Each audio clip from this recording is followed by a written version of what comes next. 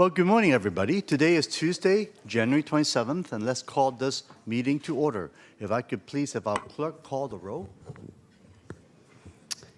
Supervisor Abekoga? Here. Supervisor Jung? Here. Supervisor Ellenberg? I'm here. Vice President Arenas is absent. President Lee? Good morning, President. Good morning. You have a quorum. Thank you, Rhonda. Would you please go ahead and give the interpretation announcement, please? Yes. I'd like our interpreters to translate the following into Spanish and then Vietnamese. If you are in chambers and require Spanish or Vietnamese translation devices are available at the back of chambers. The clerk can assist you with setup. Translation is also available in Zoom using the interpretation button. Additionally, as a gentle reminder for those public commenters, staff, and those of us on the dais, please speak clearly and at a measured pace directly into the microphone to ensure accurate translation. Thank you, Rhonda. Moving to the next is our Pledge of Allegiance, and may I please have Supervisor Abekoga lead us in the Pledge of Allegiance this morning, please. Thank you. Please join me and rise if you are able. Begin. I pledge allegiance to the flag of the United States of America and to the republic for which it stands, one nation, under God, indivisible, with liberty and justice for all. Thank you. Now I'll go ahead and pass it over to Supervisor Ellenberg to introduce this morning's invocator today. Good morning, everyone. To begin today's meeting, I am honored to welcome Albert Wright to offer an invocation. Albert is a San Jose resident, a United States Navy veteran, and an accomplished engineer whose career spans decades at the forefront of semiconductor manufacturing, nanotechnology, and advanced microscopy. He's the CEO and founder of Infinite Potential and previously worked with industry leaders, including Hitachi High Technologies and Lam Research, where he served as a senior master engineering technician and inventor supporting critical technologies used in integrated circuit manufacturing. Equally central to Albert's life is his commitment to service and mentorship.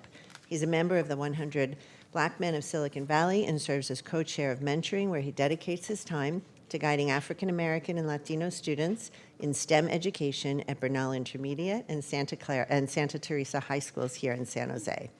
Through that work, he helps young people see pathways into careers they may not have otherwise imagined.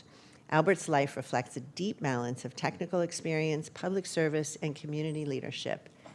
And yet, none of these reasons were the driving force behind my inviting him to offer an invocation this morning.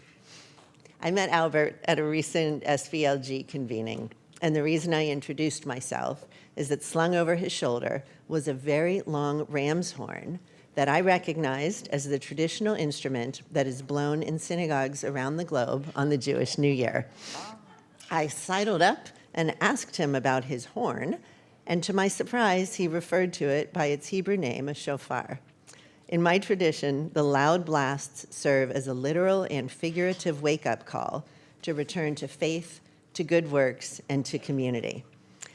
In the moment, I knew I wanted Albert to blow the shofar at a board meeting at the beginning of our new year and ascribe to the blasts whatever resonates with him. So with that, please join me in welcoming Albert Wright to our chambers.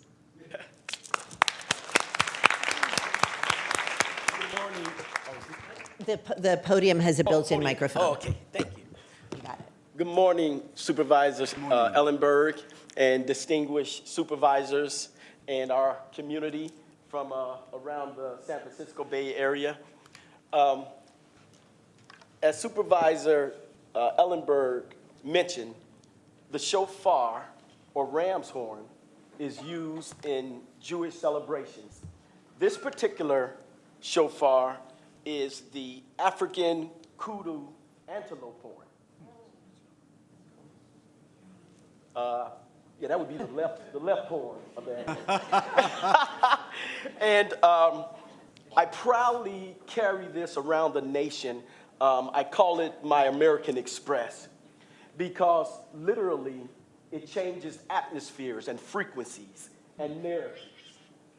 Like the United States military during World War II invoked the help of the Navajo Indian, the code breakers, the code talkers, to speak a language that could not be understood by the Japanese forces. So the sounding of the shofar is, too, an unconventional weapon of warfare. But it's a blessing. It's a blessing.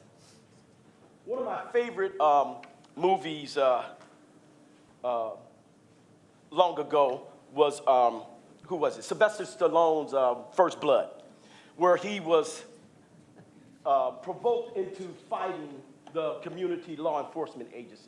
You know, it wasn't his fault. And he declared, "It wasn't my war. They drew first blood." I love that line.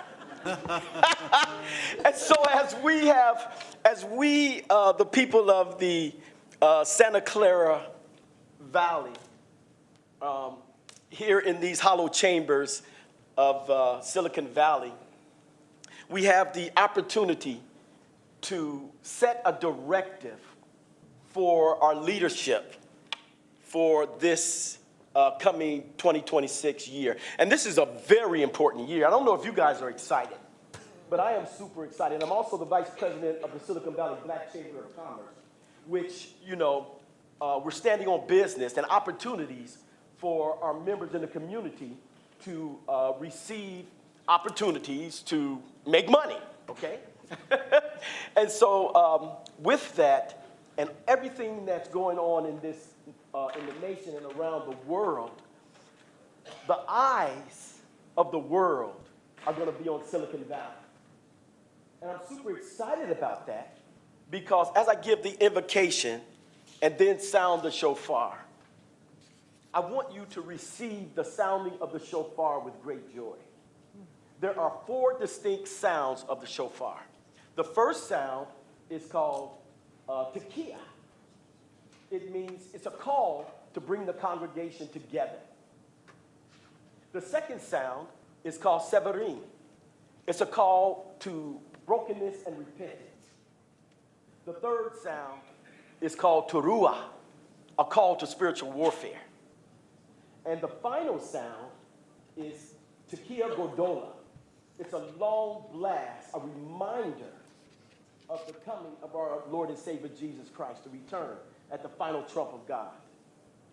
So with that, I want to read the invocation, bless our leaders, and call them to remember that this call to service is for the community of Santa Clara County, but we know that as California goes, thus goes the nation and the world. It's really important to understand, too, prophetically, that in this 9 o'clock hour, this is the 3rd hour of prayer, and that's the hour of the anointing. Simultaneously across our great nation on the East Coast, it is the 6th hour of prayer, noon, and that's the hour of vision.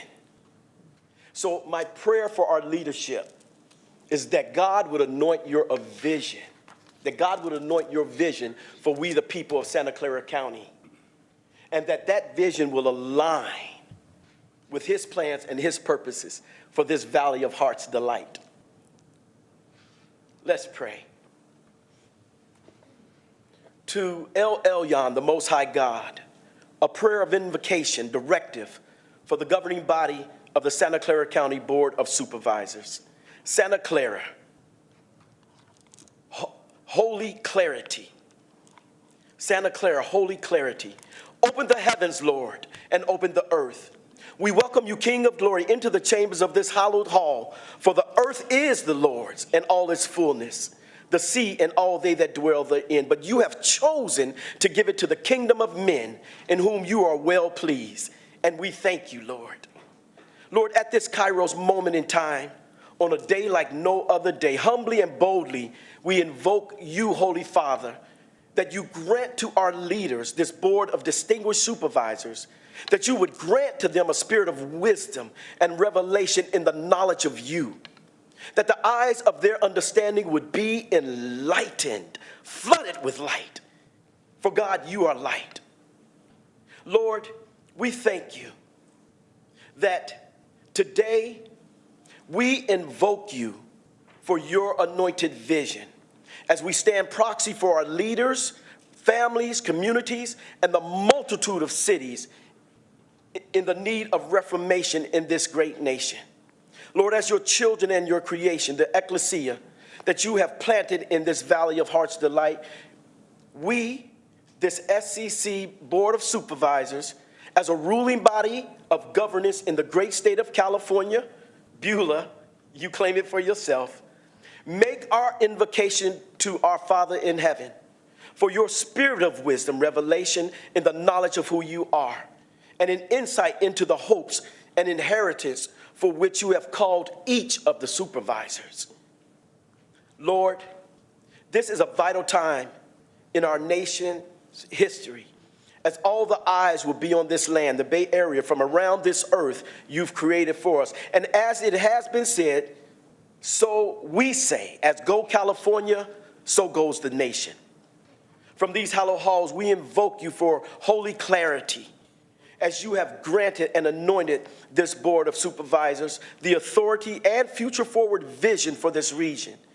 That vision, that future forward vision that will shine like a bright light around the globe. Lord, help our 2026 Board of Supervisors to come into divine alignment with your purpose as decisions are made.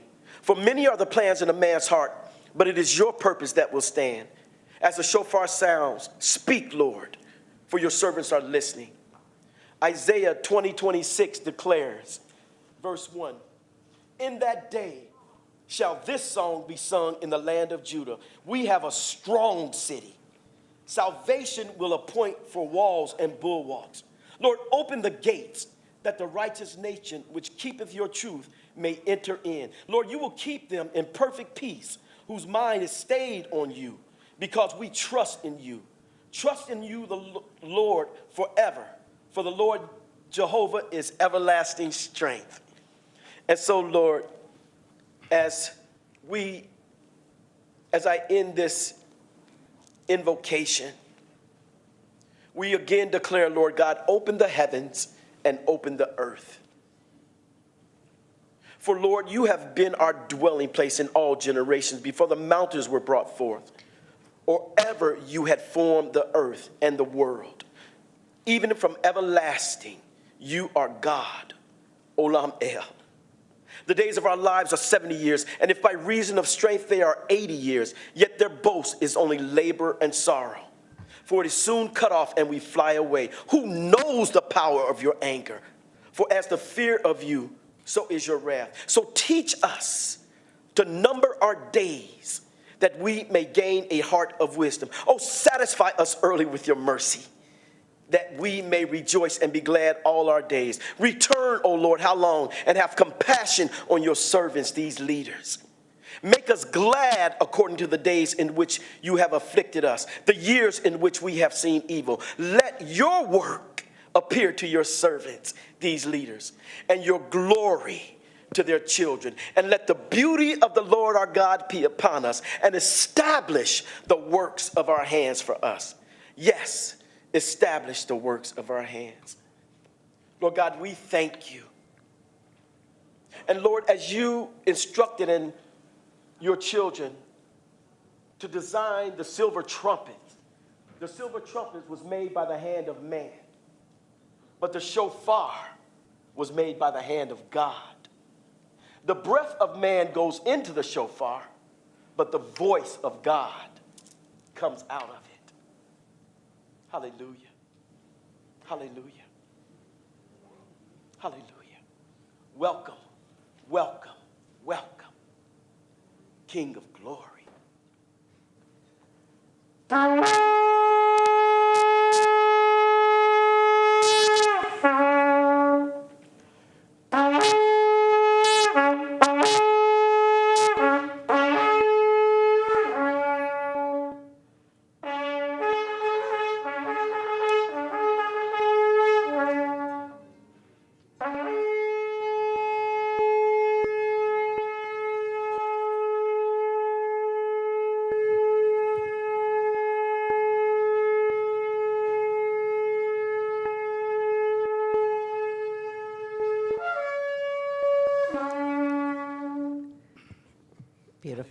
Thank you so much.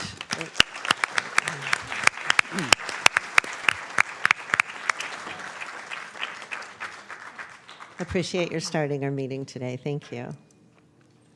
And I assume everyone is wide awake now. Yes, now that we all wakened by that left horn, let's move to our next item on the agenda, which is the German in memoriam, item number 4. The first item on adjournment is an honor in memory of Danilo Sales Boak. So I would like to take a moment to honor the memory of Daniel Sales Boak, the beloved husband of our dear colleague and community leader, Thelma Boak, whom I have the honor to have met 2 decades ago and proud to call a great loyal friend for all these years. Danilo, known to many simply as Dan, is not someone who sought public recognition, but his impact on community was deeply felt through the life of service he shared with Thelma. Thelma's many years of public service in education and civic leadership, Dan was her steady source of encouragement, strength, and support. Behind every dedicated public servant is often a partner who makes sacrifices, offers guidance, and provides a quiet reassurance needed to continue serving others. Dan embodied that role with grace and humility. His unwavering support allowed Thelma to fully dedicate herself as not only a teacher, but a principal to thousands of students, families, and the broader community she had served so faithfully. Today, we recognize not only Dan's memory, but also the powerful example of partnership, love, and shared commitment to service that Dan and Thelma has represented together. Their journey reminds us that public service is rarely a solo effort. It is sustained by family, by love, and by those who stand behind us every step of the way. On behalf of the Board of Supervisors and the entire community, we extend our heartfelt condolences to Thelma and her family, and we honor Dan's life and legacy and the many lives touched through his quiet but profound support. Supervisor Ellenberg, you have a comment to make? Oh, sorry. All right. And on that, I would just like to ask, it would be an honor to invite Mrs. Thelma Boak to come up and say a few words to reflect Dan's life and share your thoughts and hearts. Thank you. Please come on up.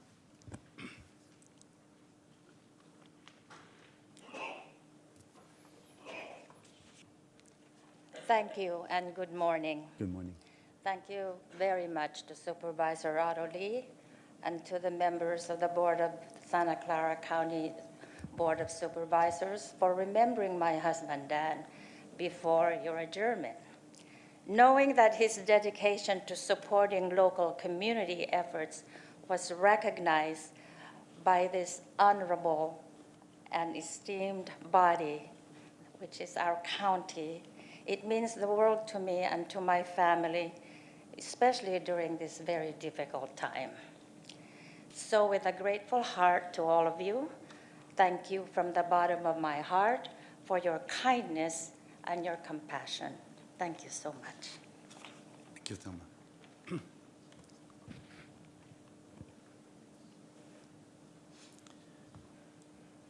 Okay, and then we do have a second adjournment today, and I'm going to defer this one to Supervisors Ellenberg and Young for the next adjournment. Please. Thank you. It is my solemn and sad honor to adjourn today's meeting in recognition of San Jose resident, advocate, and beloved friend Roma Dawson, whose more than 40 years of service have left an indelible mark on our community. Roma dedicated her career to public service, education, and community building. She earned her bachelor's degree in psychology from the University of California, Berkeley, go Bears, and pursued graduate studies at the University of Texas at El Paso. Early in her career, she taught GED courses to U.S. Army soldiers stationed in Germany. Roma was then drawn to local government through leadership training with the Cora Foundation. She went on to play a formative role in San Jose civic life. She was part of the core staff for Tom McHenry's first campaign for mayor of San Jose and later served on his City Hall staff. Roma's career included trusted leadership roles across City Hall and beyond. She served as chief of staff to Councilmember Charlotte Powers, assistant campaign manager for Susan Hammer's mayoral campaign, and as as a core staff member of Zoe Lofgren's first campaign for election to the Santa Clara County Board of Supervisors. She later worked in then Congresswoman Lofgren's district office, assisting residents with complex immigration matters during times of uncertainty and need. She continued her service at City Hall as a council assistant and senior council assistant to council members Cindy Chavez and Sam Liccardo, including during Councilmember Liccardo's successful campaign for the mayor's seat. In each role, Roma was recognized for her knowledge, steady leadership, and deep respect for the communities she served.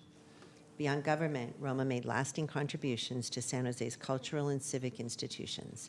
She served in leadership and advisory roles with the San Jose Parks Foundation, the San Jose Stage Company, the San Jose Convention and Visitors Bureau, the San Jose Arts Commission, and the Housing and Community Development Commission. She also held a long-standing leadership association with Tapestry and Talent, including serving as its president, helping to elevate the arts as a vital part of San Jose's community life.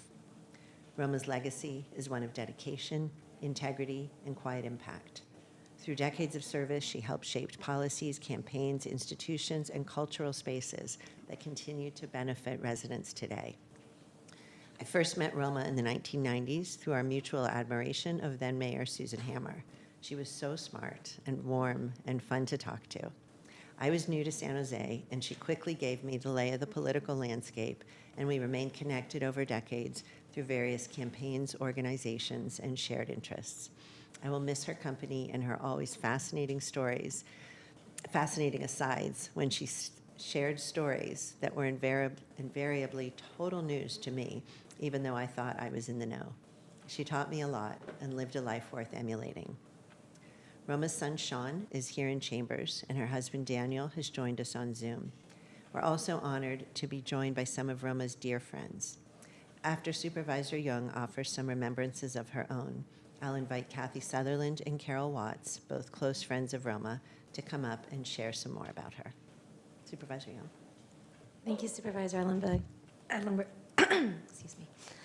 Today we adjourn in memory of Roma Dawson, and thank you, Supervisor Ellenberg, for leading the charge for a woman whose impact is felt by many. Roma spent her life doing what she believed in, making our county stronger, fairer, and more thoughtful. She served as a policy analyst for multiple elected officials, and what's particularly novel is the list of whose offices and administrations she worked for. Tom McHenry, Zoe Lofgren, Cindy Chavez, Sam Liccardo. This is because Roma was just not known for her knowledge, skills, and expertise, but also her integrity. Her energy, dedication, and skill made her trusted across political lines and for people to seek her counsel during challenging moments. Deeply committed to civic engagement, she was a longtime board member at the League of Women Voters of San Jose and Santa Clara. She served on the board of directors of the League of Women Voters of the Bay Area, including as co-president from 2022 to 2025. In addition, she gave her time and leadership to many local commissions, just as Supervisor Ellenberg had listed, including 2 terms in San Jose City Arts Commission. I first met Roma during the 2016 Measure A Affordable Housing Bond Measure campaign. It was the first campaign I ever ran, but it was not hers. And she made sure we were on the path towards victory because the stakes were so high. And I felt that in every conversation, every moment of engagement with Roma. The stakes were too high to fail. And she never let us fail. And she didn't. Over the years, we crossed paths again through the League of Women Voters, and later during my own first in my life campaign as supervisor, where Roma often reached out to let me know if the website wasn't working, a page was glitching, or if there was a typo on the 4th paragraph of the 8th page of my document. Roma was always a trusted friend and advisor who always made sure that you knew she was watching out for you, but not just because of who you were. She was watching out for you as her commitment to watch out for this county.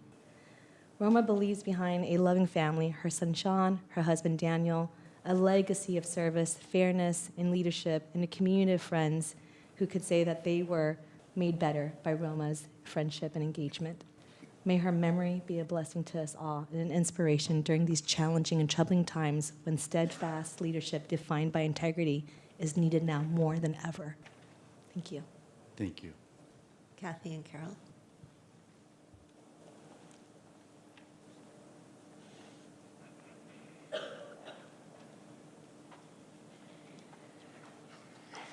Thank you, supervisors, for this great honor for Roma. She was a true friend to everybody in Santa Clara Valley. I'd like to introduce her son, Sean, and her husband, Daniel, and her son, Scott, are also listening online. I have comments from Supervisor Chavez. Roma worked for Cindy when she was at City Hall, and so I'd like to read those. Roma Dawson was a woman who believed in the values of all voices being heard, all comers being welcomed. Roma worked hard to ensure that everyone registered to vote and had the tools they needed to make their voices heard in free and fair elections. She was dogged in her pursuit of equity, and she worked hard to make sure no one was left behind. Roma worked through many organizations and candidates to make sure women were represented in important debates and in elected and appointed leadership positions. When she believed strongly in an idea, she worked hard to make it so. She was a champion for housing for all, the environment, access to health care, and reproductive health care. She left no stone unturned when fighting for our rights. Roma was the type of friend who could see when those around her needed to be hugged and encouraged without a word being spoken. She loved others deeply, and for those of us blessed to call her a friend, we are better for knowing her. To her family, she loved each of you fiercely. She was always your champion. I am deeply grateful to you for sharing the amazing Roma Dawson with all of us. I am deeply sorry for your loss. And then my comments. If you ever spent more than 15 minutes with Roma Dawson, you would quickly find out the 3 things she loved and cared deeply about, and she could speak fast, so she'd let you know. The first thing was her family. First the men, Daniel, Sean, and Scott, and then quickly and just as deeply, Parama, Scott's wife, and her family. Every conversation brought up a chance for Roma to show how much they meant to her.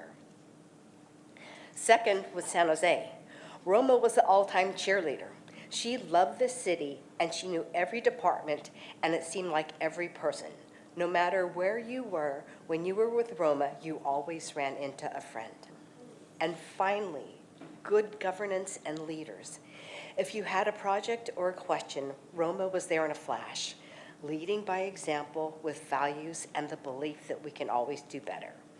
She will be greatly missed by me and everyone who knew her. Thank you. Carol.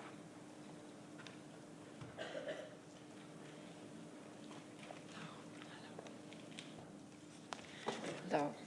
My name is Carol Watts, and I'm the chair of the Leagues of Women Voters of Santa Clara County and the vice president of the League of Women Voters of San Jose, Santa Clara.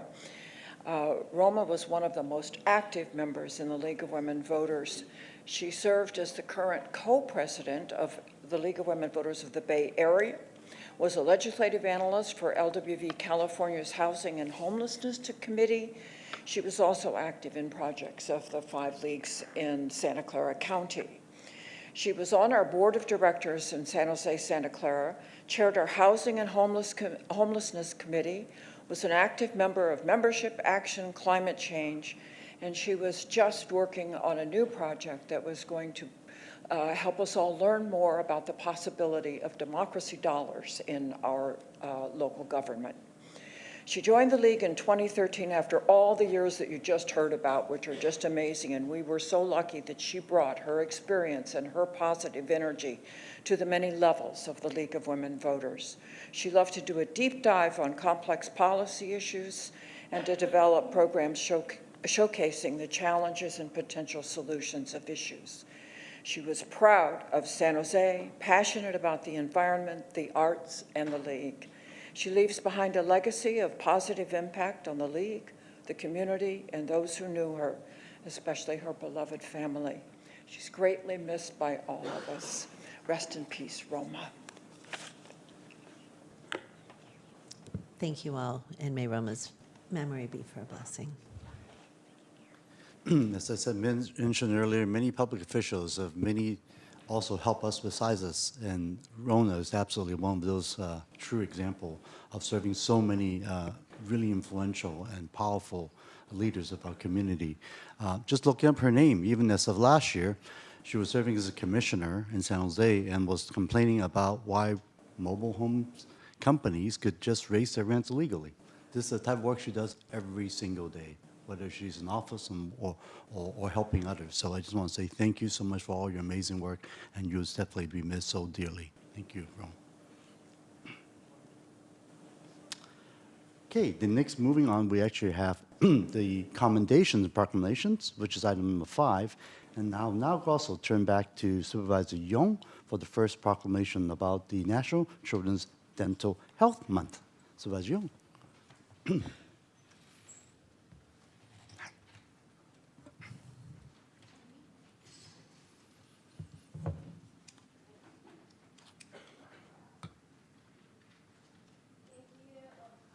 Stool up here. Thank you. Good morning, everyone. We're going to switch gears a little bit in our program here.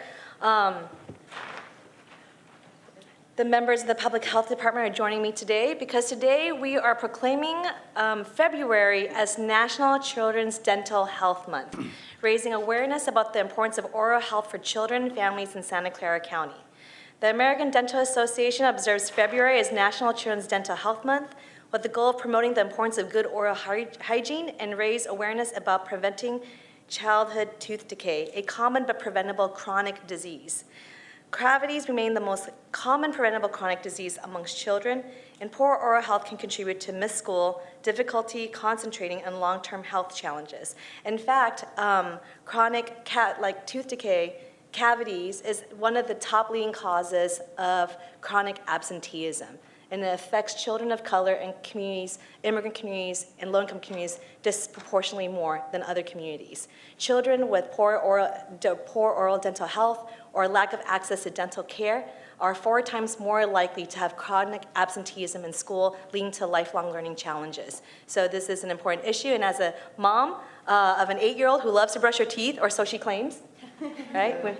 What I would love to tell other young parents is that the most important thing is for them to find oral health exciting, to know that's part of their complete health, and that's what we focus on at a younger age, right? That this is a normal thing, this is what we want to lean into, and this is all tied to your wellness and the healthiest you, so that you could be the best version of you. But I'm going to turn it over to the experts to tell you much more concrete information about this and why it's so important. I have with me Dr. Rudman, our public health officer, and along with her is Samaya, Angelica, Brandy, Janky, Suma, Lucy, the team that makes sure that every child, every youth in Santa Clara County has access to dental hygiene and oral care and health education for their parents. So thank you, ladies, for all your hard work, and let's hear it for Dr. Rudman. Thank you. Well, thank you so much, Supervisor Young. Thank you, President Lee and Board of Supervisors, for this important recognition of February as National Children's Dental Health Month. And despite being the doctor on the dais, Supervisor Young nailed it exactly with respect to the, she always has a spot in the Public Health Department should you need one. Exactly why it is so important to think beyond just the cosmetic components of dental care, that our dental care, and especially the dental care, dental health of our children, is reflected in the rest of their health and their ability to thrive for their young lives. It is a major impact on school success, on school attendance, and it affects every part of someone's body, from your heart health to your brain health, to your learning and your mental health. And so that's why the Public Health Department, our partners at Santa Clara Valley Healthcare, and dental care providers all over the county find this message of National Children's Dental Health Month to be so important. In the Public Health Department, a key thing we do is look at the data from across the county to understand who's impacted by different health problems, and therefore what solutions do our community members most need their government to be focusing on. You will see released in the next couple of months an updated oral health needs assessment update that unfortunately reflects that even in a county like this one, where we devote significant efforts to making sure our youth have access to oral health care, we still see significant inequities in preventive dental care service. We see families face significant barriers to care. And so by promoting oral health today, promoting oral health literacy, strengthening our community partners, and focusing on prevention, Santa Clara County can achieve the equitable access to health care, especially oral health care, that we know our youth need and that folks of all ages need.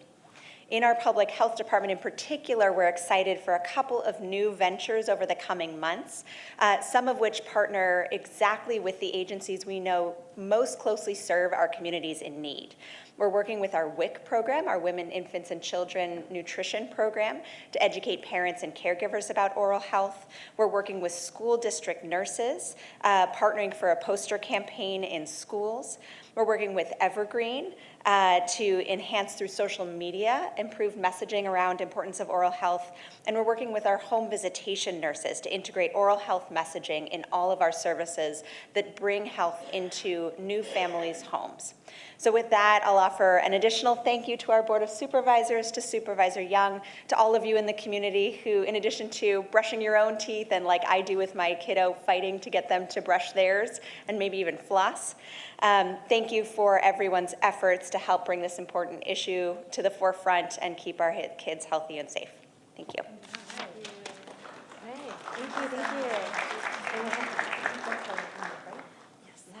Right, we also, in the coming months, you're going to be hearing about, from the county, promotions about the Happy Teeth Dental event.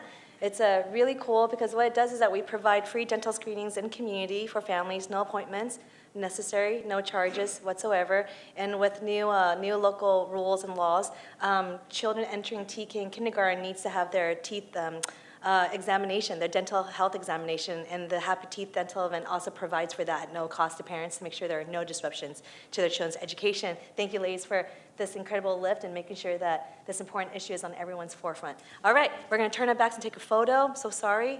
I'm going to invite my members of the board to join me. My fellow moms, I'm sure you have your own battle stories of brushing teeth and flossing every night. Oh, yes. Yes, and I have to mention that I've learned something very interesting when I did my Navy physical was that when I checked the box that says I floss every day, my life expectancy got extended by 2 years. Think about that.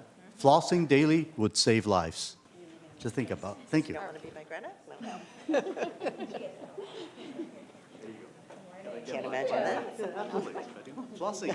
You also have a job in public health. Where's the, do they have a plaque? That's right.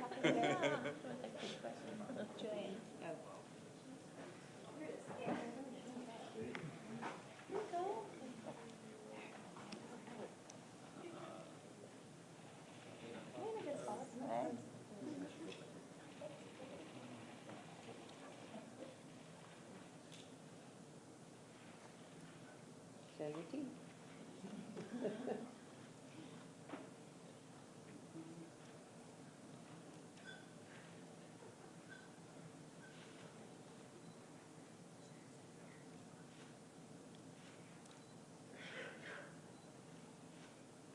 Thank you. Thank you so much. Happy teeth, looking forward to it. Yeah, do I have a date? Thank you. Thank you. Hey, can we give our public health team a round of applause? All right, thank you.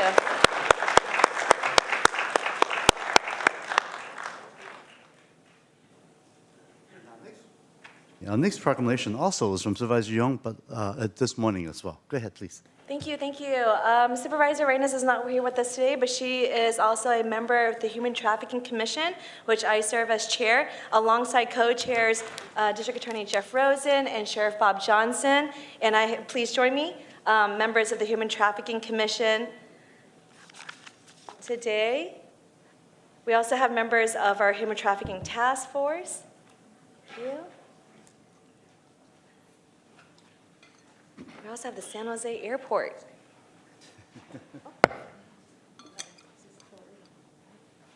Okay. Good morning. First off, I want to acknowledge and thank the members of our coalition who are here with us today to proclaim Human Trafficking Prevention Month. As Sharon Denoa, Perla Flores, Ruth Silver Taub, she was here, but she had to leave. Lieutenant Commander Josh Singleton, Sergeant Casey, Jessica Jenkins, Julie Jarrett, and of course, my co-chair here, Jeff Rosen. Human trafficking happens in our neighborhoods, along our corridors, and to people who deserve safety, dignity, and care. California is one of the largest sites of human trafficking in the country, but we are combating that. We're going to change that narrative and outcome. Trafficking takes many forms, including sex trafficking, labor trafficking, and domestic servitude. And behind every horrible statistic is a real person, a child, a neighbor, a family member. These individuals and the communities they touch are forever impacted. In Santa Clara County, we take human trafficking personally. By proclaiming January as Human Trafficking Prevention Month, we are saying clearly that prevention matters, survivors matter, and our county will continue to show up in a coordinated fashion that centers trauma and clients first.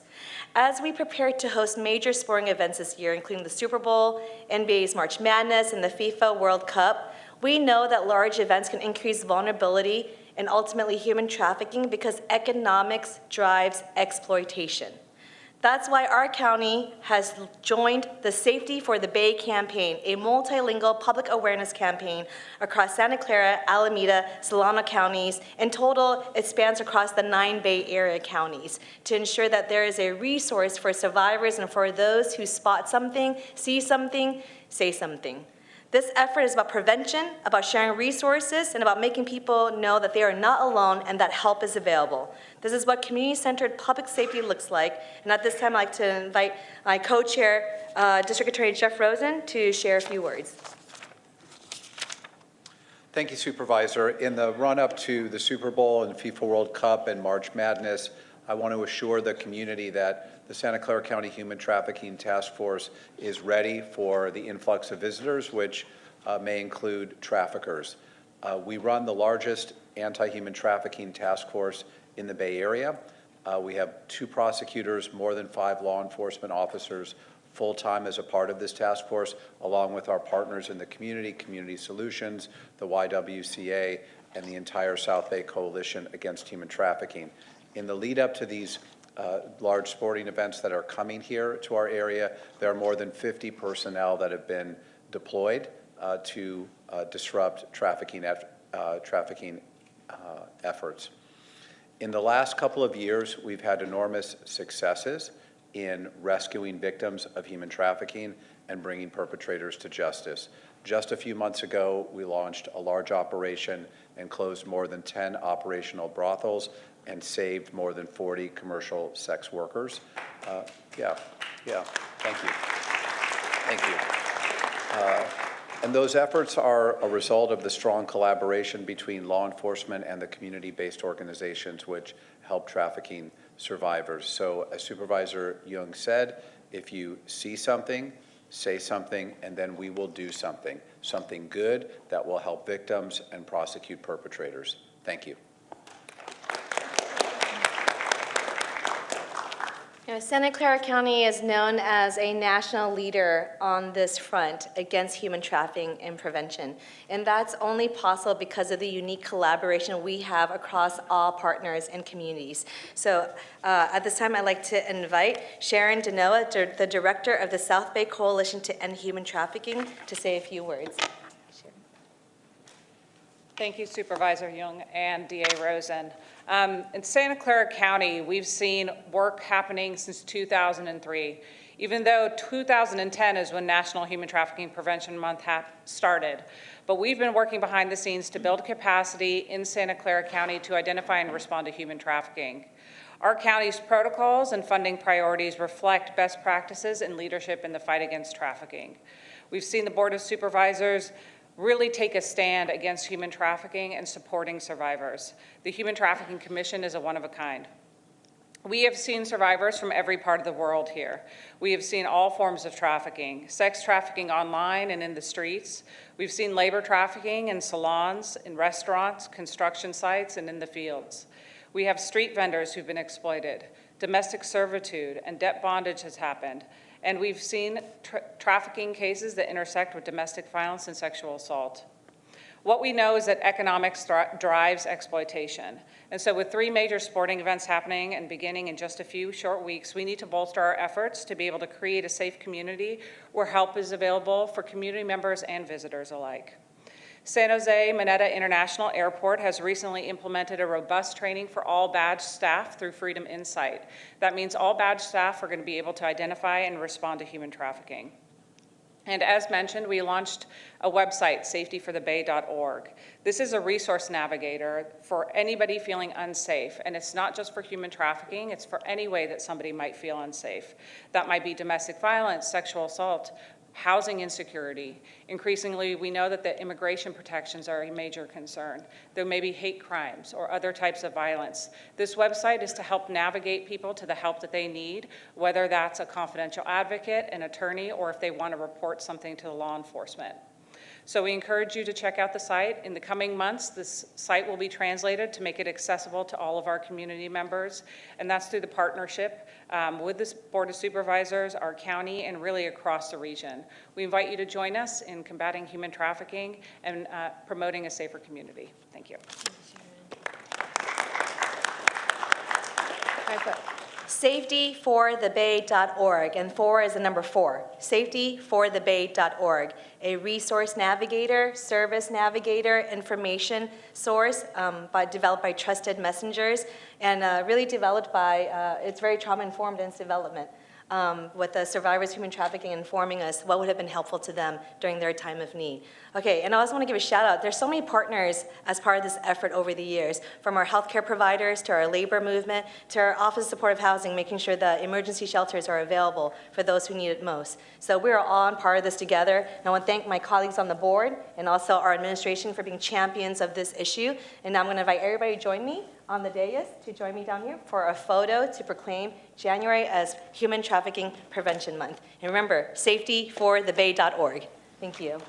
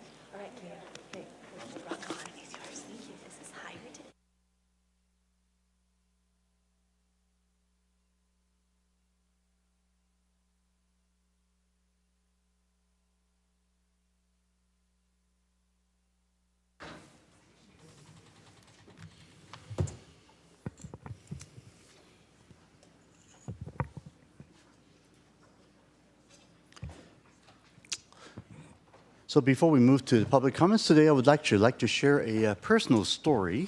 So this Sunday, over breakfast, I actually asked my daughters a very simple question, I thought. Who is pretty and good? Well, their answer was very immediate and innocent and says, oh, that's me. So I had to explain. Pretty and good were not adjectives. They were people. Extraordinary names we should never forget. Alex Preddy and Renee Good were two 37-year-old American citizens who were gunned down by ICE agents in broad daylight in Minneapolis 2 weeks apart. Both were horrifically labeled as, quote, domestic terrorists, unquote. But the truth tells a very different story. Alex Preddy was an ICU nurse who spent his days saving the lives of our veterans at a VA hospital. Renee Nicole Good was a loving mother, deeply cherished by her family and friends. And thanks to brave bystanders who recorded these killings from multiple angles on their cell phones, the truth is now visible to the world. directly contradicting what DHS officials initially claimed or attempted to conceal. I will not go frame by frame today, but I urge you to watch the videos yourselves. But I must warn you, what you will see is cruel, horrific, and profoundly un-American. And these were not isolated incidents. In Minneapolis, a 57-year-old citizen was dragged out of his home wearing only boxers and Crocs in freezing temperatures after ICE agents ignored his citizenship documents right inside his house. A U.S. Army veteran was detained and interrogated for 8 hours. A 5-year-old child was taken by ICE agents and flown to a detention facility in Texas. And the woman was arrested and publicly photographed. Her image later manipulated using AI to make her look hysterical, and many, many more. These acts were so egregious that even Republican senators publicly condemned them. Even President Trump himself acknowledged these tragedies. And so yesterday, he removed the Minneapolis ICE commander, Mr. Bovino, and barred DHS Secretary Noem from visiting that city. As Super Bowl will be coming soon to our county, ICE already said that they will be here. So let me be absolutely clear. No one is above the law. There is no such thing as absolute immunity, and there is no license to kill.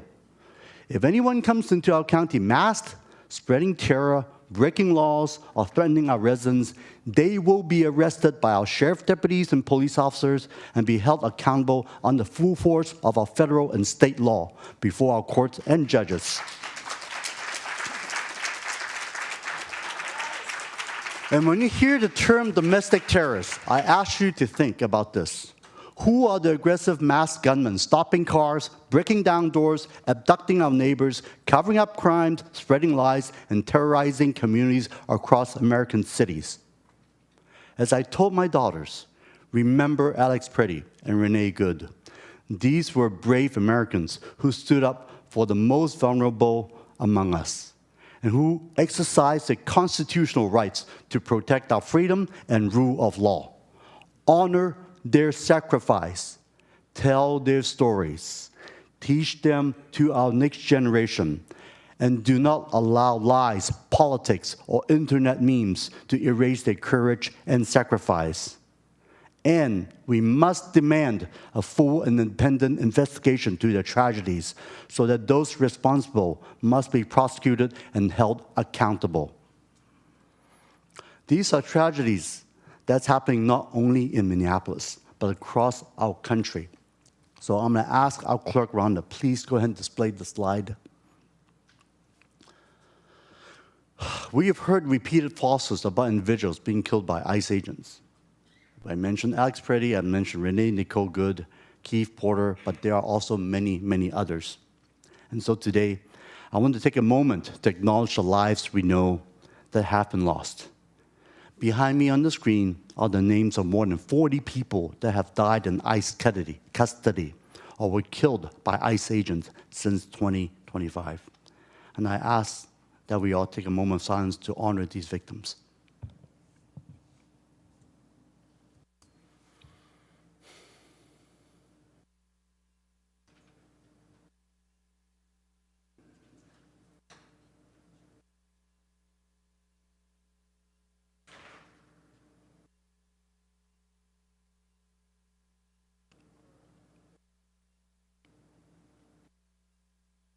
And may them rest in peace and rest in power. Thank you. Thank you very much, everybody.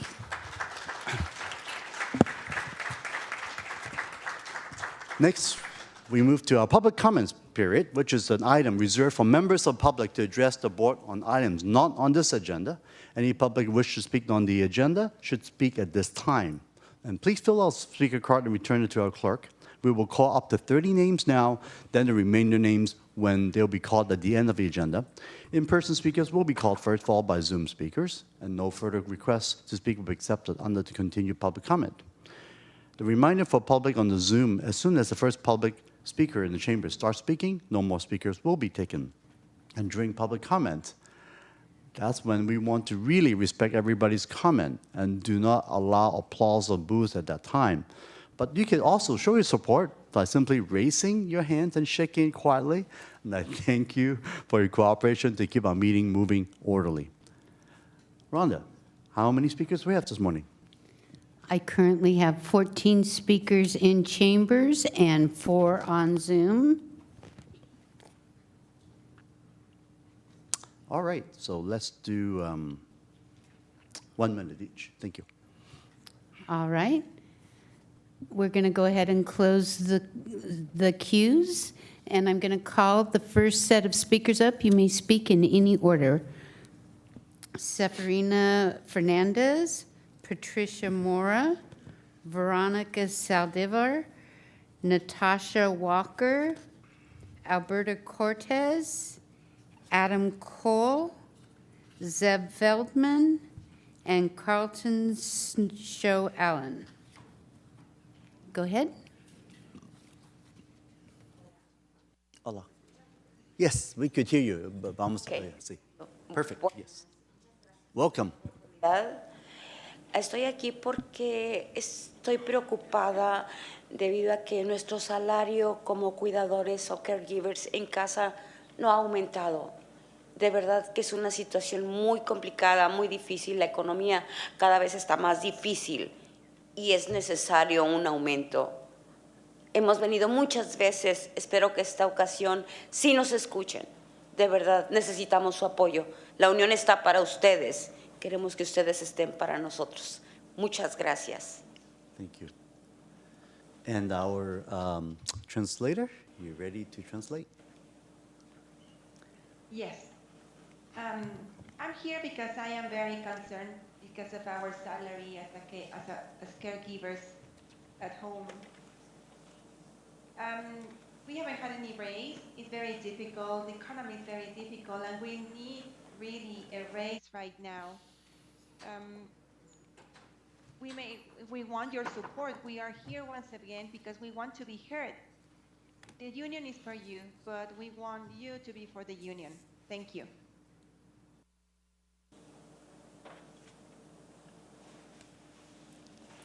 Good morning. My name is Veronica Saldivar. I have a kid with autism and severe asthma. I work in tech, and I'm a single mom with 3 kids in college. I really rely in this service to be able to, for me to be able to work and contribute to the society. I'm appalled in the negotiations and how the county is treating these care providers, not giving them livable wages and the opportunity to thrive. You are denying them the American dream, that you are living behind that podium. So please do something with the power we gave you. Thank you.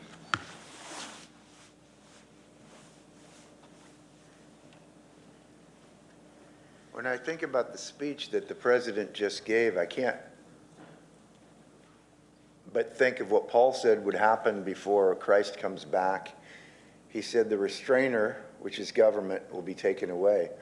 It's like everybody here is an anarchist. You're all talk. You know, Jeff Rosen, I think about that guy who calls in for 4 years saying his kids are being molested, and I think, is Jeff lying? It's all talk. Obama and Clinton were stronger than Trump on illegal aliens, you know, but they're all talk. Now they're going against the nation, but it's happening. This is what Paul said would happen before he comes. The Christians in Thessalonica were deceived. They quit their jobs. They were just looking up, I guess. And Paul said, hey, Jesus is not coming back yet. It's not time. The restrainer, which is government, will be taken out of the way. And then Christ will return when evil is abounding. And it certainly is abounding. You all should be ashamed of yourselves. ICE is trying to save America. And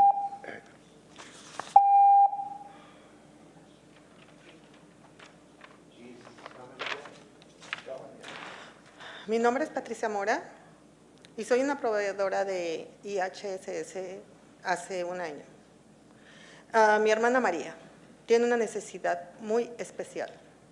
Ella tiene Parkinson en sus manos, lo cual no puede comer por ella sola, no se puede bañar, no se puede cambiar, pero aquí estoy yo. Esto lo hago con mucho amor. Hay mucha necesidad. Y nosotros, las proveedoras, necesitamos un buen salario. Estamos aquí por la unión y queremos luchar y queremos que nos escuchen apoyarnos con nuestros salarios, necesitamos mejores sueldos porque estamos en un lugar donde todo es más caro que en otras partes. Mi familia y yo necesitamos su apoyo y mejores coberturas médicas. Estamos negociando por un año y necesitamos. Thank you. And the translator, please. My name is Patricia Mora, and I have been in IHSS for a year. I have my sister, Maria, who is having a special need because she's having Parkinson in her hands. She's not able to eat, she's not able to bath for herself or change clothes, and yet here I am here in front of you. I'm doing this as an act of love. We are in a very urgent need. We caregivers need a better salary. We are here for the union. We want to be heard. We want to be supported, and we want to have a better salary. Also, we know that living here is even more expensive than living in anywhere else. My family and I need support. We need better health coverage, and we have been here for a year negotiating. Thank you.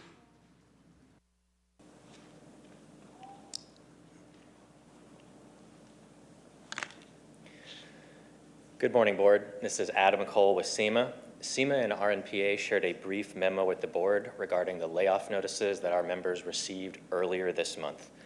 This is the third budget cut cycle in a row where SEMA is standing here saying, the process didn't go right this time, but thankfully, these are relatively small cuts compared to what we know is coming. Now's the time to get the process right. Unfortunately, those large cuts are now right around the corner, and rather than having a dialed-in, efficient, employee-friendly process for notifying folks that their positions have been cut, we have seen new, different, and worse ways that our members are being notified their positions are cut. We have several asks and suggestions in the memo that we shared, and we're looking for the Board's leadership to make sure that this process gets dialed in before the large cuts that we all know are coming. Thank you for your support.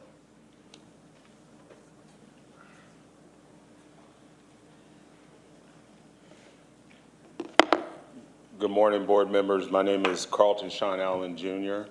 I am a senior trainer and staff developer in the Office of Wellness and Experience at SCVH and a SEMA member. Today I'm here to speak about all my colleagues that are moving through this transition with uncertainty and concern. Over the past weeks, managers and staff have been notified their positions may be eliminated and have been directed to seek information through union channels. At the same time, key details needed to understand the next steps, such as position lists, seniority information, and available vacancies have not been fully shared.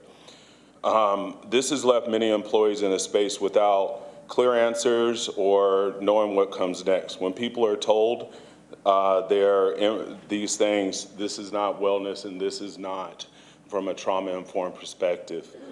We can do better, and we need to do better for our staff and our members of our community from a trauma-informed perspective. Thank you.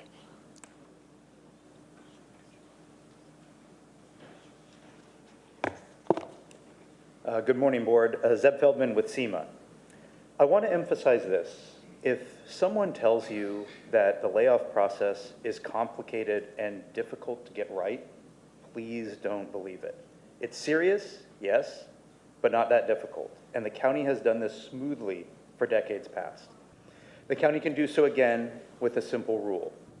Follow seniority, engage with your unions, and ask before you make changes to the process. Don't decide behind closed doors and implement without notice. Notice matters and seniority matters. Get it right and employees will be less upset in a terrible time of layoffs. SEMA and RNPA understand the budget deficit and the wrenching decisions that will have to be made ahead. We would rather be partnering with the county and maintaining our services as well as increasing revenue rather than fighting about process and violations. Thank you for your kind attention. I'm going to go ahead and call forward the rest of the in-person public speakers. Alberto Cortez, Salia Copeland, Alan Camara, Robin Ritos, Andrew Jing, and Maria Duran. Go ahead. Hello, good morning, Board of Supervisors. My name is Natasha Walker. I'm with SEIU 2015. I am a critical care provider for my daughter, who is 23 years old. She stays at home pretty much full-time now, and I am here asking, as a public servant of this county myself, I'm on the advisory board for IHSS. I'm asking our county CEO to be a beacon of light by showing the nation how to put those with disabilities and their families and the state's master plan for aging first.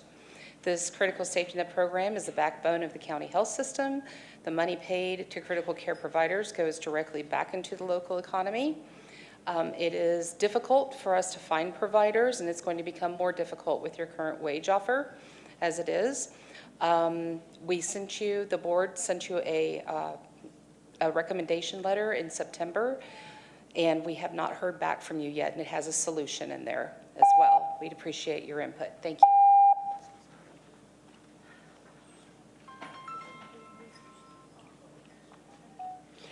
Hi, my name is Maria Duran. To Susan Ellenberg, my apologies for keep calling your office regarding harassment and stalking of a previous county employee. I'm going through stalking and harassment with previous departments. They have labeled me mental, and I'm not. San Jose PD have refused to take multiple cases. I have 25 cases, 3 sexual assaults, 1 sexual group by law enforcement, and to Doug, my apologies for keep emailing him. I need your help with this case. My granddaughter has been placed in danger. Her father was killed by law enforcement. Santa Clara County has constant harassment by CC alert systems next to Neighborhood Watch. I need your help. My apologies, keep calling you. My name is Maria Duran, 1059 Park Avenue. Please block my address. But the constant harassment has not stopped. Is there a D4 staff member? My apologies. No, don't apologize. Thank you. Maria, if you can hang on for a minute, I will have someone from my office come down and connect with you. Good morning, Board of Supervisors. My name is Alan Kamara from RMPA. Today, Supervisor, we want to come and talk to you and ask for your commitment. All labor organizations within the county has a layoff language, and that layoff language tells you how the county can work with the unions. So if there is a layoff, like my SEMA partners just stated, you can follow those rules. Today is the 27th. We still have not received our seniority list. Meanwhile, all our members have been notified that some of them may lose their position. In Section 5 of RMPA contract, there's a layoff language. In 5.1, it stated the county will provide seniority list to the union before any layoff is announced. Well, we're past that. Today is the 27th. We still haven't received it. We encourage you, please. We want to work with you. Please. Thank you.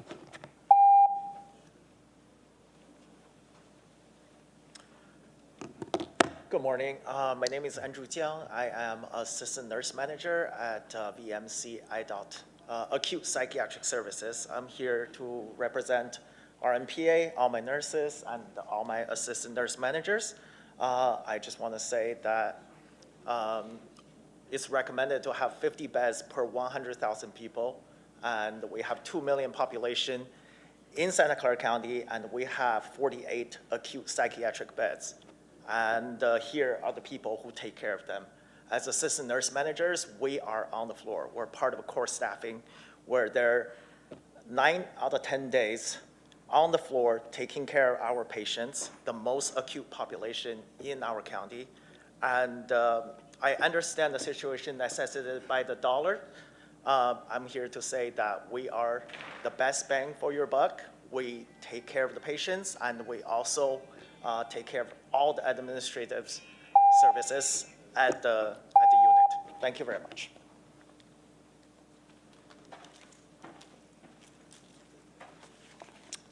I've been with the county for 47 years. I am an assistant nurse manager. And I really want the board to understand the assistant nurse managers supposedly what we're told were cut because to bring us into compliance with the other units in the hospital. These cuts were tried once before. I don't remember the year, but they were cut once before. Quickly, they realized that we are on the floor and that we need to be replaced, and we became non-compliant with the staffing ratios. State became involved. It became an issue. We met with the county. There was many meetings. I was part of that team. These positions were replaced within months because they realized there was no cost saving. Nothing has been done to look at the impact of these cuts. That needs to be done or we're going to repeat history. Thank you.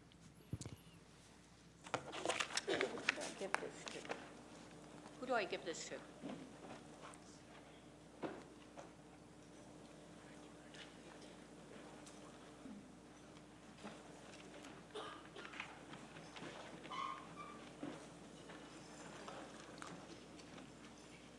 Rhonda, do we have any more in-person speaker, or do we go to Zoom now? So I did have two in-person speakers that did not speak, Salia Copeland and Alberta Cortez. And since I do not see them coming forward, let's move on to our Zoom speakers. Our first Zoom speaker is Ronald Owen.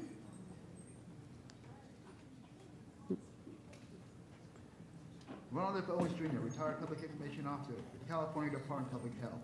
I'm a black man who loves all humanity. I was disturbed to learn what Javier Becerra said on April 14, 2022. We know these vaccines are killing people of color, blacks, Latinos, indigenous people at about 2 times the rate of white Americans. I've informed this board that the vaccines are killing people in writing on July 29, 2024, in person on November 5th, 2024, in writing again on December 10th, 2024, and now today. I've informed COVID-19 vaccines are killing people to all California Board of Supervisors. I've appeared to 51 Board of Supervisors thus far. Santa Clara Public Health Department is still promoting, administering, and distributing COVID-19 vaccine. Health and Safety Code 101025 mandates for you to preserve and protect the public health. I urge this board to put this matter on the agenda and at least notify your citizens that the vaccines are not safe and are not effective. Thank you. Our next speaker is Julia 3.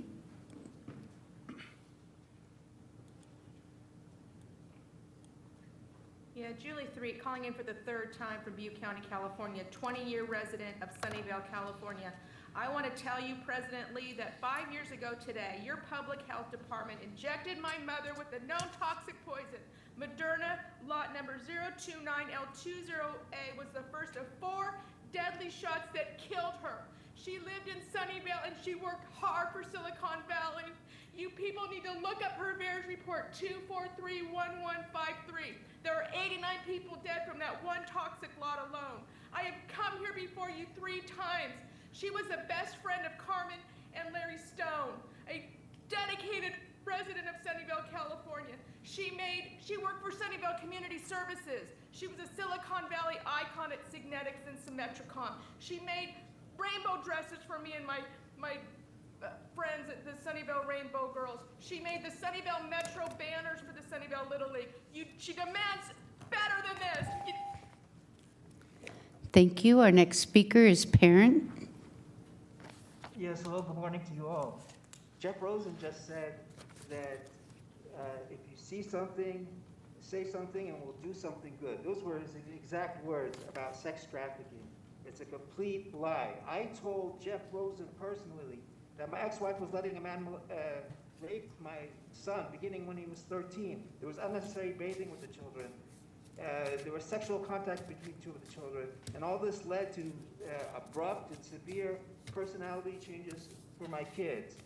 And his response to doing something good was to file charges against me to conceal the abuse because his political supporter is involved in all of this. posted all this information online if you want to see it. If you Google DA Jeff Rosen sex trafficking petition, all those terms together in the top 3 results, you'll see what I'm talking about. Jeff Rosen is not telling the truth. Thank you so much for your time. Thank you. Our next speaker is Gosmer.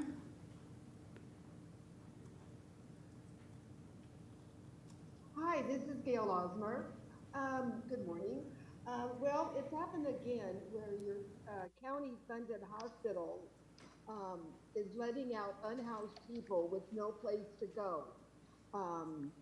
Regional, one of the unhoused ladies has been to Regional 3 times. She's had pneumonia. She lives in her car with her husband, and Regional keeps letting her out. Now, I don't understand why there's no place that Regional, O'Connor, or VMC can maybe house somebody that has no place. O'Connor is the worst. They have let out so many unhoused people with no place to go. Some of them aren't even well, and they still let them out. This woman yesterday should not have been left out or kicked out, but Regional did. I talked to the case manager. Oh, we don't do that. We don't house anybody. We don't find them anything. This is not acceptable. Thank you. And that concludes our public speakers. Thank you very much, Rhonda.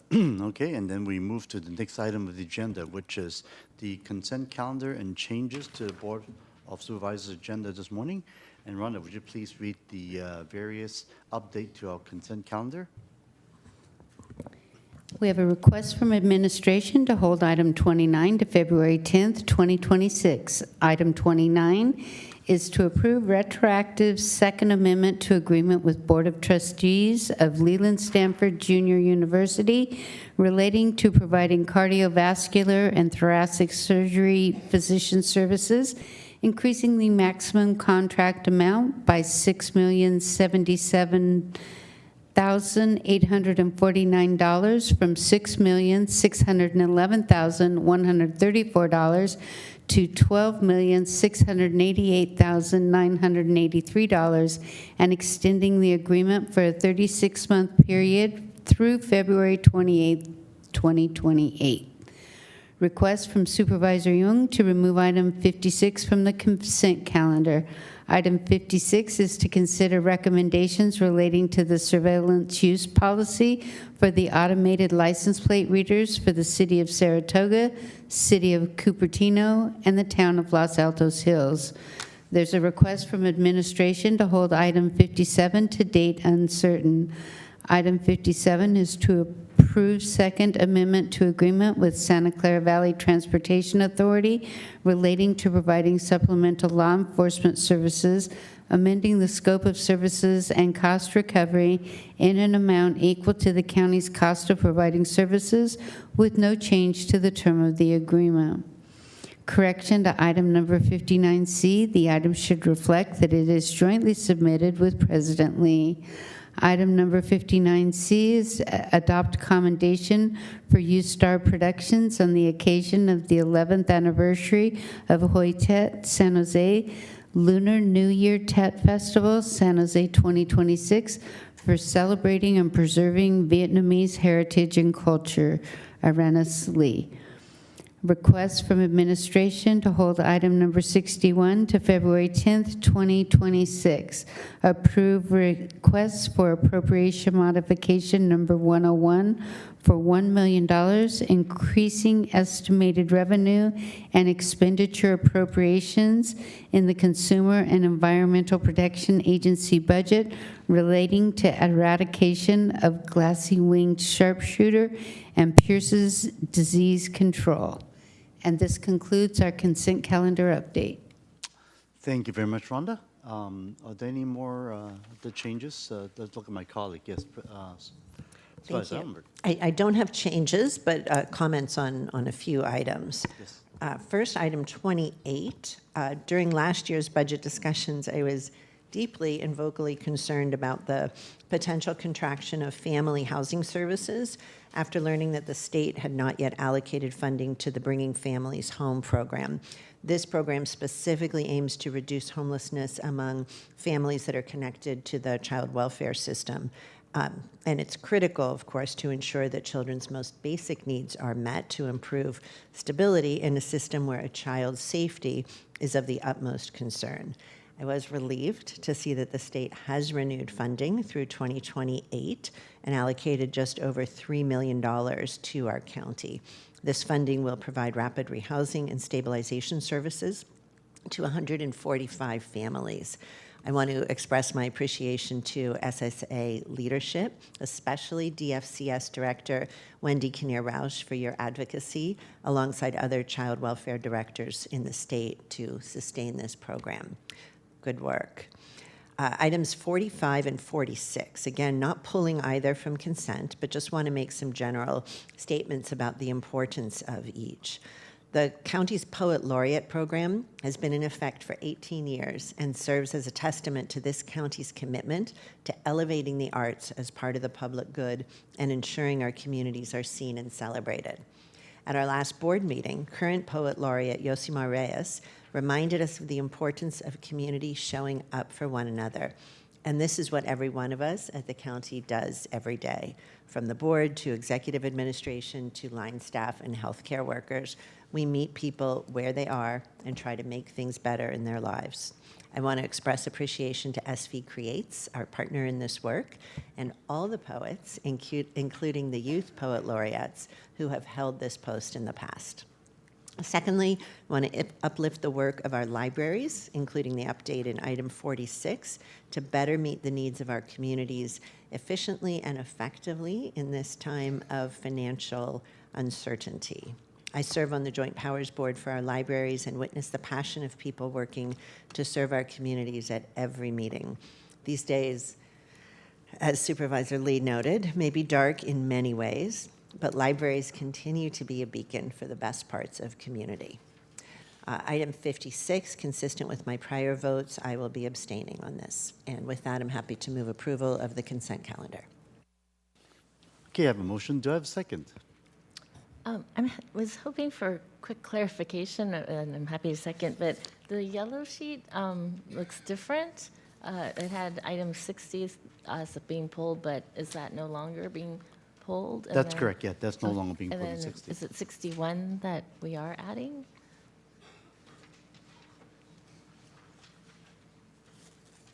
I believe it's 56 that was pulled onto regular off of consent. Okay, great, thank you. I just was trying to follow along with this, and it didn't match. So with that, yes, I'll second the motion. Thank you. Okay, motion seconded. Let's see if we have any speaker on the consent item agenda.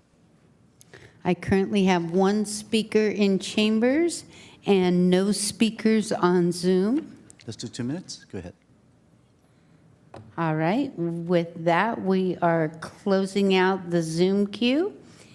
And our in-chamber speaker is Mary Ng.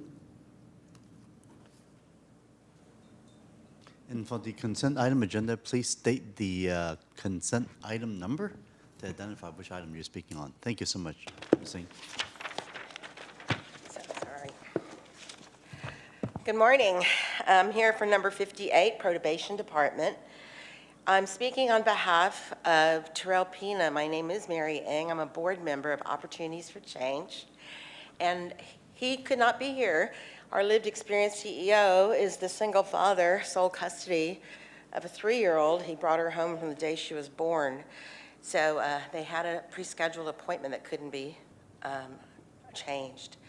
So we want to really affirm the amazing impact the CEO program has had on several of our clients. I wanted to highlight 2 of them, Theodore and Vernon. So Teddy, he came straight out of county jail to work and to stay with us, and we discovered that he had this incredible untapped sub rosa computer nerd skill set. He'd never been able to work in the computer industry. On the second day, he went to the CEO program, and what that did for him was power building. He was able to immediately make money, get skills training on his resume. He enrolled in college as a result of the CEO counselor urging him on. He really enjoyed working with that caseworker. So I really want to let you know that we feel the daily impact of your support for this program. As far as Vernon is concerned, he spent 28 years in a California prison, same thing. The first day of freedom he came and stayed with us. I point to him as an example of wealth with pride. So many of our clients have tremendous skill sets, and they earn their living wealth without pride. Wealth earned on the backs of hurting people and communities. We have an effective program to turn that around. I want to thank you for this program. The only negative is you have to be on active probation or parole to use it. Thank you. Thank you. And this concludes our public speakers. Okay, I'll go ahead and let's call the roll. Call the vote. Supervisor Abakoga? Aye. Supervisor Jung? Yes. Supervisor Ellenberg? Yes. President Lee? Aye as well. Motion carries 4-0. And that was on motion of Supervisor Ellenberg, seconded by Supervisor Abakoga. Great, thank you very much, Rhonda. And moving to item number 8, setting time certain no earlier than 9:30. That certainly is not the problem. But item 8 is reporting relating to Santa Clara Valley Healthcare. This is only an information item, and no action is actually needed today. And we do have our staff here presenting, including our CEO here of our hospital system, Paul Lorenz. Go ahead.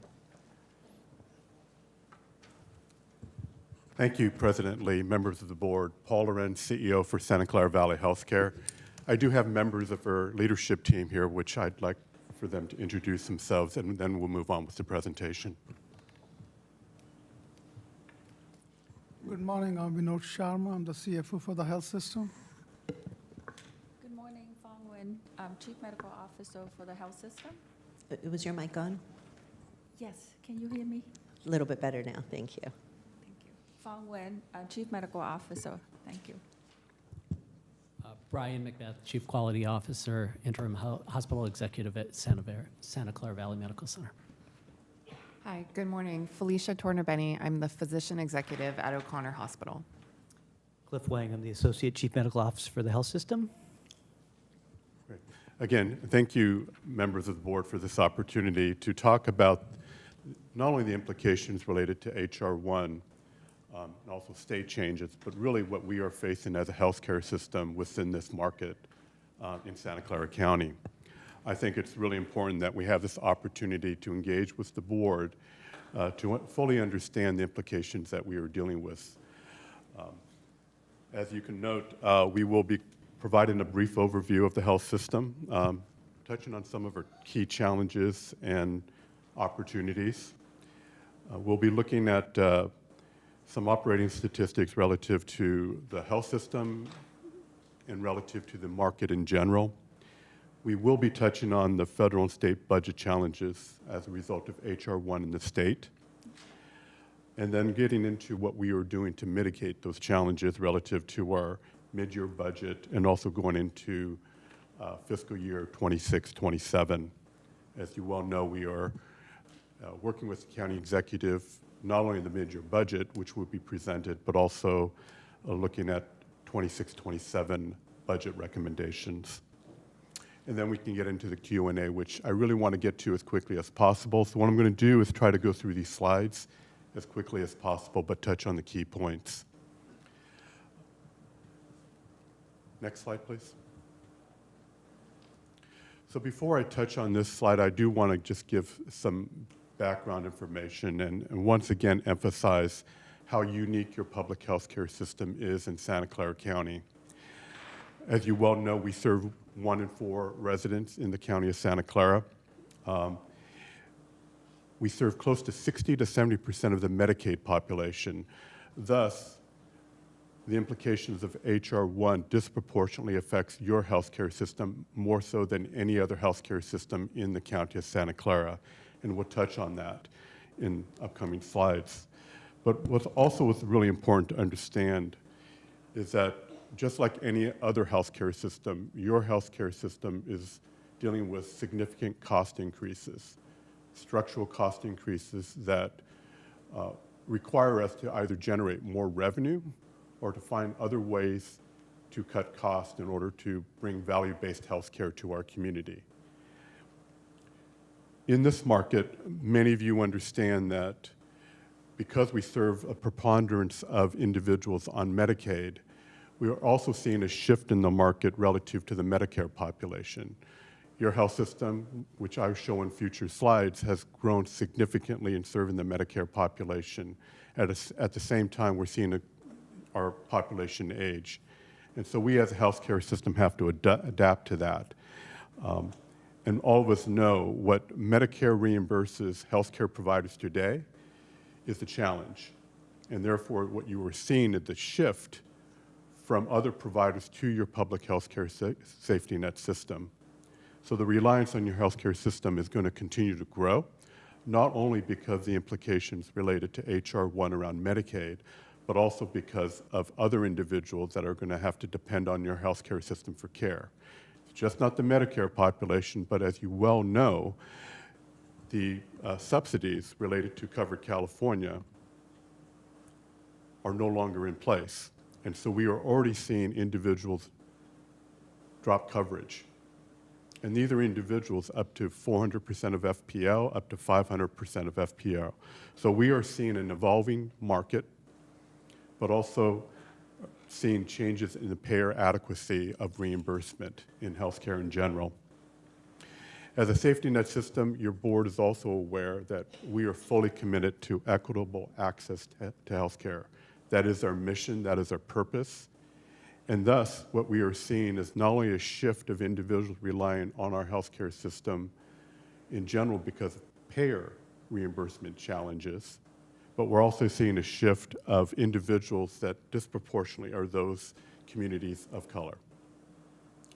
And it is up to us to figure out how we balance access to care and these fiscal challenges to ensure that everyone in our community has access to health care, that they're able to maintain basic healthcare services.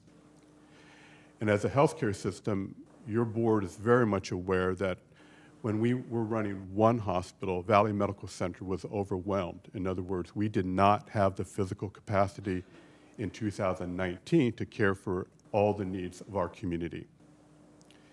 Your board was insightful and made the bold decision to acquire 2 hospitals to further expand the healthcare system so that we would have the physical capacity to serve the growing needs of our community.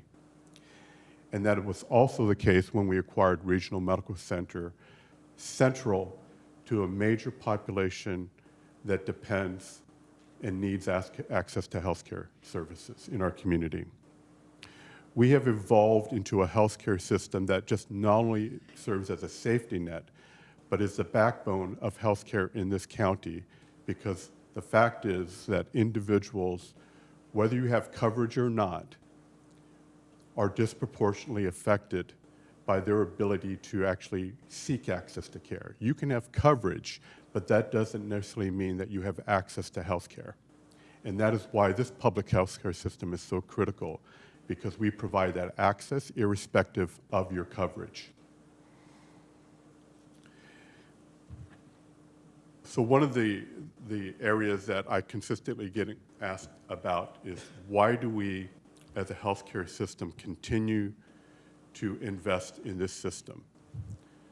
And the reality is that what we're typically focused on is what is in front of us. So we are confronted with HR 1 implications, financial challenges that are unprecedented. But the reality is that not only do we have to deal with that, but we have to think about what our future looks like and how we can strategically manage the situation in front of us, but be prepared to make sure that we are a viable system in 2 years from now, 3 years, or 5 years from now, because we are a public system that is not going to go away, and we have to find ways to balance the financial needs and the healthcare needs of our community. We are a comprehensive and integrated system, unlike any other public healthcare system in the state, And we have the opportunity to leverage that, to actually grow the system and bring value-based healthcare to our community. We have a strong market presence, as you well know. That was one of the reasons why the community supported us around Measure A, because they understand the value of what we bring to the community. We actually have very prestigious and nationally recognized service lines. Beyond the fact that we are considered a safety net, people actually seek out care in our system because of the outcomes that we have relative to their health care. So it's really important to understand that as a safety net system, your investments in this system has allowed us to actually leverage the system to actually compete in the marketplace for individuals that want quality health care. And you see that not only in terms of individuals that have to access care in a system around trauma care, but you see that in our rehabilitation center. You also will see that in many other service lines, such as oncology, pediatrics, and women's health care. We have the opportunity to leverage this system to deal with the fiscal challenges that we have going forward, and we have the capacity to do so. The next slide. As your board is well aware, we have a wide array of essential services. I've mentioned a few. It's important to understand that, as such, we serve the broader community. We're not only a safety net system, but individuals, as I said, rely on us for emergency room care, trauma care, et cetera. The next slide, this slide here, highlights some of those important points. 1 in 4 Santa Clara County residents, as I mentioned, access care in our system. And because of Regional Medical Center, that number continues to grow. We provide nearly half of all emergency room visits in this county through our 4 hospitals. We operate 2 of the 3 trauma centers. At Valley Medical Center, you have an adult level 1, you have a level 2 pediatrics trauma center, and now we have regional medical centers. Those 2 trauma centers provide 75 to 80% of the trauma care in this county. Every 11 minutes, a 911 call in Santa Clara County results in a patient being transported to one of your 4 hospitals. And as noted, we are the largest Medi-Cal provider, but we are also the largest Medicare provider for residents living in Santa Clara County.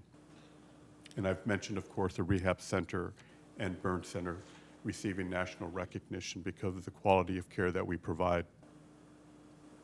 The next slide. As a public system, unlike any other hospital system, we provide other essential public health and community health programs. Some of these programs are listed here. As you well know, they range from our Child Advocacy Center, our SAFE programs, which are the sexual assault forensic program, our homeless health care programs. We provide gender-affirming care, and we provide care to individuals that in the community typically would go to a public health department for care and treatment, ranging from sexually transmitted diseases to immunizations. These are services provided within your public health care system, and these services are valued at close to $180 million. That is where your county investment goes, beyond just providing health care. We provide community health care services that are essential to our entire county resident community. Your board in 2023 knows that we consolidated and we merged custody health services as being part of Santa Clara Valley Healthcare. That allows us to leverage the clinical expertise, manage patient care between the custody health center and our specialty clinics, as well as our inpatient acute psychiatric unit and our acute inpatient unit. If you note the statistics in terms of the jail population, the average daily census there is around 2,750, and approximately 30 to 35% of that adult population has a serious mental illness. That is one of the reasons why it's so important that we have this close relationship and that integration into Santa Clara Valley Healthcare was so critical moving forward. It also brings about some financial security relative to services provided in custody health services. We are committed to make sure that we continue to support custody health services financially through the enterprise fund to ensure that we can manage through the consent decree and the significant challenges that we have in that setting.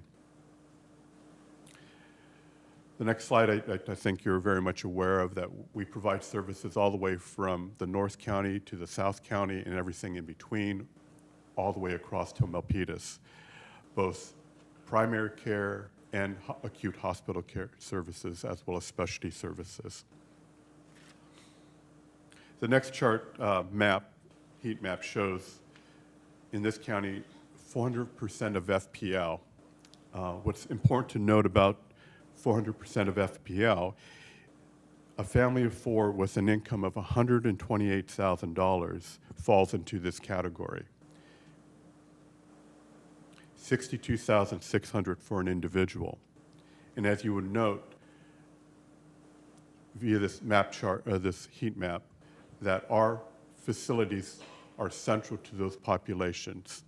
It's central, obviously, with Regional Medical Center, but as you would note, to St. Louis Regional Hospital in the South County.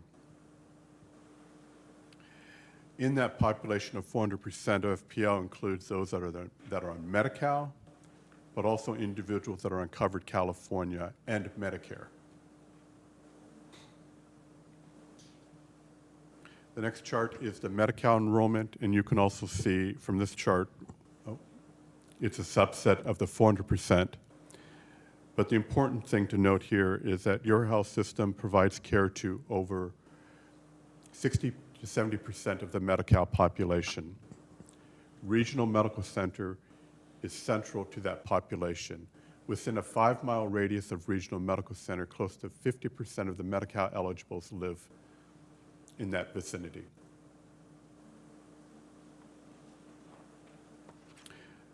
The next chart provides for some patient demographics around age and ethnicity. You will note that under race and ethnicity, that close to 50% of the population served by your health system are of Hispanic or Latino ethnic background. What's also important to note is the age demographics, where we've seen a shift into 65 plus and older being served by your healthcare system. It is now 18% of our patient population, which is actually the highest percentage of all patient age segments that we serve as a healthcare system. It's evenly distributed, as you would note, in terms of the age groupings.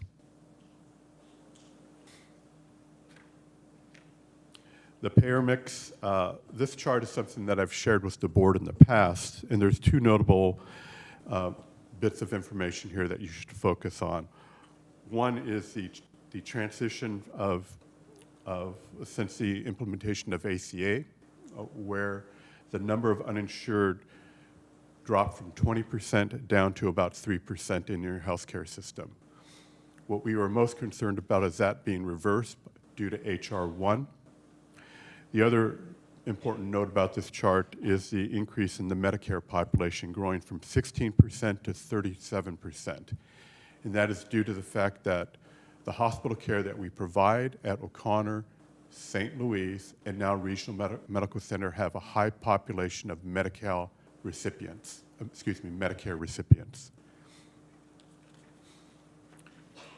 This next chart actually provides a little bit more in-depth perspective of how Santa Clara Valley Healthcare compares to other hospitals.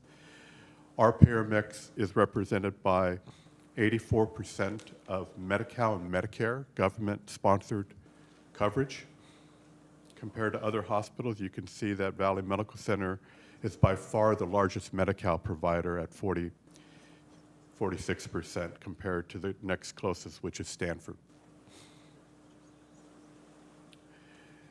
The next chart provides for a little bit of information for your board about each of the respective hospitals around payer mix, and you can see O'Connor Hospital, Regional Medical Center, as well as St. Louis having a very high percentage of Medicare which was one of the reasons, as I've noted, that we've seen an increase in our Medicare patient population.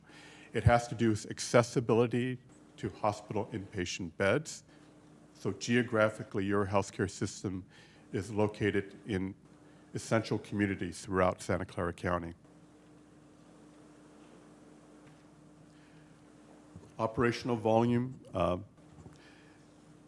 800 acute patient days are provided through your 4 hospitals, representing over 300,000 patient days annually.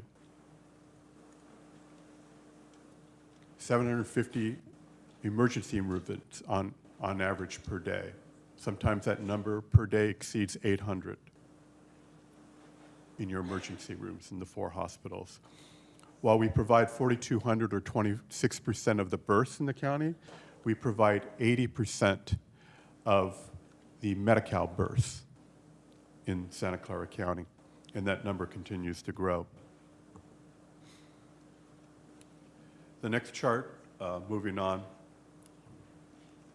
Santa Clara Valley Healthcare represents 38% of the licensed acute hospital care beds and provides for close to 34% of the hospital patient days in Santa Clara County, of all hospitals. We are the largest provider of healthcare, acute hospital patient days, emergency room visits in the county of Santa Clara.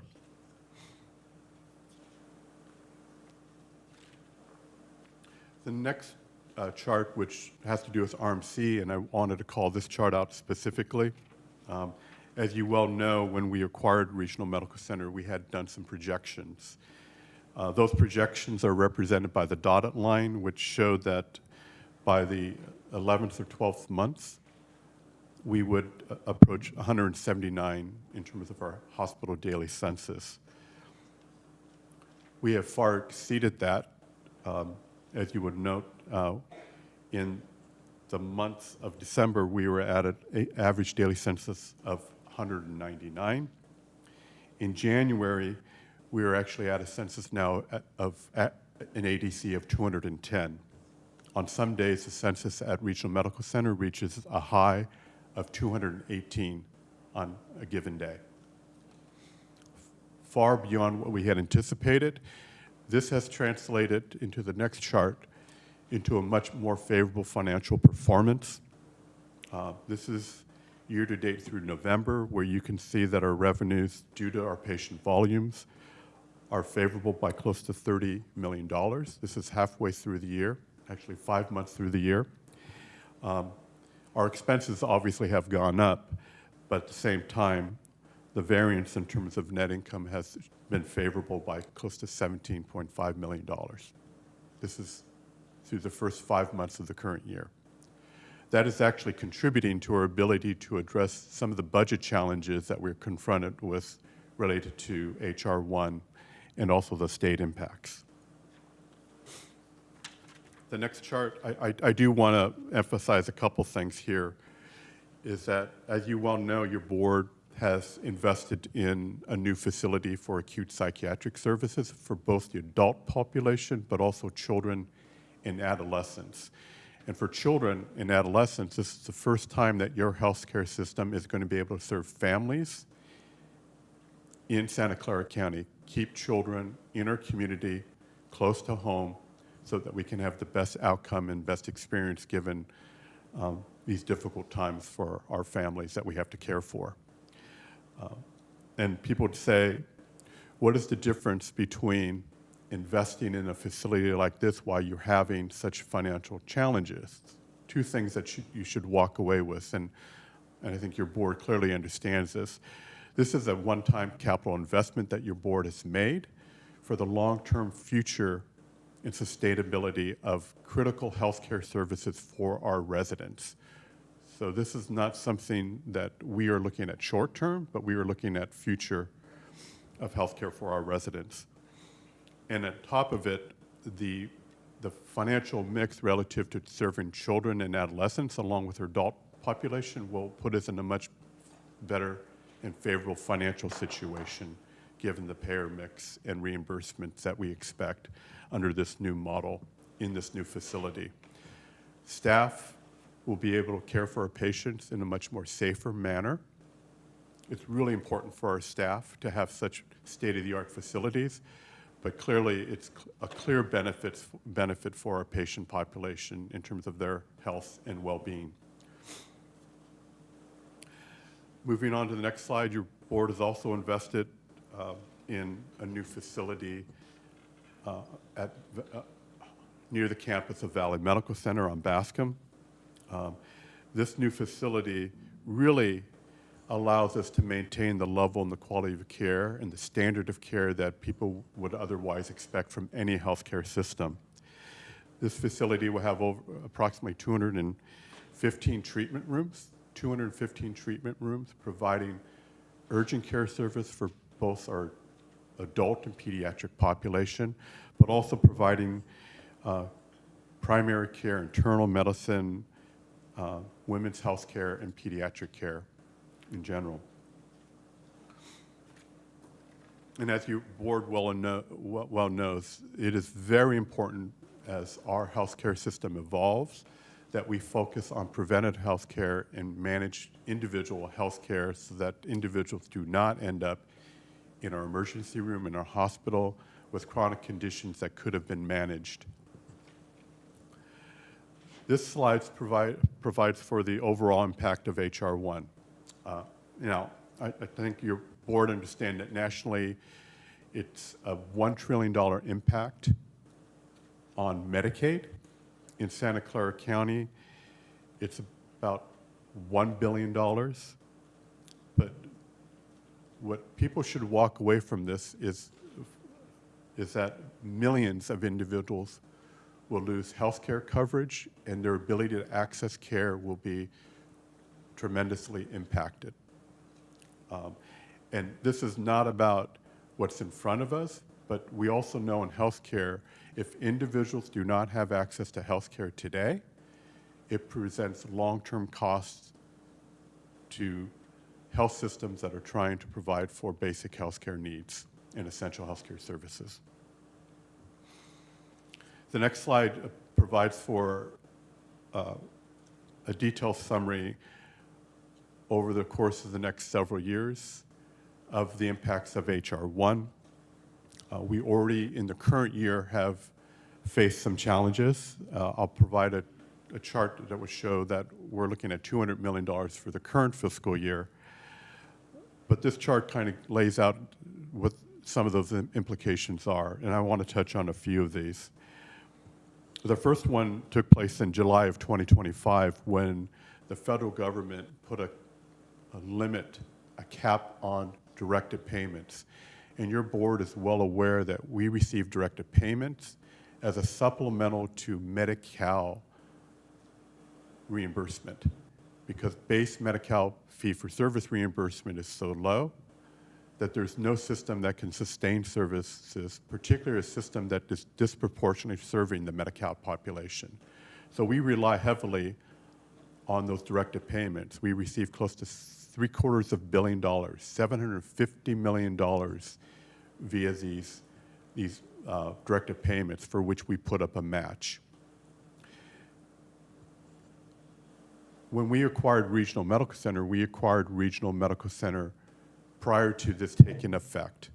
We were counting on close to $67 million in directed payments to offset the cost of the care that we're providing at Regional Medical Center. That was the first major blow to the health system financially. Subsequent to that, because it's capped, we do not receive a cost of living adjustment, a 3% cost of living adjustment to the directed payments because it's capped. 3% of $750 million is close to $24 million. So all of these, as you can see, as the provisions are implemented, slowly create a financial stressor on the system that simply is not sustainable unless we make some really difficult decisions. One of the most important things to note about this chart is the implementation of the 6-month redetermination. So those individuals that are currently on Medi-Cal are going to have to go through a redetermination every 6 months.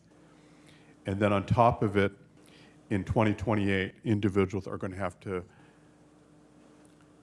make co-pays of no more than $35 a month. That's per individual. So a family of 4, multiply that by $35, and that is what a family of 4 would have to pay. We fully expect, because of a number of these different provisions, that individuals are going to start to fall off enrollment into Medi-Cal. And we'll talk about the importance of making sure that we do everything possible to keep individuals enrolled in Medi-Cal. The next chart talks about what we refer to as the state-only program, which is the unsatisfactory immigration status of those currently enrolled in the state-only Medi-Cal program. In Santa Clara County, there are 72,000 individuals enrolled in this program. We are already seeing a decline in individuals in this segment of our patient population, which is one of the contributing factors to our $200 million projected loss. This is something the state has chosen to do on top of the impacts of H.R. 1. So not only do we have federal implications, but we have state implications as a result of this. I want to point out that in July of 2026, not only does your health system, through our primary care clinics, our federally qualified health centers, not only will we be impacted, but also the community health centers in the county. So Gardner Health, Aki, all of the community health centers that are federally qualified will lose what they call as a prospective payment to round out their reimbursement to serve this patient population. That is being taken away. In some situations, community health centers estimate a loss of close to 60 to 70% of their patient revenue per encounter. So this is quite significant, not just for our health system, but also for our community health partnership clinics. And I would say to you that the challenge that we face is that, keep in mind, people are accessing care via their medical homes. They will lose that opportunity unless we come up with some alternative strategy. And we want to make sure that individuals maintain access to primary care. And we will talk about some of our strategies there. Then on top of it, the state will be implementing a $30 per month premium for individuals in this population. We expect that the enrollment of individuals to drop up to no less than 50% drop in enrollment because of these changes. So what are we doing to try to mitigate some of these challenges? And this is something that our county executive, James William, has spoken to, and your board is very much aware of. Obviously, we have to manage our cost, find ways to increase our revenue. I will say on that point that because your system is a comprehensive and integrated system, and we provide services ranging from primary care to specialty to hospital-based services, we have the ability to focus on service lines that are able to generate revenue, provide more care and access to lower our cost per unit of service, and increase our revenue per patient day and per visit. So our primary focus is to figure out how we maintain access and continue to grow the system in a value-based way to ensure that we can deal with these financial challenges. We are not going to be able to cut ourselves, make reductions to the tune of $200 million, or in the subsequent years, $160 million, or even $300 million. We have to find ways to generate revenue, to continue to provide access, and to bring value-based care to our community at a lower cost. The second strategy that your board is very much aware of is that we are looking to the state to support public hospitals. As you well know, public hospitals make up 6% of the hospitals in the state of California, but we provide for 30% of the Medicaid visits and services. So just think about that ratio. 6% of the county of the hospitals are public hospitals, but yet we provide 30% of the Medicaid services in the state of California. In Santa Clara County, it's a much higher percentage. We're at 60 to 70%, but you can see what the value of public hospitals are. And this is a state program, and we believe the state should be stepping up to support public hospitals. We provide for over 50% of the trauma and burn care centers in the state of California, and we train 50% of the physicians in the state of California as public systems. So we do look to the state for that support, and we are working with our delegation and others to ensure that they understand the importance of supporting public hospitals. Then, of course, Measure A was a big, big lift, and it really does reflect the community's support of your public system, and they do understand that we are just not a safety net system for those that are uninsured or on Medicaid. We are a safety net system for every resident of this community. That's something that I have to say that everyone within the health system, and I know within the county, is very proud of. And it would not have come about unless we have a system that people respect and understand in terms of what value we bring to the community. And I do have to acknowledge our workforce for that, our doctors and our nurses that work day in and day out to provide that level of care. I'd mentioned, the next slide please, that we're looking with all the provisions of H.R. 1 implemented, close to $1 billion in lost revenue. What we're looking at is $200 million for the current year that we will be presenting to your board at mid-year. That is our target. We're estimated $160 million for FY 26-27. That is after Measure A of $300 million. And then in 2027 and 28, when most of the provisions of H.R. 1 are fully implemented, we are looking at a much more difficult hill to climb relative to lost revenue related to Medicaid. That is in 27, 28. And so we're trying to get ahead of that curve and trying to mitigate this as much as possible. Jake. I'll just make one comment. That chart assumes no money from our state-related strategies. I just wanted to clarify that. And that chart also reflects that we are not looking for any additional general fund contribution going forward. So we're trying to manage within the current general fund contribution along with dealing with all of these other revenue losses to your health system. The next slide, I'm not going to spend too much time on this, but this gives you a breakdown of the $200 million in the lost revenue. As you would note, the $67 million in lost directed payments, that was prior to the acquisition, required regional medical center, then H.R. 1 came online. That alone was $67 million. And then, of course, you see the other items, including lost fee-for-service revenue and impact of the federal government decision around the MCO tax. So our strategies as... I'm sorry, will you just say that sentence again about the MCO tax? So when the federal government implemented changes due to directed payments and the ability of counties and the state to put up the match to draw down additional federal dollars, they capped that and also created a situation where the expected increases the state was going to implement for Medi-Cal fee-for-service reimbursement, that was all lost in that.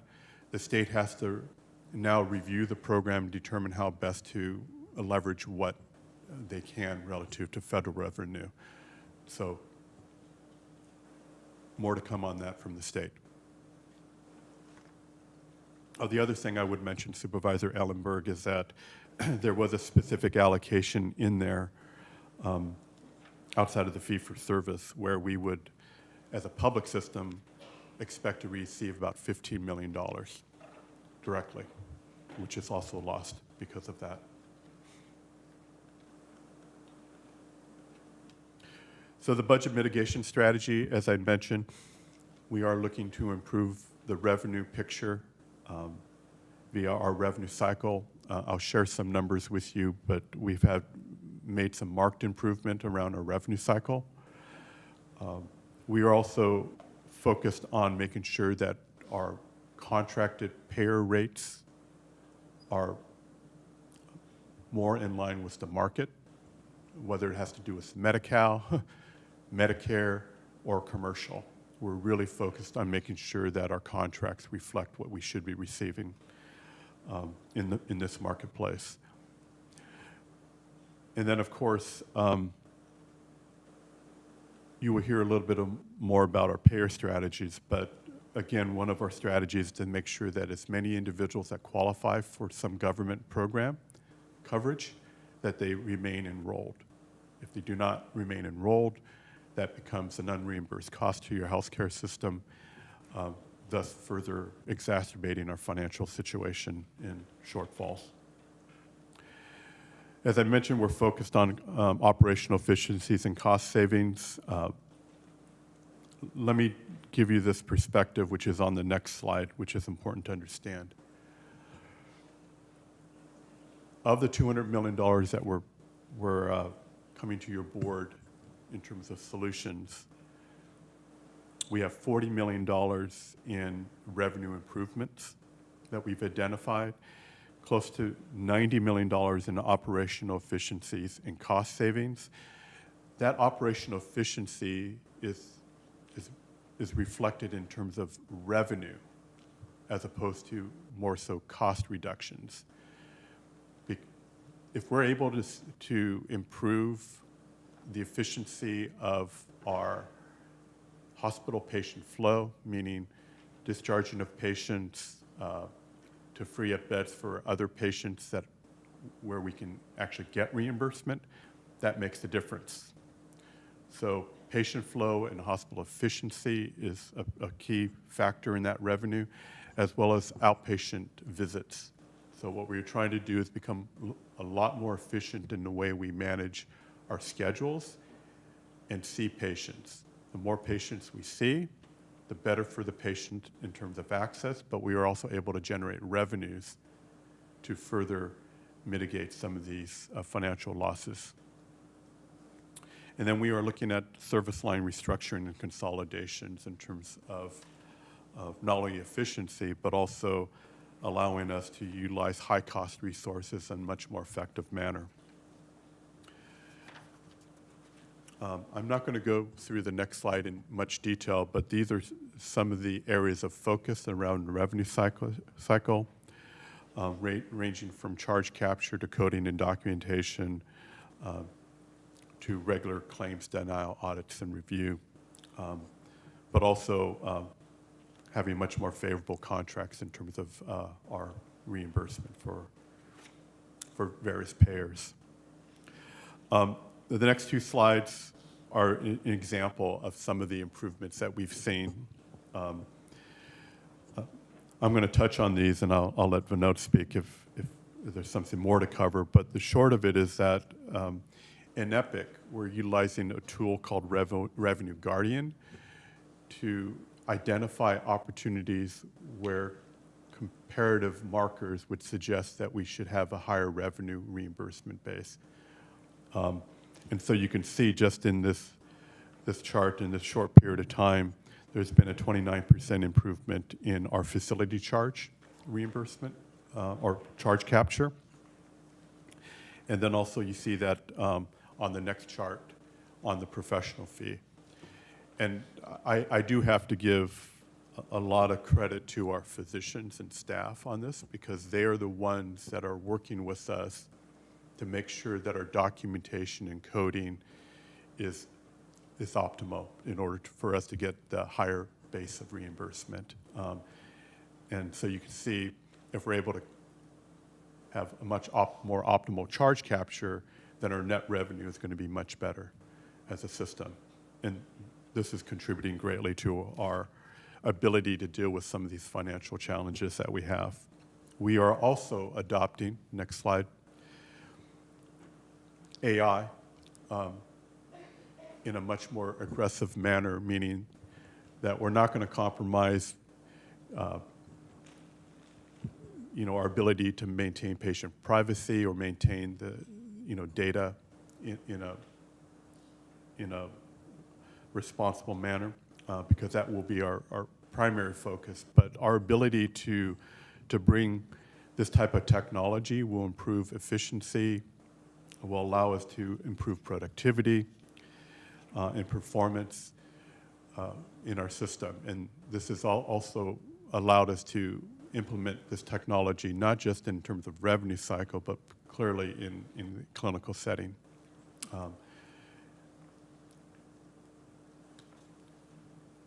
These charts provide for a little bit more detail relative to some of the areas that we're looking to adopt AI.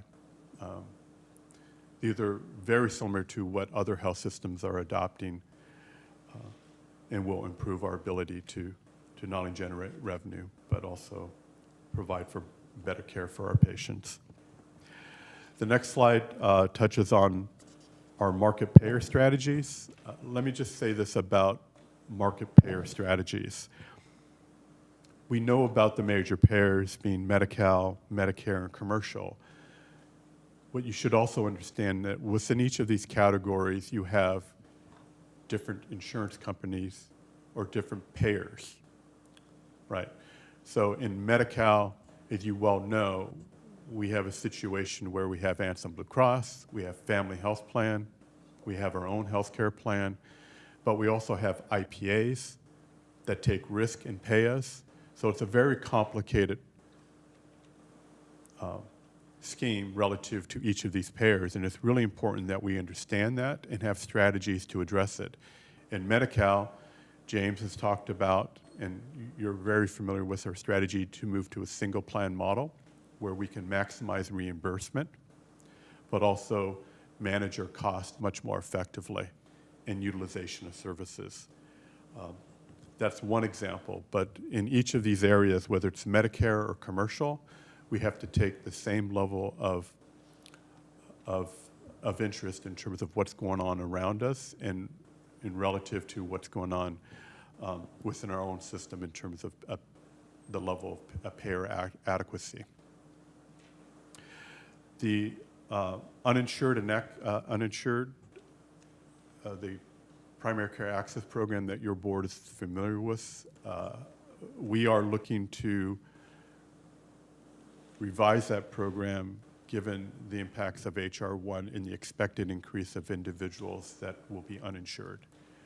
So we are looking at putting together a program that is much more robust and addresses those implications. I would tell you that some of our estimates suggest that we're at 3% uninsured. That number can easily go up to 10%, 15% within the next year or two, which is part of the reasons that you see such a large number in terms of lost Medi-Cal revenue. It all has to do with individuals that are not enrolling in coverage or have the ability to have coverage. Operation efficiencies, I won't spend much time on this slide other than to once again stress that we as a healthcare system have the ability to generate revenues through our ability to be much more efficient and cost-effective in terms of how we deliver care. And so we are heavily focused on that. The next slide, what we attempted to do in our mid-year proposal to come up with $200 million, as I mentioned, was to try to mitigate the $200 million without impacting services.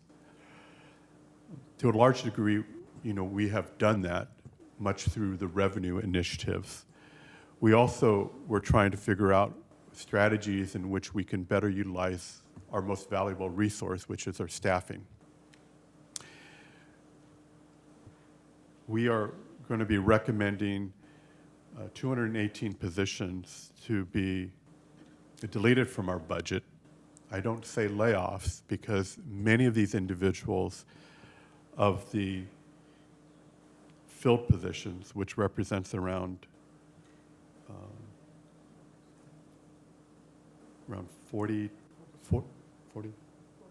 47 positions, these individuals will have an opportunity to move into a vacant position in another program or service.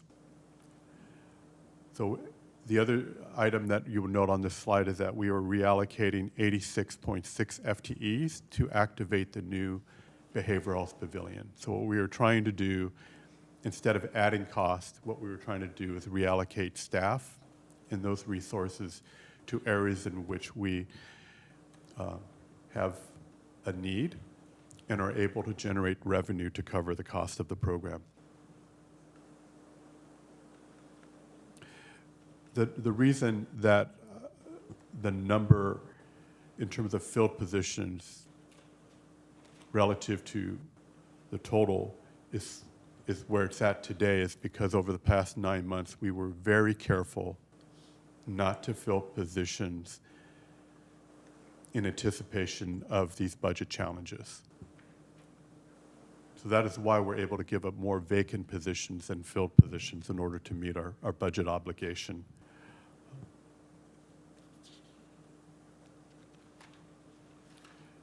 The next slide, in terms of service line restructuring and consolidation, this gives you some perspective of both administrative realignment that's going on within the healthcare system, but also clinical service lines.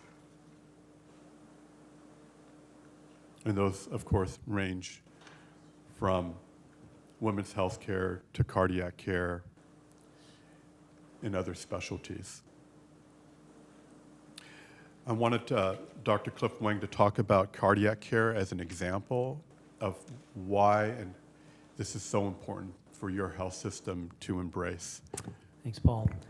The natural progression of any major health system is to really, with multiple hospitals, to develop clinical service lines.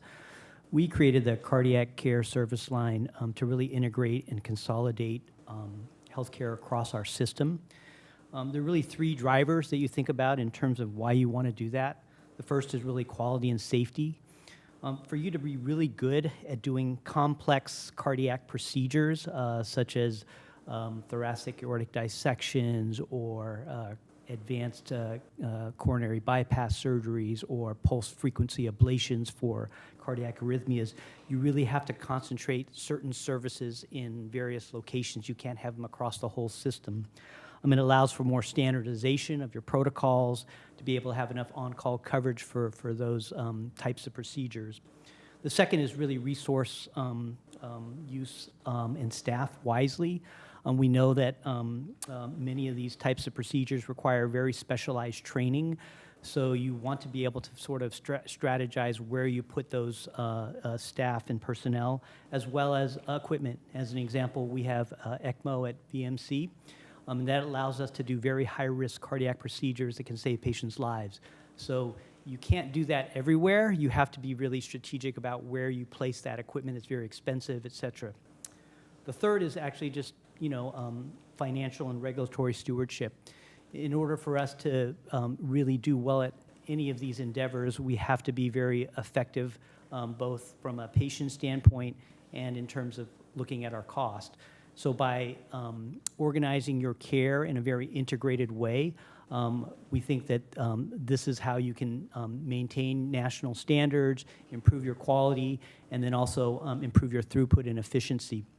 Our hope is that whenever you start your journey in our system with a heart problem, you will get the best cardiac care using all of the available resources in our system. And that's why we organize the system in a way that is much more effective. Thanks.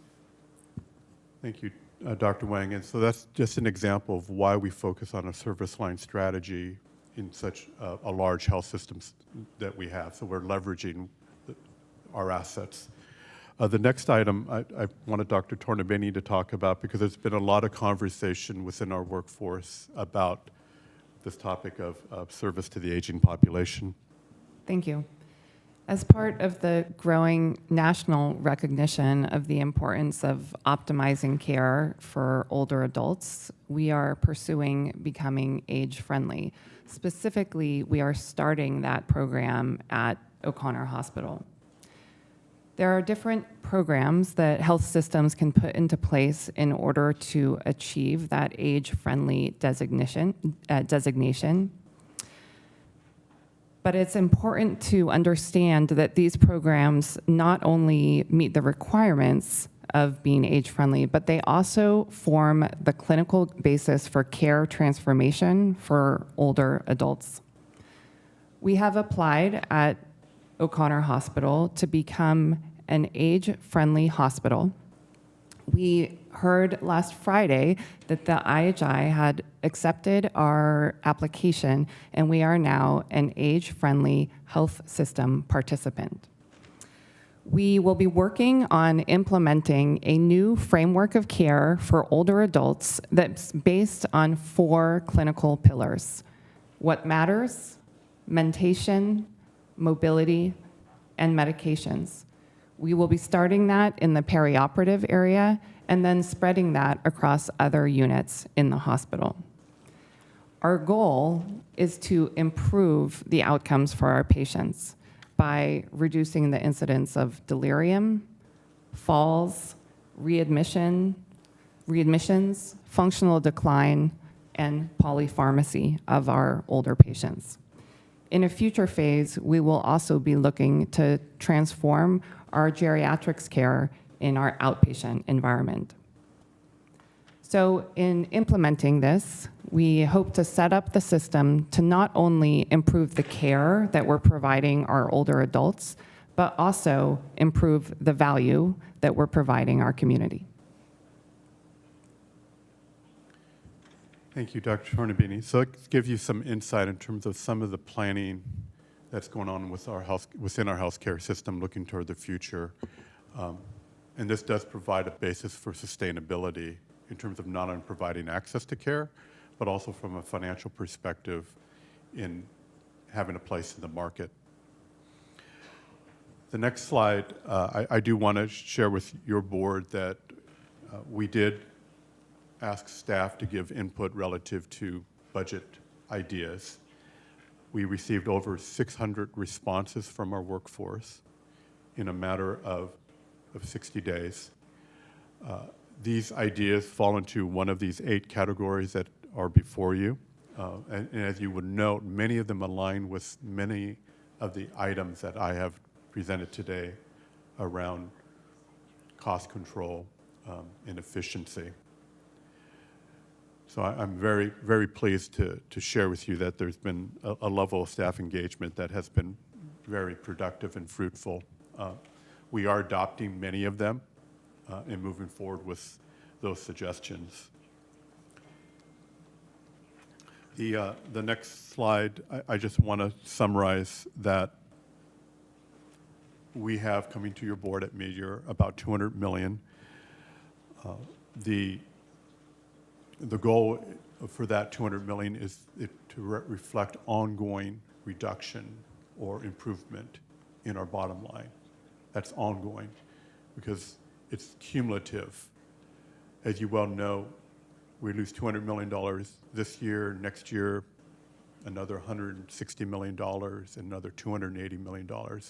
So we have to find ways to make sure that we lower the cost or find ways to generate ongoing revenue to deal with those losses.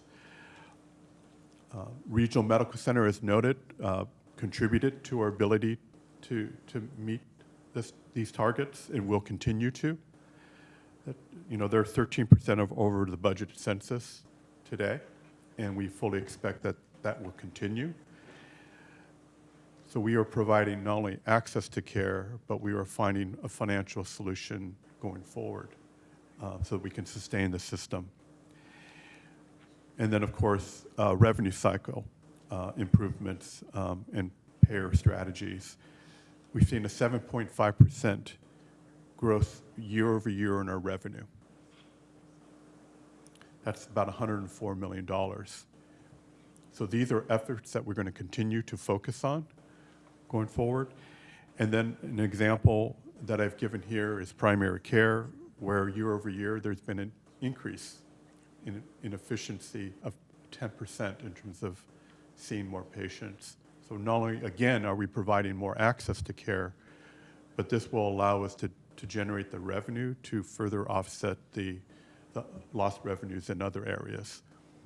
So this is where we're focused. We are going to do everything possible to minimize impact to staff, minimize impact to services, and this is our strategy going forward. And because you have such a robust and integrated healthcare system, and we're able to leverage those assets, I think we do have a path forward. I just want to share a couple comments as we turn to questions. I first want to express tremendous gratitude to Paul specifically and to the incredible team that he has working with him. We're very fortunate to have in Paul a leader for our health system who came to the county with decades of leadership in public health and in county delivery of health care down in Southern California. And he's now been at the helm here through tremendous expansion of our healthcare system. He leads with compassion, integrity, wisdom, and I really cannot overemphasize how fortunate we are in this time and with so much that has been happening at Santa Clara Valley Healthcare to have Paul's leadership. And he has surrounded himself with an incredible team, not just the folks you see here, although each of them, this is certainly true, but a much broader team of leadership across our healthcare system, dedicated public servants, and that includes the entirety of the workforce working day in and out. And the initiatives that you've seen highlighted here reflect a values-based focus that is a focus on centering the patients that we serve, who are some of the most vulnerable families in our community, but also in recognition that we serve every family in our community, and moving forward a litany of initiatives that seek to minimize disruption to the system, maximize revenue for the system, and mitigate impacts on our workforce, and most importantly, on the patients that we serve. So I want to just extend tremendous gratitude to the leadership across the system. This is coming off the heels, mind you, that I think context is important. This is coming off the heels of the incredible 80-day acquisition of Regional Medical Center, the pandemic, the transformations happening more broadly in the healthcare space, the 2019 acquisition of the other two hospitals. These are all hugely generationally transformative changes for any healthcare system. We've had all of them occur in just a matter of a handful of years, and we have to acknowledge that as well. So I won't go on longer than that, but I could not fail to acknowledge Paul and the broader team, both here and across our healthcare system, for the work that they continue to do tirelessly to address the new challenge that has been foisted on us by the federal and state governments.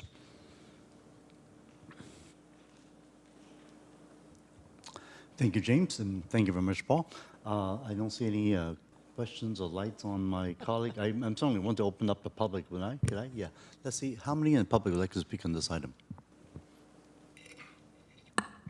I currently have one speaker on Zoom, and that is all. Okay, let's do 2 minutes. All right.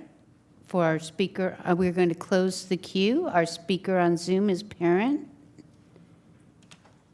Yes, thank you for the presentation. While people, they have choices. They can go to they can get private insurance, they can go to private providers, they don't have to go to our public health care system. But when it comes to children being molested, the county has a monopoly on seeing them, and specifically at the Child Advocacy Center. My children are being molested. My son, he's already confirmed that my ex-wife was letting a man rape him, and there's signs of sexual abuse for all the other children. And I can't get the county to provide a screening for my children. And that's because my former attorney, she wants the sexual abuse to continue. And it doesn't make sense to me that one person can dictate how the county spends its money when it's a mandated service that my kids get a screening. Everybody here knows that with the things that I've reported, that a screening is mandated. They've never received one, and they need one, and I can't get one. And it's just a real shame that we're touting all these great things about our healthcare system, and I can't get a screening for my kids. And it's not just me. There are a lot of other parents who are complaining about these issues here at the Child Advocacy Center, that either they can't get screenings, or when they do, when there's apparent child molestation, the county won't confirm it. And the child molestation just continues. I mean, look at what happened to Violet Brooks's kids. They got molested till they were 18, and then they sued the person after they turned 18. I mean, it's terrible that we're allowing sexual abuse to be so rampant in this county for children. And I've asked Paul Lorenz, can you facilitate a screening for my kids? And he's just silent. And this concludes our public speakers. Thank you. Just like to read this response, which is that California law prohibits the disclosure of information related to an investigation of suspected child abuse, and we're not authorized by law to speak to specific of any particular case. The law also requires child welfare departments to immediately cross-report these type of abuse to law enforcement. And the public can be assured that our county takes all allegations of child abuse and neglect seriously and takes the appropriate action. Thank you. And now go to my colleagues. I see the lights. I see Supervisor Abicoga. Thank you, President Lee. I have quite a few questions, so I'm happy to, start and Sure. limit it to the 10 minutes if you want to, move. Yeah, them. let's do 10 minutes each just to keep it moving, Great. so that nobody kind of monopolizes our I don't time. And wanna some of the questions might be monopolize asked by others as well. But just remind that this is an informational item today, and no actual action needed to be taken. Thank you. Go ahead. Great, thank you. And thank you so much to staff for bringing this forward.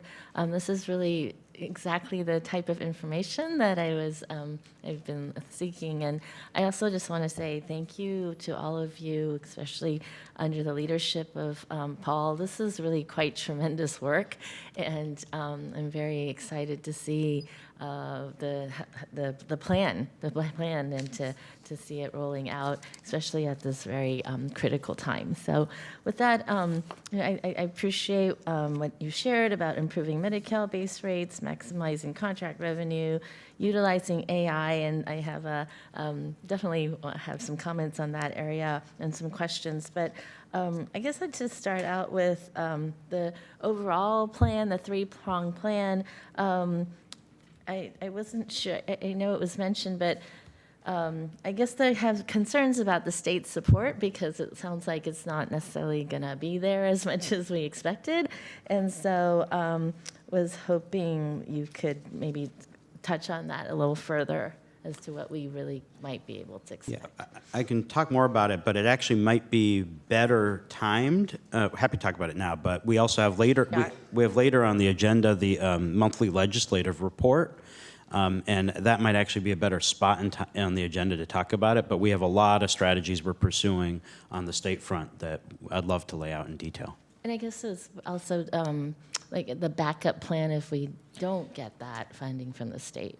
Yeah, so what you see on, if you go, for example, to slide 26, these are cumulative annual amounts. So they stack, but these are year-over-year impacts, right? So 200 million ongoing, 160 ongoing, 260 ongoing. And these numbers assume that the state does nothing. So to the extent that we are successful in our state strategies, that will help mitigate these impacts. If we are not successful in obtaining any assistance from the state, the reality for us here at the county is we will have to make up that entire gap through a combination of local efficiency and revenue initiatives like the ones that are being brought forward at mid-year, or reductions in services and programs. And as the board is well aware, the reality is as you get deeper and deeper in, it becomes harder and harder to eke out additional productivity or revenue-based options. And at some point, you then tip over into needing to look at service closures. So we're very fortunate that nothing coming in front of the board at mid-year is a service closure. But we cannot say that that will be the case in the future, absent success on our state-related strategies to help bridge the gap. Thank you. As you look at service line consolidation, what criteria did you use to determine whether a service should be restructured, centralized, or discontinued? And how do you incorporate geographic access to that? That is a great question.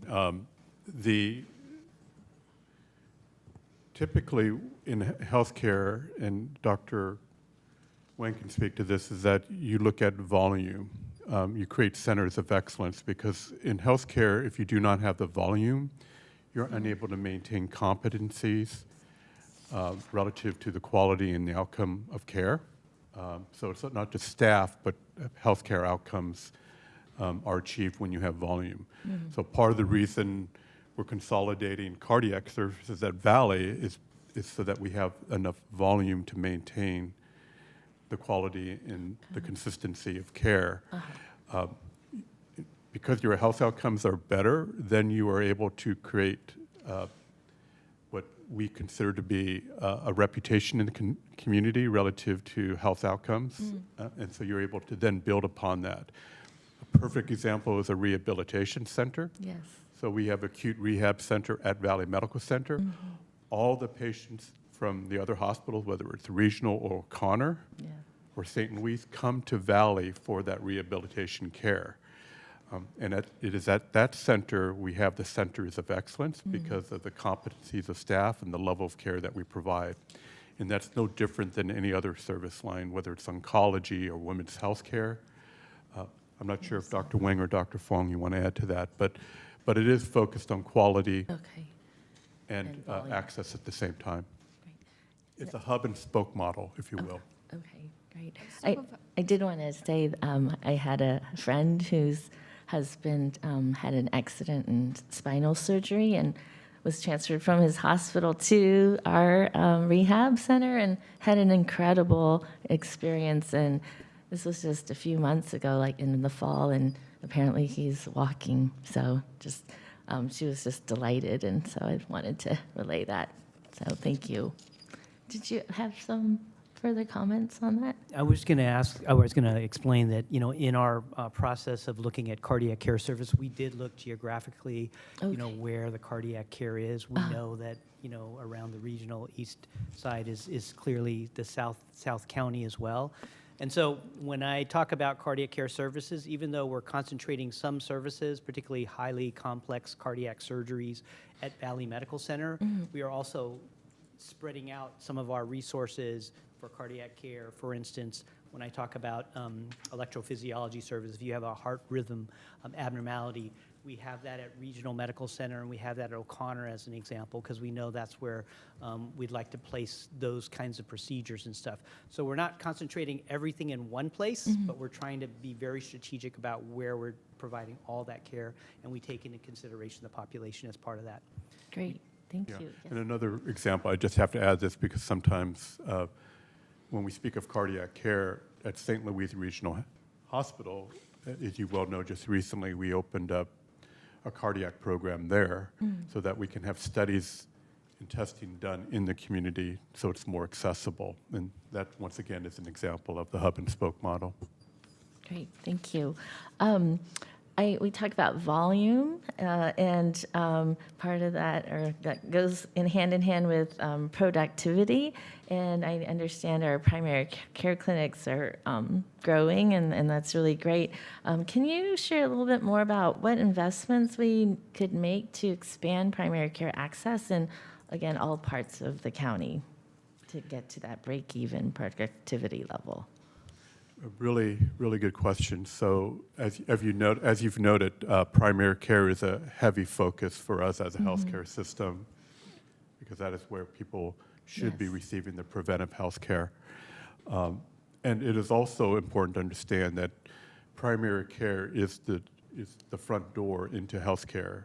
The primary care system provides for the medical home to help individuals navigate their care throughout the system, whether it be referrals to specialties and so forth. So what we are trying to do, and what we are actually doing, is currently evaluating our current physical capacity at all of our sites to determine whether or not we can add additional providers. Okay. So we are trying to maximize our current facilities to the full extent possible.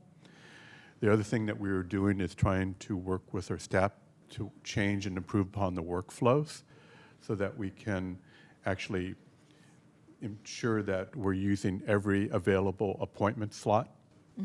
That, in other words, making sure that our no-show rate is lower, that we're contacting patients. If not, we can schedule another patient in. So we're trying to maximize our current capacity, at the same time identify improvements in efficiencies relative to how we schedule and make appointments. The other thing that we're doing is also looking at telehealth as an option, virtual visits as well, which will allow us to not only improve access and timeliness of care, but also be much more convenient for our patient population. I'm looking at Dr. Wang because he's also helping in primary care, or Dr. Fong Nguyen, around the physician coverage.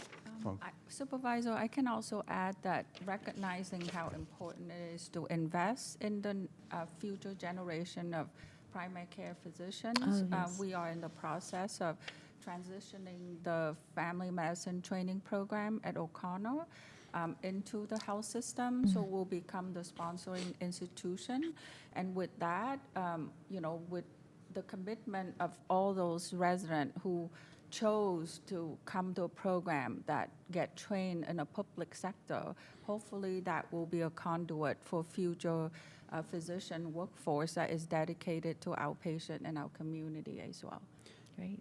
And then the item that Dr. Nguyen just referred to, is it's going to be one of the proposals as part of mid-year, which includes actually a strategic augmentation of resources to bring that program into the county and not only achieve the pipeline that's been discussed, but also a net increase in revenue. Great. I think my 10 minutes is up. I will hopefully can have a second round later, but thank you. Yes, Vice Ellenberg. Thank you so much. I don't think I'll need a second round. I really appreciate the presentation, Paul, and the thoughtfulness that has gone into addressing what is really an existential crisis for our county.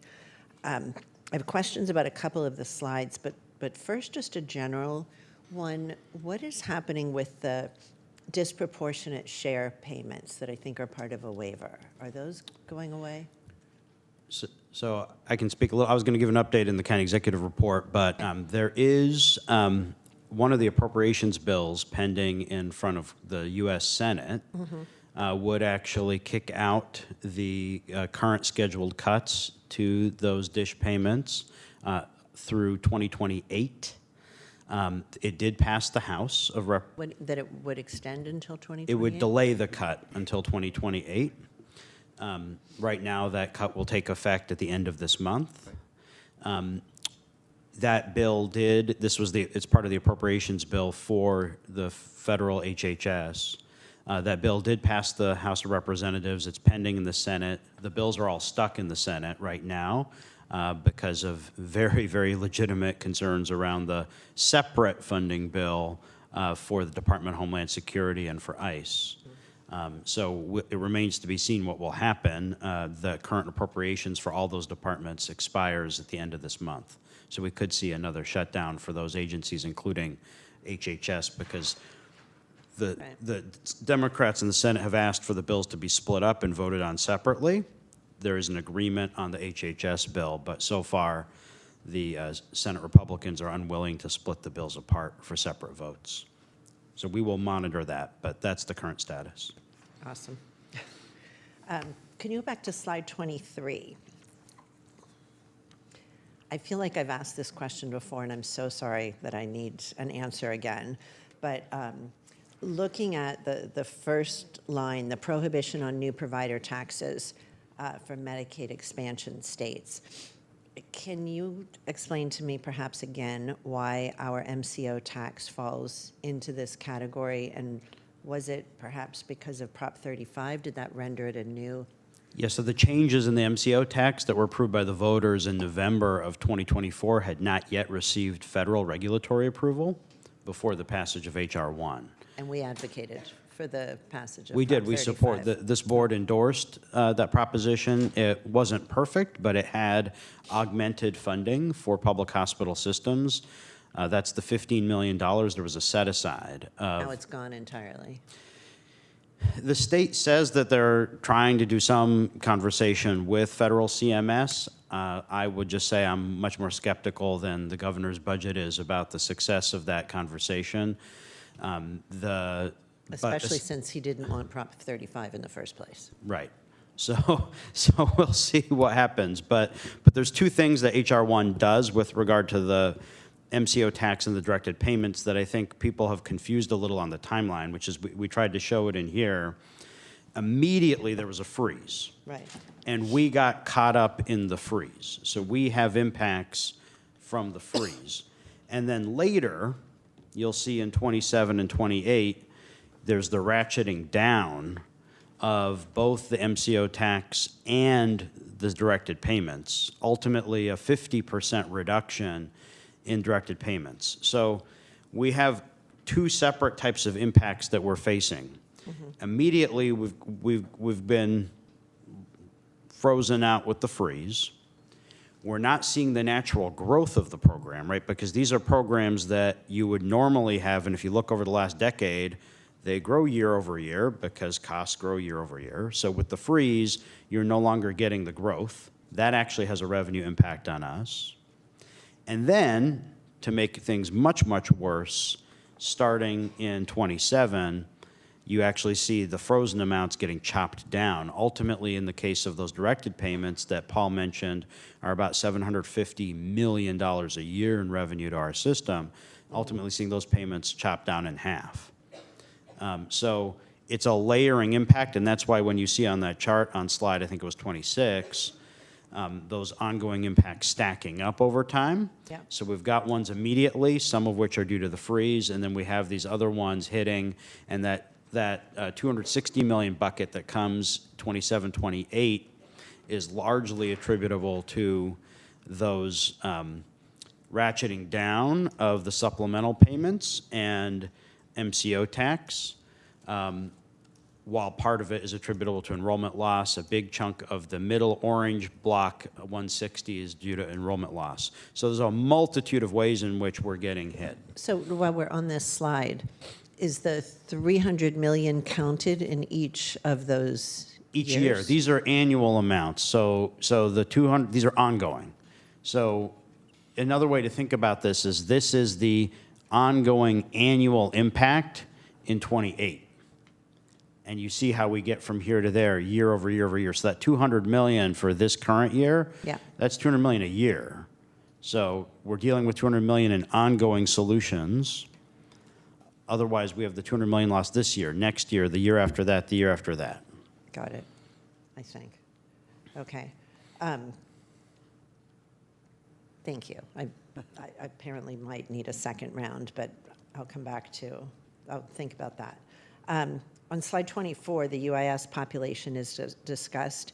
Can you say a little bit just about the refugee care, which isn't incorporated here, and those are folks with protected legal status that have not been impacted by the federal government, but the governor's proposal does propose to cut their care as well? Yes, you're going to get me worked up on this point. There's about 200,000 Californians, so it's a relatively modest number of people. But these are folks who, in this federal administration's infinite wisdom, have been kicked off of Medicaid coverage. These are refugees, folks here who are on asylum, U visa holders, T visa holders. These are verified victims of human trafficking and domestic violence, all of whom are here legally. In other words, they have lawful status to be in the United States. The federal government has chosen to toss them off of Medicaid, and the governor's budget is proposing to just roll forward and implement that. In other words, not to place these individuals onto the state-only program, so they'd be left with worse coverage than the state-only Medi-Cal program. So from a moral standpoint, even though the population numbers are modest, the specific fiscal impact is more modest. But from a moral standpoint, this is really just a horrific proposal, and it's quite stunning to me to see the state choose to just roll forward and implement that federal policy direction. Thank you. I think more people need to be talking about that. It's a line item of a line item, and really, I think is, as you said, really just a horrific proposal. Let me ask about the FQHC rates dropping. What are we thinking about the clinics that we currently have contracts with, especially the smaller ones? How is it realistic that they stay in business, losing 60% of their revenue with each patient? Well, it would vary by clinic depending on how many of the state-only recipients are accessing care at their clinic site. So as an example, in my conversations with one clinic, close to 12% of the patient population fall into this category. So if they're losing 60, 70% of their revenue for that. Times 10%. Times 10%, 12%, that's the impact. And so we are having conversations, Supervisor, as you well know, around, as I mentioned, the revision, the remodeling of the PCAP program to ensure that these individuals can maintain their medical home and continue their ongoing care. So that is one of the proposals that we'll be bringing back to your board probably in October, November timeframe. Thanks. So obviously, it doesn't do us any good and harms us if the clinics aren't providing care, because where will those patients go? They'll come to the county. So one way or another, we're paying for that care. I do have 3 more questions that I'll be happy to take in the second round. Thank you. Yes, Zion. Yeah, thank you. Thank you for this presentation. I know the world has changed again and again and continues to do so since the time that we've requested the study session. And I also want to appreciate the staff and Paul, especially you, for answering so many of our questions along the way as we continue to see more headlines and more changes affecting our healthcare policies and our ability to serve our constituents here. So I want to acknowledge that it's not, to the public, we may see Paul here for these major study sessions, but you're always on call for all of us to help us understand exactly what's happening with our care systems. James, that was very, you talk about getting riled up. It's very hard not to get emotional, especially since we have such a deep immigrant history here. And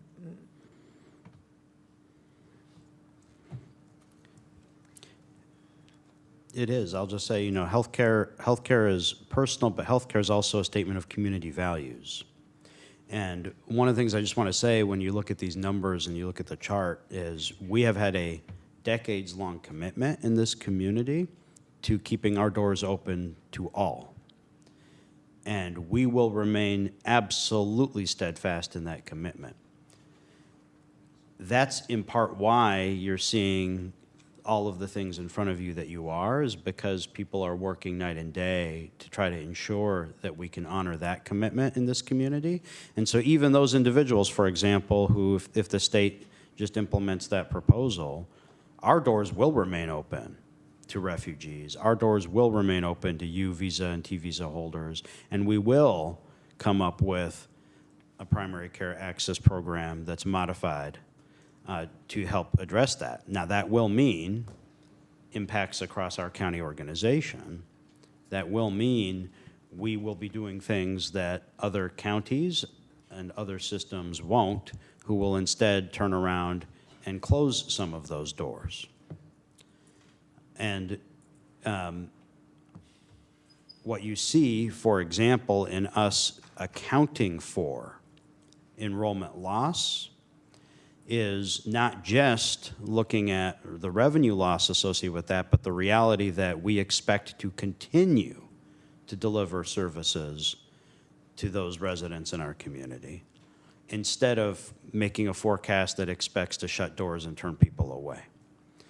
And that is a choice that this organization has made historically and continues to make, consistent with the leadership of this board and the values of our county. And so I want to acknowledge that, because there are different policy choices. We could make policy choices the way you see at the state or other places where we close doors and we record that in our books as a budget savings. And we are not doing that in what we have brought forward to this board.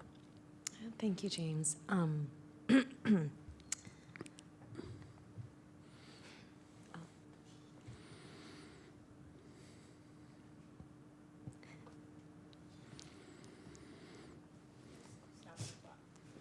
It's okay. Feelings are okay. I'm in all my feels today. So my audience, to our audience, our public, please don't be alarmed.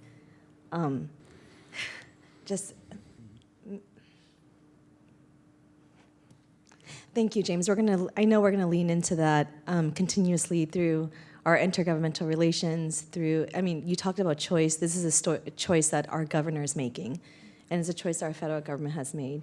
But we have choices here to make too. And I'm so proud that this is a board that are either the children of immigrants themselves, and I was made by refugees who relied on this county's open door policy and the Medicaid that was afforded to them in the 70s.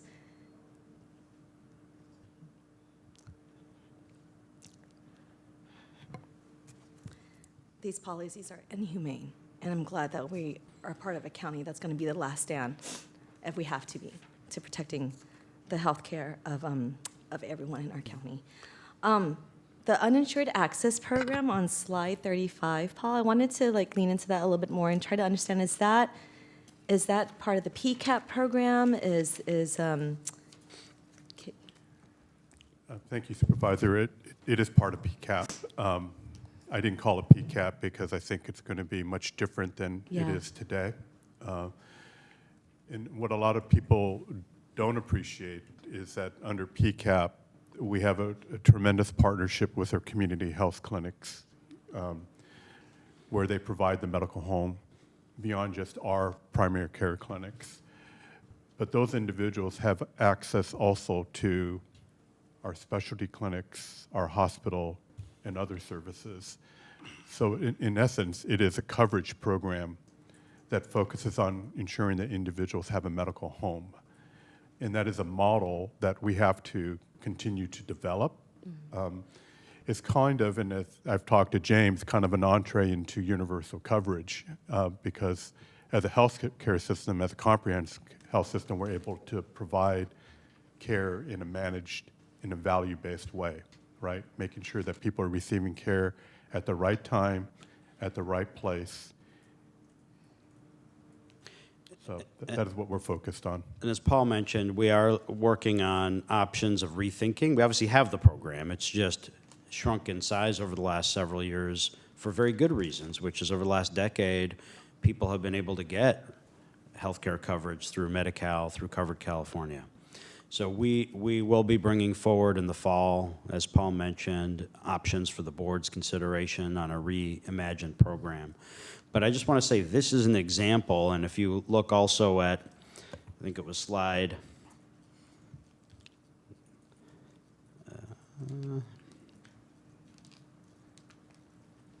slide 7, these are examples of services and programs that are supported by county general fund because they're not revenue backed.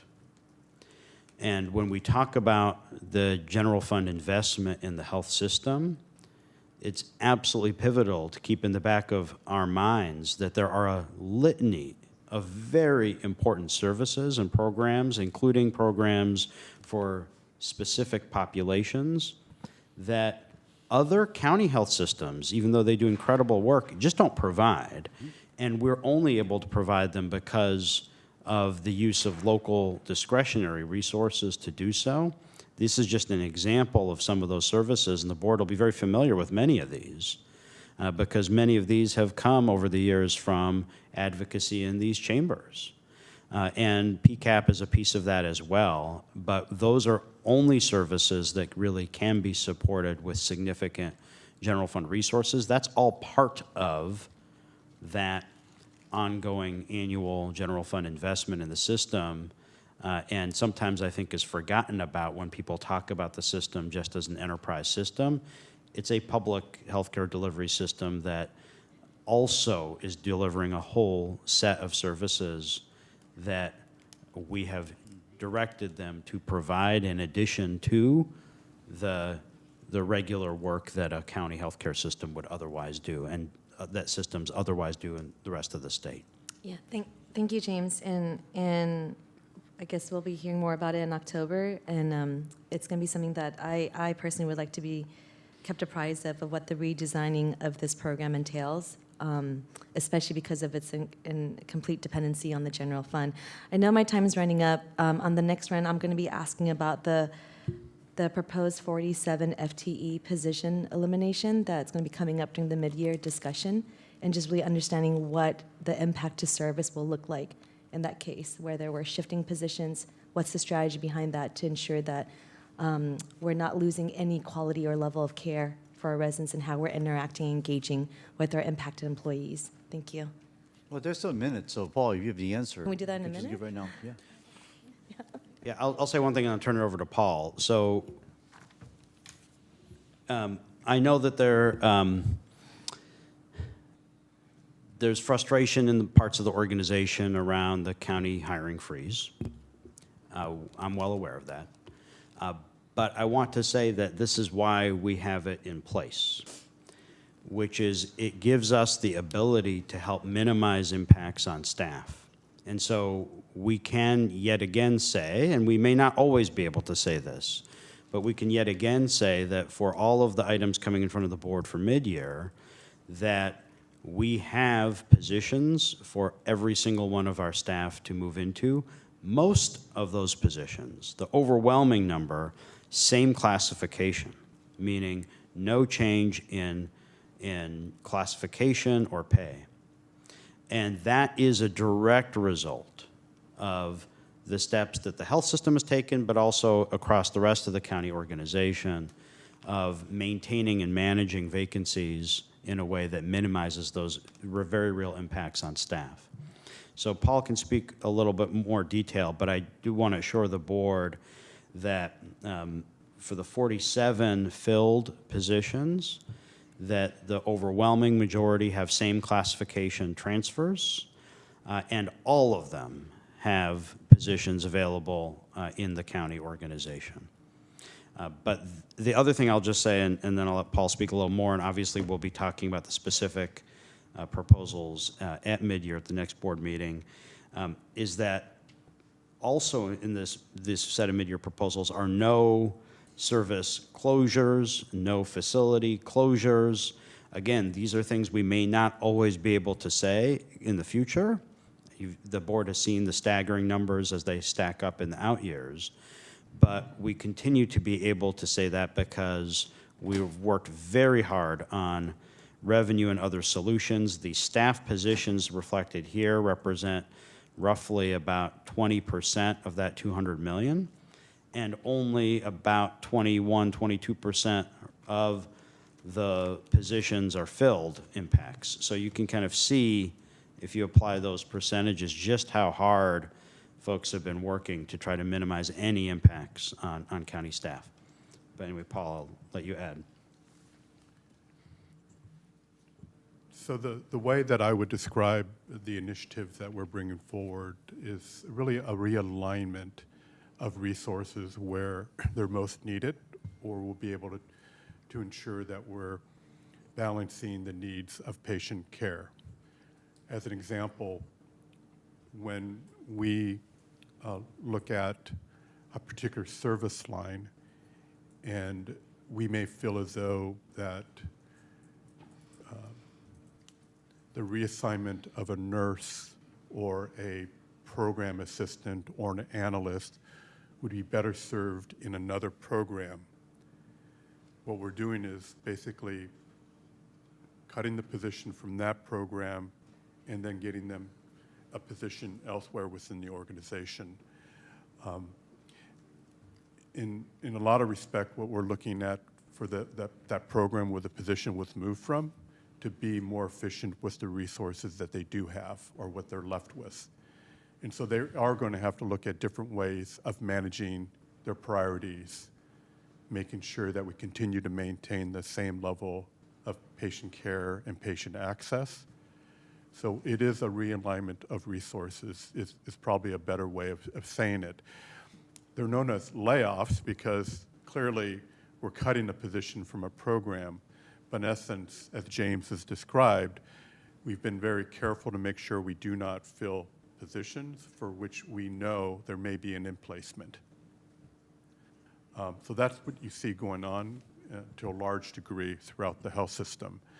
I would say that there will be disagreement or different perspectives of whether or not the deletion of a position in a particular program to move that resource to another program was the right decision, but that is why this is so difficult, because we have to, as leadership, work to find the right balance and kind of thread that needle of where to put the resources where we would get the most benefit. A perfect example is on that slide.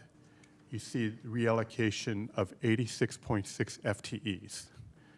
So these are vacant positions which we've been, over the past year, trying to work to identify that we can actually repurpose for the activation of the child and adolescent behavioral health pavilion. So we are doing some administrative add deletes in order to get the right classifications in order to activate this new service. Individuals that may have been identified to lose a position in one program will have the opportunity, for example, to help us fill these vacancies. And as you well know, we need staff to operate this new service line. And it's a critical service that not only will provide critical care to our patients, but also allow us to generate revenue based on the payer mix, because the child adolescent, there's a favorable payer relative to both commercial coverage that will allow us to not only sustain the service line, but also continue to do what we're here to do, which is to provide essential services. So that's why you see, that's why I'm calling the realignment of where positions are used and allocated, more so than we're at the point of layoffs. I cannot tell you, because we're still working on the $160 million for next year, where we're going to end up, whether or not, as James has mentioned, we're going to have to actually potentially close service lines, which obviously will impact additional positions. We're trying to avoid that through these strategies that I've walked through. If we get to 28, we have no state support, then you can see how the problem becomes much more difficult to solve. So we're trying every trick in the book, if you want it, to make sure that we do not impact services, to the full extent possible, and that we maintain our workforce to the full extent possible and not have layoffs. But I can't make any promises sitting here, given the magnitude of what we're looking at. But I will say one thing, which is this is where Measure A is so powerful, and we have been able to, because of the support of the community here, plug into the budget that Measure A revenue, and that is making a world of difference. And we would be having a very different conversation right now, but for the passage of Measure A, there's no doubt in my mind we would be staring down service line and facility impacts right now. Yeah, every single Measure A dollar matters in this context, and it's going to continue to do so.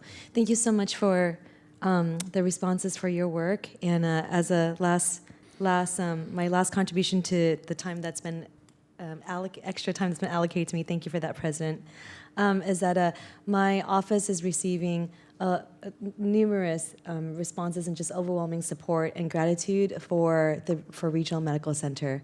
A lot of our Eastsiders know Regional Medical Center by other names, have had experiences throughout their past iterations and engagement with the hospital system there under different ownership. And what we've been hearing is overwhelming, hands down. This is the best it's ever been. So thank you so much I want to make sure I give that shout out and appreciation to our leadership and to your staff. Please relay my appreciation that my residents over in the East Side is feeling honored, they feel seen, and they feel a huge marked difference in the care and the quality that they're receiving at Regional Medical Center. Thank you. Thank you. So before the second round of questions, I understand, Paul, you actually have to go immediately after discussion to Sacramento to testify before the legislature on behalf of a county to let them know loud and clear how those proposed cuts are inhumane, right? So I don't want to delay your trip. So I'm just going to say if you could bring this presentation also to our February HXC meeting for the budget study so that I would like to discuss some items like AI, healthcare, revenue cycle enhancement, some of the service line restructuring, and the market peer strategies, so we could dig a little deeper on what other additional components we could work on this budget process. That's okay with you, Paul? Yeah, we're certainly happy to come to the February HHC. We did activate our backup plan for the Sacramento testimony, but we were very fortunate, and we'll talk more about this under the Intergovernmental Relations report, but to be the only county that was invited to participate in the Assembly Health Committee hearing on this. So yes, thank you. He should go. You've got a good team here that can continue to answer questions. I'd love to go, but I'm not sure I'm going to make it by 1:30. But we need a helicopter from that's the why sheriff. I said we activated our backup option for that. So no, we have a good backup option. But to James's point, I have to say to this board that the level of interest in what's happening here in Santa Clara County by our state legislature, but also from officials at DHCS and others, is probably at its optimal level, because many of the strategies that we have to implement will require their support. Thank you. Did you Yes. have more? Did you have Oh, no, that's all I have. So really? if there's things you could say for the HXC, because we're here in February, since you're in the HXC, we could ask those questions too. Just I had a let Paul couple move on. questions for James. Is Sure. that all Go right? ahead, ask James. Yeah. Thank you.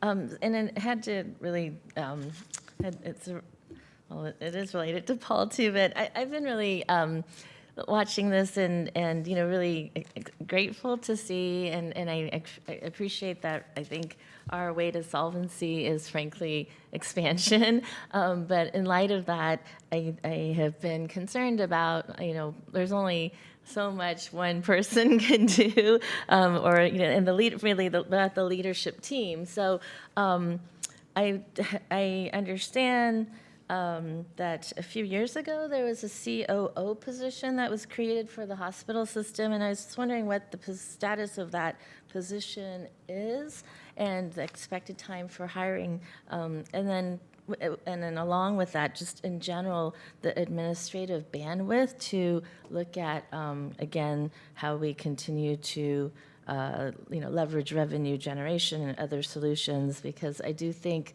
leadership, and this is about, right strategic thinking into the future. We do need the right leadership to be able to drive this effort forward. So, Now, I really appreciate the question, Supervisor.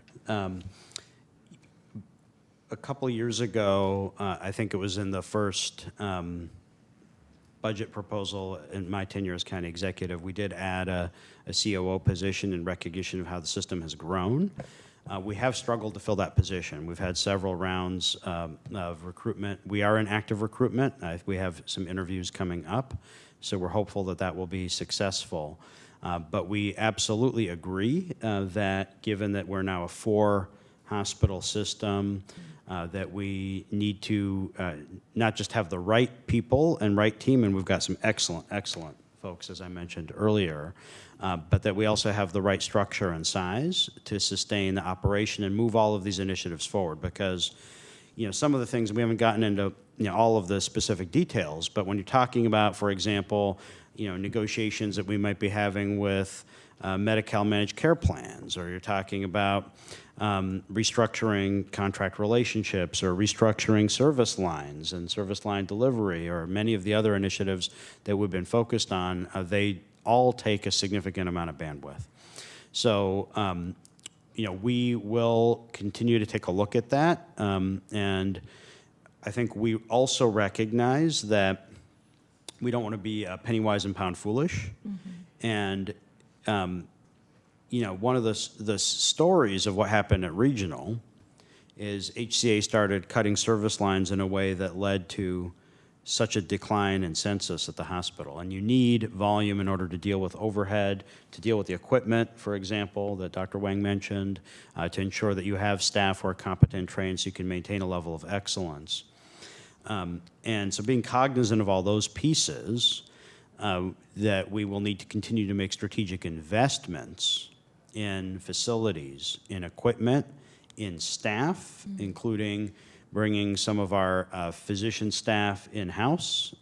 And that also means in the administrative infrastructure and positions that are necessary to be best and most effectively positioned to fight for every penny that we deserve as a system, especially when we're talking about commercial payers and managed care plans. So we'll keep our eye on that.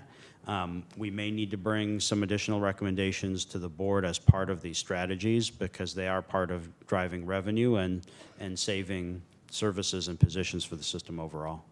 Great, thank you. Yes, I think it's important to have, the right positions and the right personnel in those positions, as much as I know it's challenging when we have to look at cuts, but sometimes we just have to shuffle things around too. So I'll look forward to that. And then the last thing is there was a lot about AI, which I'm very excited to see. I don't know that this board at least has had a chance to talk about AI and policy, and I know there's a lot of concerns too, but at some point, or maybe hopefully soon, I would like to request that we have a study session perhaps on what our AI policy is and should be.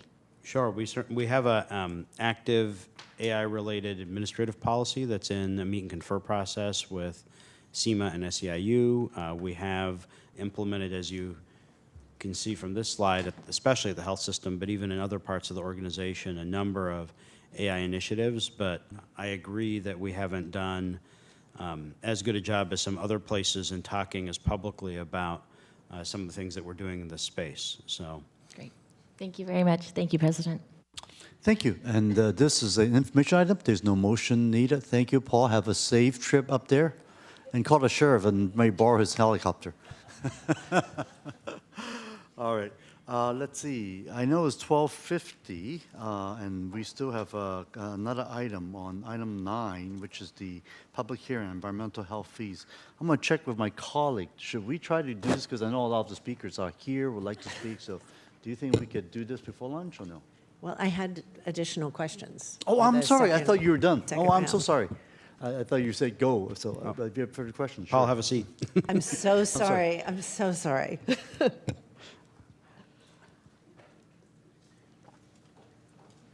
I definitely don't need 10. I will be quick, but didn't want to miss the opportunities. Also wanted to, not to further aggravate you, James, around the state hitting harder than the federal government, but I couldn't help thinking of the irony this morning that you honored Oral Health Month, and one of the governor's proposed cuts in service is eliminating dental coverage for the state-only Medi-Cal population, and that, I think, will almost assuredly have major medical consequences that we will see in emergency rooms.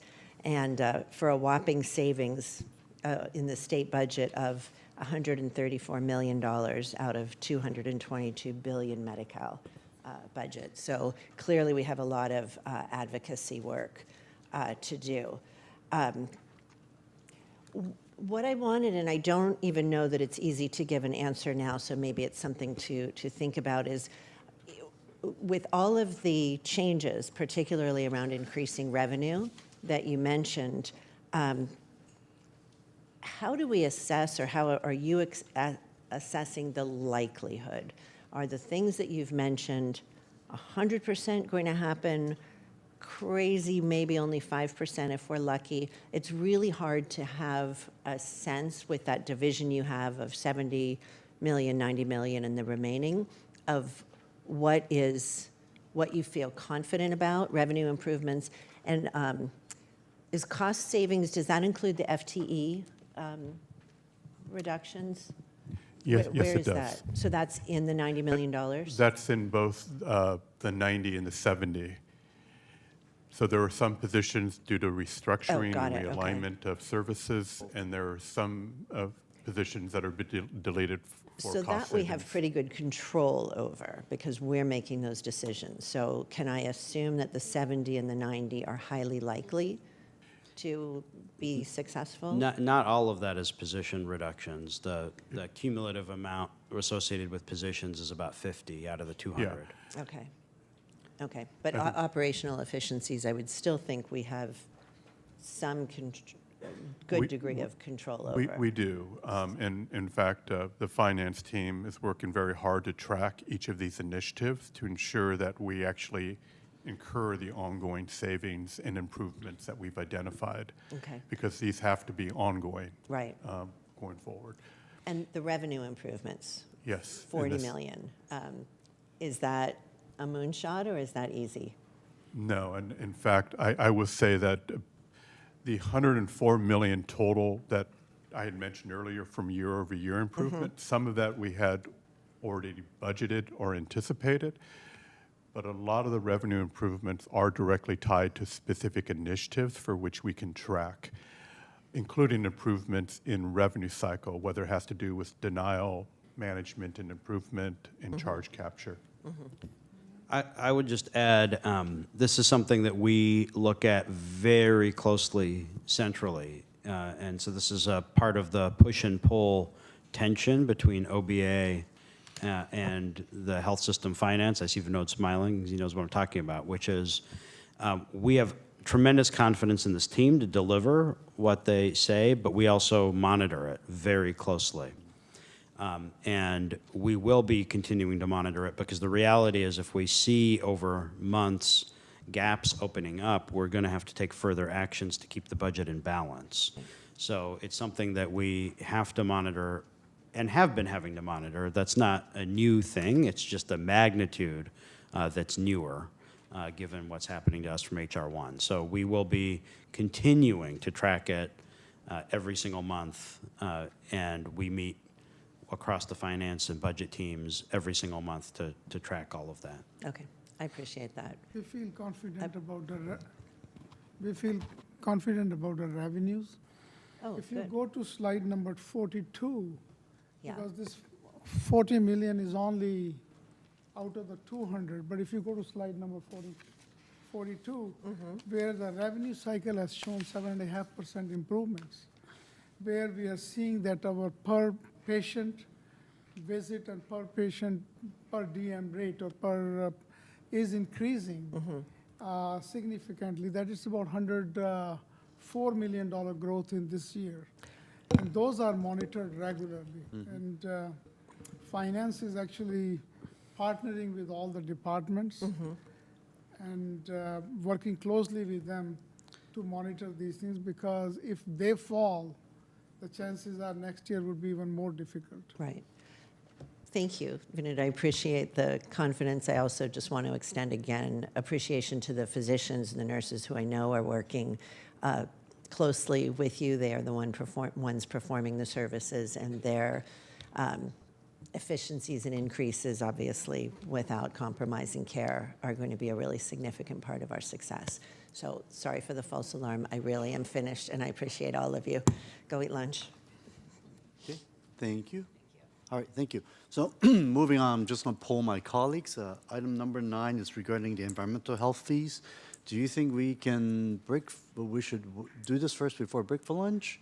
Or do you want to break for lunch first? You could do it. Okay, all right, let's go do it. For, item 9, let's see if we can do this one quickly.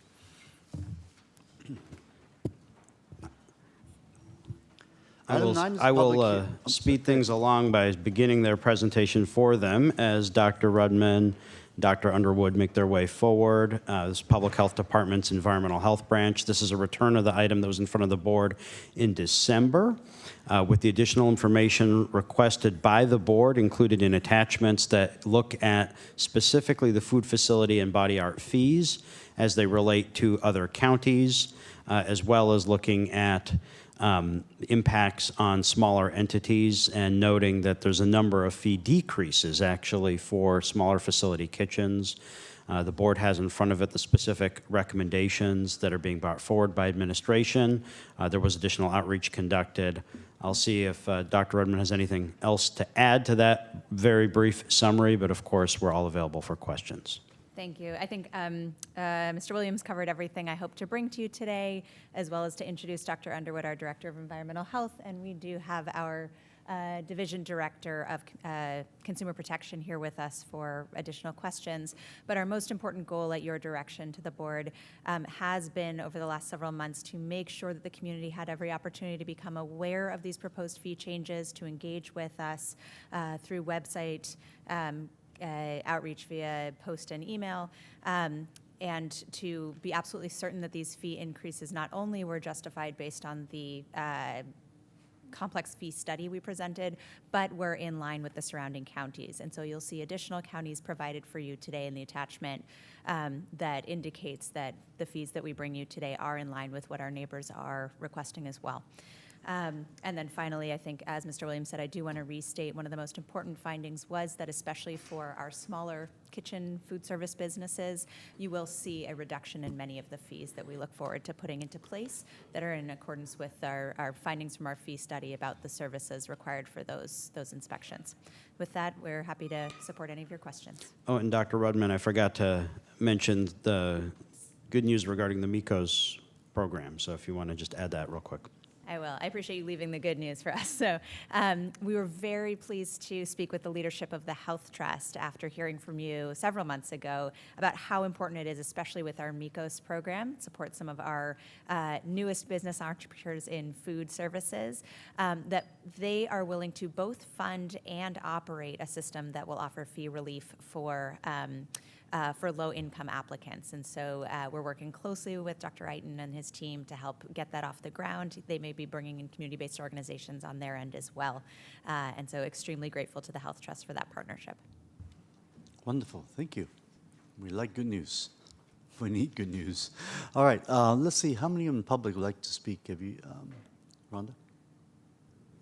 I currently have 10 speakers in chambers and 1 online. Okay, can we do 1 minute each? All right, we'll start with our speakers in chambers. We're going to go ahead and close our queue. I'll call you up and you can speak in any order. Sean Dollard, Zoe Wilder, Zaru Vasquez Lopez, Sharia Jovo, Soitza Del Real.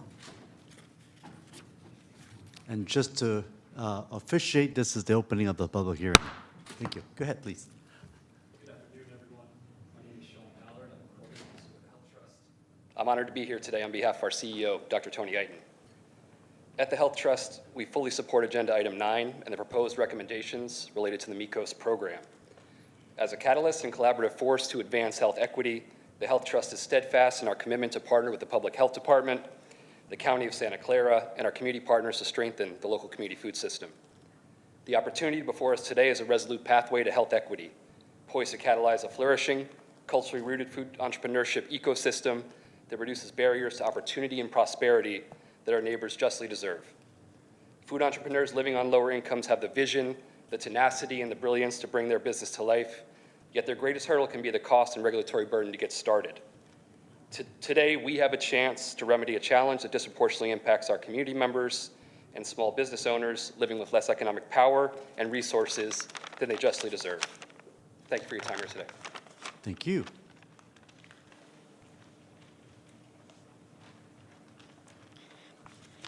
Good afternoon. My name is Suraya Joven.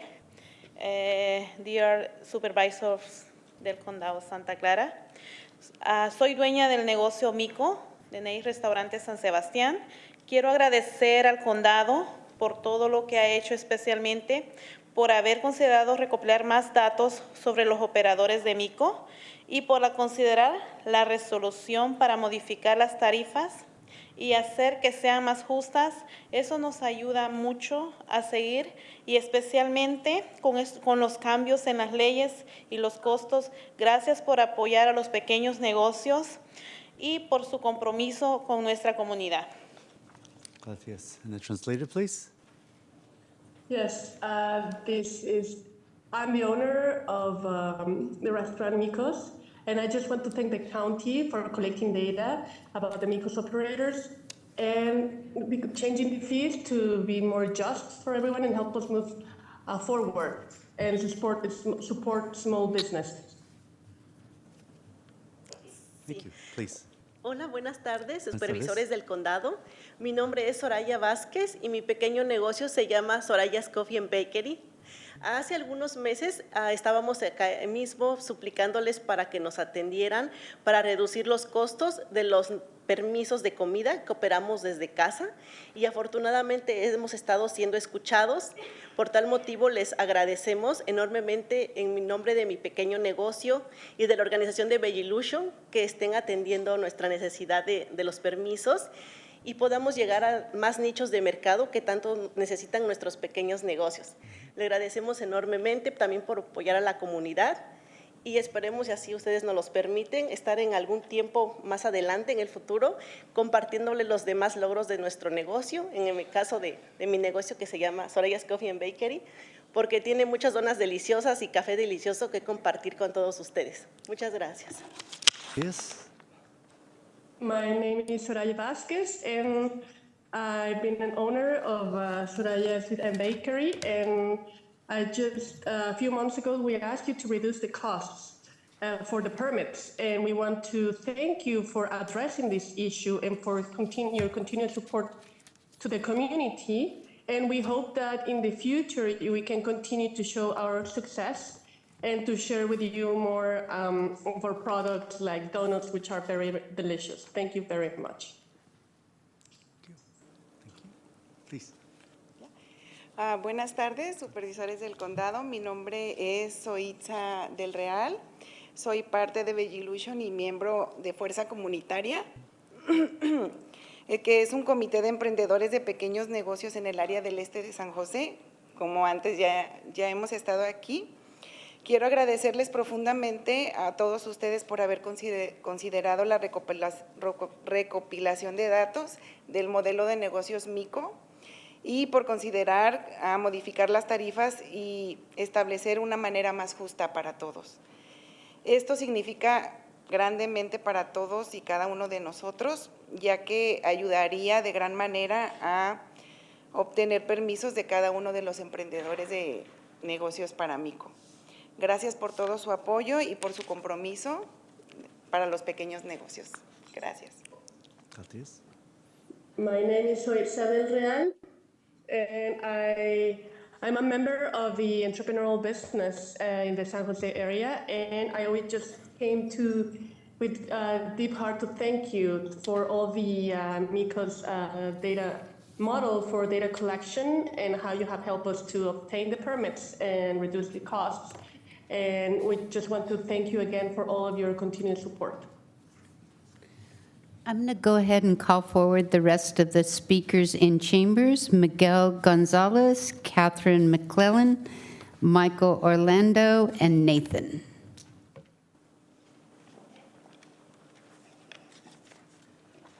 Hello, my name is Zoe Wilder, and I am a body art practitioner and constituent of District 2. Thank you to the board for taking the time to listen and protect small businesses in Santa Clara County. We urge the board to not pass these updated fees for the body art program. Body art is defined in the Safe Body Art Act as body piercing, tattooing, or application of permanent cosmetics. Many of these services do include reconstruction for mastectomies and cancer-related traumas, or decorative pieces that celebrate the survival of that journey. While many clients do not utilize all of the body art services, most Santa Clara County residents have used at least one of these services that are available to the public. There are many inefficiencies and discrepancies in servicing the body art program that merit further discussion, and I believe that my fellows will continue that thought. Thank you.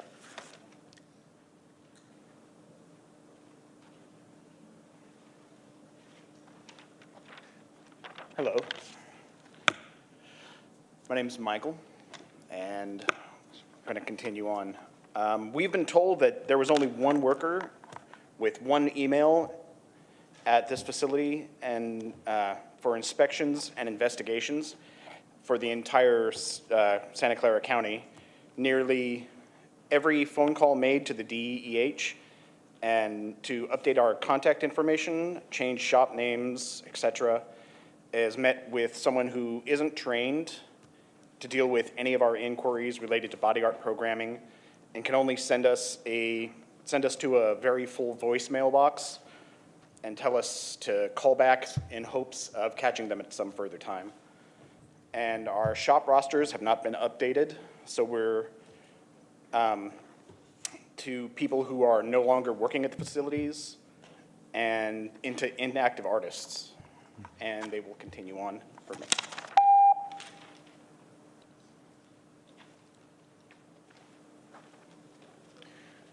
Hello, my name is Nathan, and I am a tattoo artist based in Campbell, California. I'm here to continue the thoughts of my colleagues. The lack of roster updates leads to clients not knowing who is registered and who to book with, potentially leading to artists losing a fair amount of money. This opens up to possible lawsuits as well because the clients does not know who is responsible in a personal lawsuit case or if the artist is permitted to work. This holds the facility liable for employing unlicensed practitioners. It will be the facility's responsibility to answer to any lawsuit. Updating the roster is one service that is provided for by the county. Diverting precious hours of time looking into complaints submitted without any evidence or verifying who submits it, to be abused with zero repercussions and both parties being responsible for a loss of income for numerous artists who need to halt their work during this inspection. Now that the Body Arts program is under the Consumer Protection Division of the DEH, should be charging, they will continue.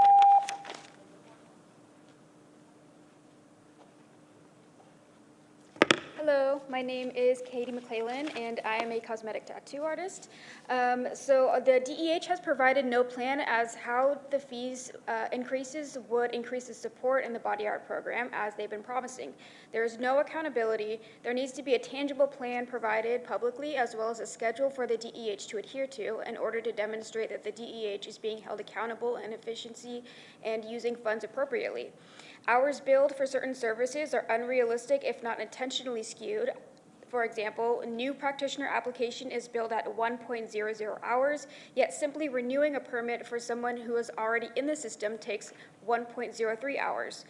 New applicants require a lot of paperwork to process and also a verification call with shop owners to confirm residency, while practicing practitioners renew their permits themselves, and the DEH only mails out the permit certificates. Santa Clara County is on track to being one of the most, if not most, expensive and worst service body communities in the DEH. Thank you.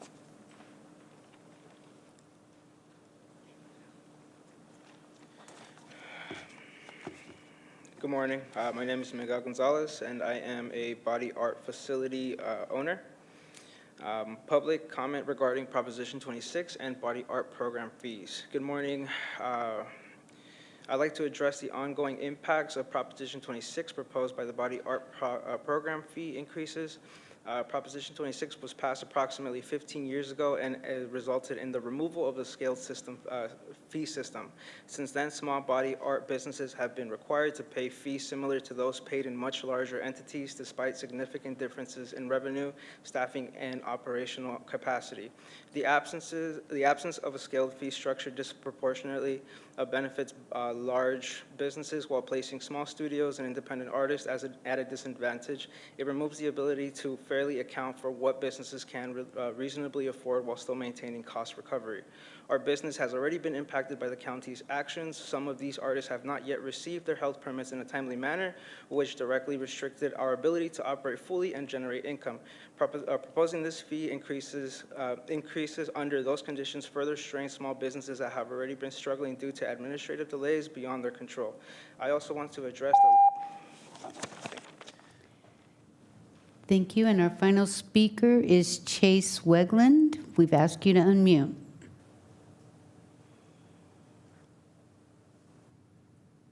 Hi, my name is Chase Wegland. I'm a tattoo shop owner in Campbell, California. A majority of body art practitioners are registered as independent contractors, not employees who receive hourly pay, health benefits, paid time off, etc. Every single dollar that the body art practitioner earns is crucial to their survival. Increasing body art program fees places a hefty financial burden on practitioner that can mean the difference of purchasing higher quality supplies, affording adequate groceries, saving for retirement, affording living costs, etc. In addition, the DEH has not made any consideration for the large number of body art practitioners and facility owners who are part of protected classes. As stated by the DEH, a survey has not been yet conducted to determine the percentage of body art businesses owned by members of protected classes. Such a survey could be valuable to better understand impacts, to explore potential mitigation strategies, including alternative funding sources. As Supervisor Betty Duong mentioned in the meeting on December 9th, the current society pressures and economy disproportionately impacting immigrant families and those of protected classes. And this concludes our public speakers.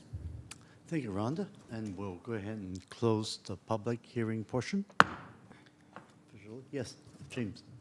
I just wanted to make one very, very brief comment of appreciation for our last in-person speaker said something really powerful about Prop 26 that I feel like is very, very misunderstood by the general public, which is the way in which it ties our hands, not just the county, but cities and all governments, by eliminating the ability to do sliding scale fees, has actually really harmed across the state. And I'm not just talking about this kind of fee. I'm talking about water rates. I'm talking about all sorts of other permitting structures. Has really harmed small businesses all over California. And I say that because that's not how those measures are sold to the public when they're put on the ballot. They're sold to the public as if they're going to provide relief to small businesses. But in fact, they tie our hands in creating fee structures in ways that make more sense and that can allocate the costs of a regulatory program to those entities who have disproportionately higher revenue. And so I just wanted to note that. It's something that comes up over and over again every time we look at fees. It's in the state constitution. It was added there by the voters, but they were sold one thing and the end result is something else. And that happens all too often. But it has now tied our hands here at the county on every type of fee, not just these. Thank you, James. Supervisor Young. Thank you. Thank you, Dr. Redmond, Dr. Underwood. I know that today is a continuation of a previous hearing that we had, and with the following up on the request for information for their comparative studies, as this board has requested. I want to appreciate you for that. I'm encouraged by the updates, but still have a few questions. And also, thank you for the clarification. I'll have to remember to refer to the department as EHB now, or the Environmental Health Branch moving forward. That's going to have to undo a decade's worth of calling you DEH. Okay. So breaking down the EHB funding and why, really just wanting to understand why it took so long to, or take until now to update these fees. The Environment Health Branch is almost fully funded by these fees, yes. And can you elaborate on the department's totality of funding sources to provide further context? I'll let Dr. Underwood jump in first and see if I have anything to add. Good morning, Supervisor Young and the board. Primarily, I think it's about 94% of our budget is covered by fees. We do have a small number of grants that make up the other percent, 6%, and then less than 1% of a couple of general funds that fund our healthy nails as well as our noise ordinance. Primarily, it is fees that cover our costs. And the updated report says that fees for food and body art facilities had not been updated since 2013, and the department has focused on cost containment versus full cost recovery. Can you explain this further, and why did the department wait, or what was preventing us from making movement since 2013? Sure. The program was within the solid and medical waste group, and within that group, they also do solid waste inspections. That needed basically revamping the entire program, which you guys approved back in December, to be in line with Prop 26, Prop 13, where the landfills and the transfer stations that we were doing actually took their full cost of what it took to inspect them. Because the solid waste and medical waste team had been doing the body art inspections and we hadn't really restructured the entire program and their cost, we had not actually looked at the body art time it took to do this work and restructured their cost. So we did move the body art program. It is a consumer protection program into the consumer protection division a couple of years ago. And with this fee study, we were able to not only look at the solid waste, but also put in alignment the body art fees as well. Okay, thank you. And then there are two new fees, or listed, identified as new in the attachment for body art practitioners. Can you tell me if these fees are brand new, or if they were under a different category when body art was under solid and medical waste? So one of the things that we want to do is, just in pointing out, not only in this program, but in other programs where we have annual operating costs, was to take out one-time costs, like a new food facility or a new body art facility or a new practitioner. So that's what, not only in this program, but over the last few years, we've been adding the application fees to these different programs so that we're pulling that time out and making sure that the annual operating people are not paying for a new application.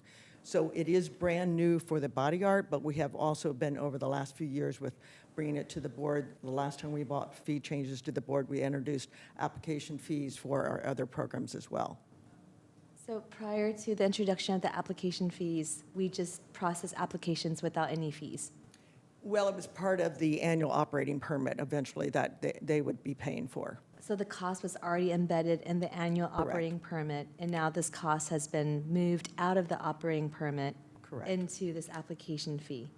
Correct. So I just want to make sure I'm getting this. So it's technically new on ordinance, on paper, but it's a movement of a portion of the fees from one category where it was typically charged to another separate? Correct. The time that was taken used to be incorporated into the annual operating fee, and now it's been taken out, and that time is being assigned to the application.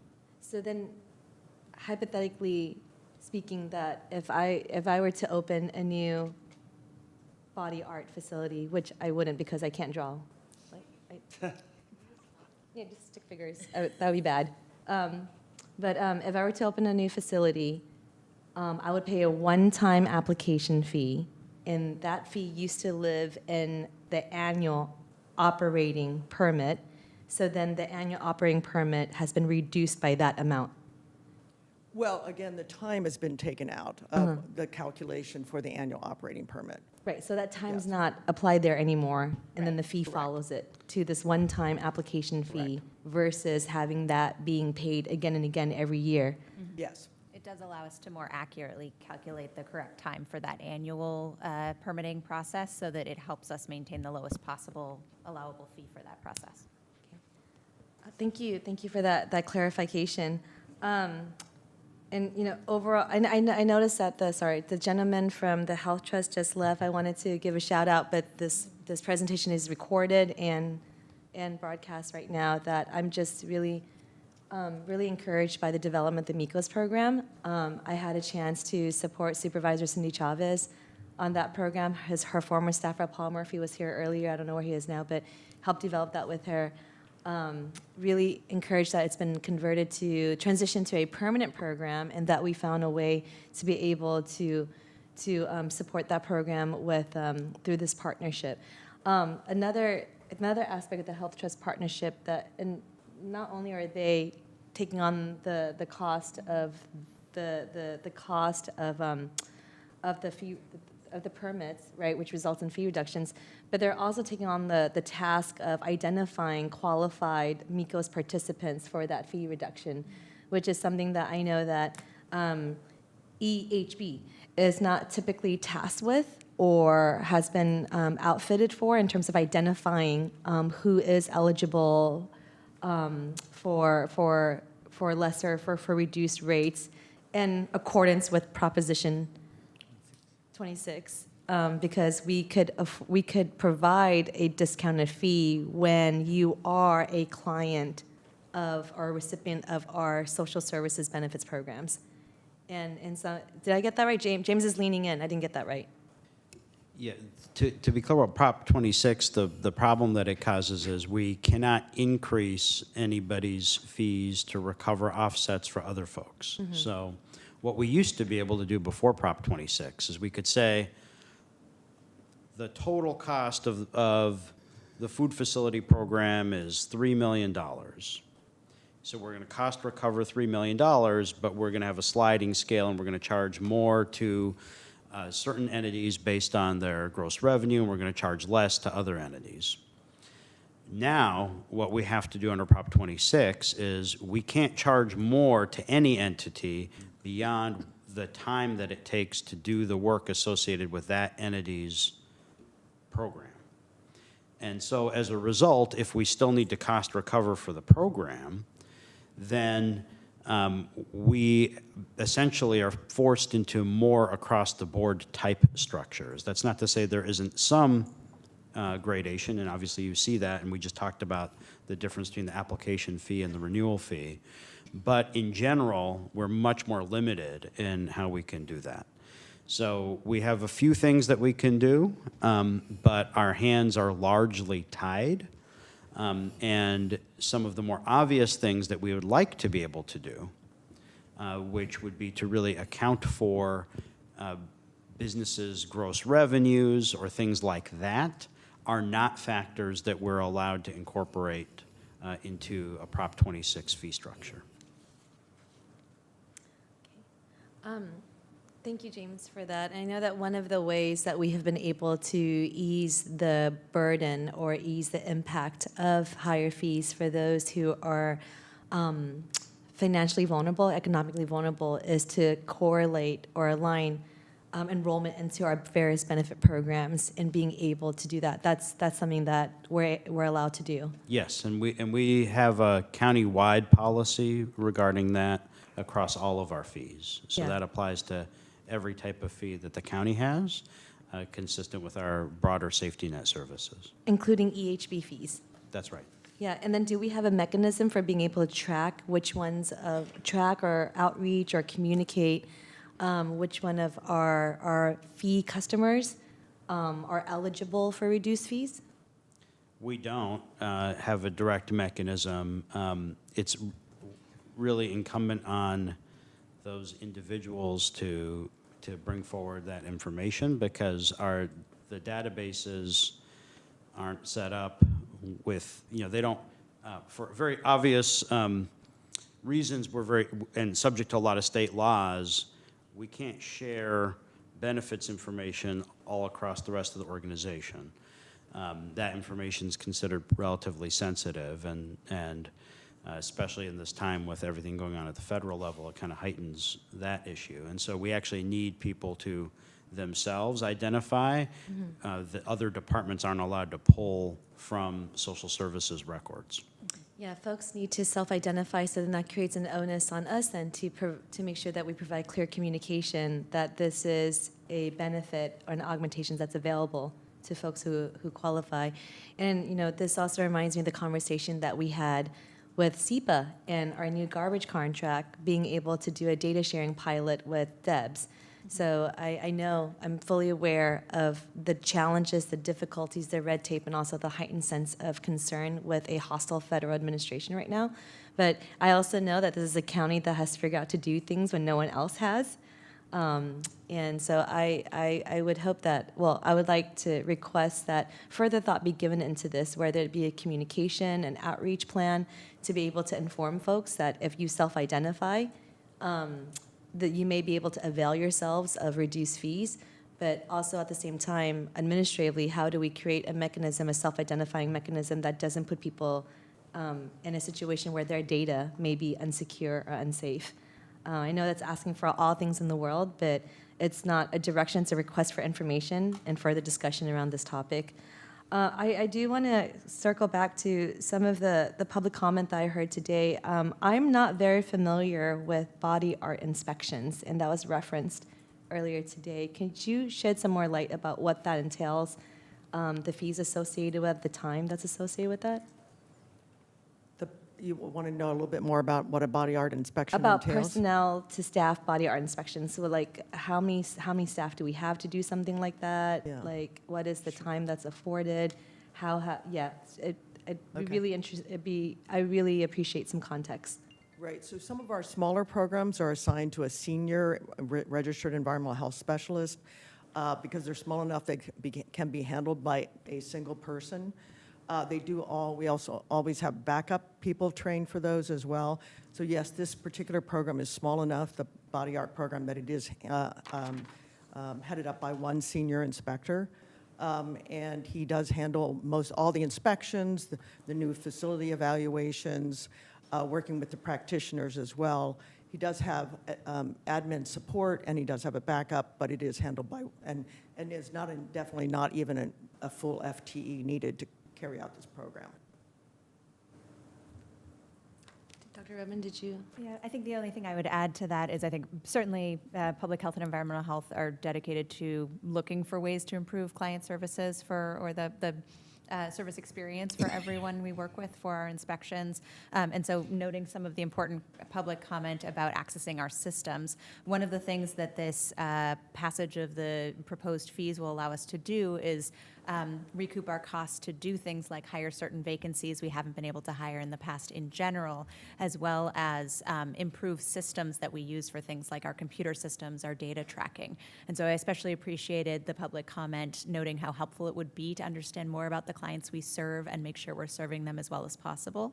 And I'm hopeful that this proposal will help enhance how quickly and how well we can do that. I hope so too, and I fully appreciate that that's the North Star that our department, our staff, and your leadership is driving towards. Does greater efficiencies and faster service times result in less staff time, therefore lower fees or portioned fees? Yeah, and I just wanted to say we have to have our software system replaced. We will be doing that this year, and one of the nice advantages of the new system will be that our clients will have a portal.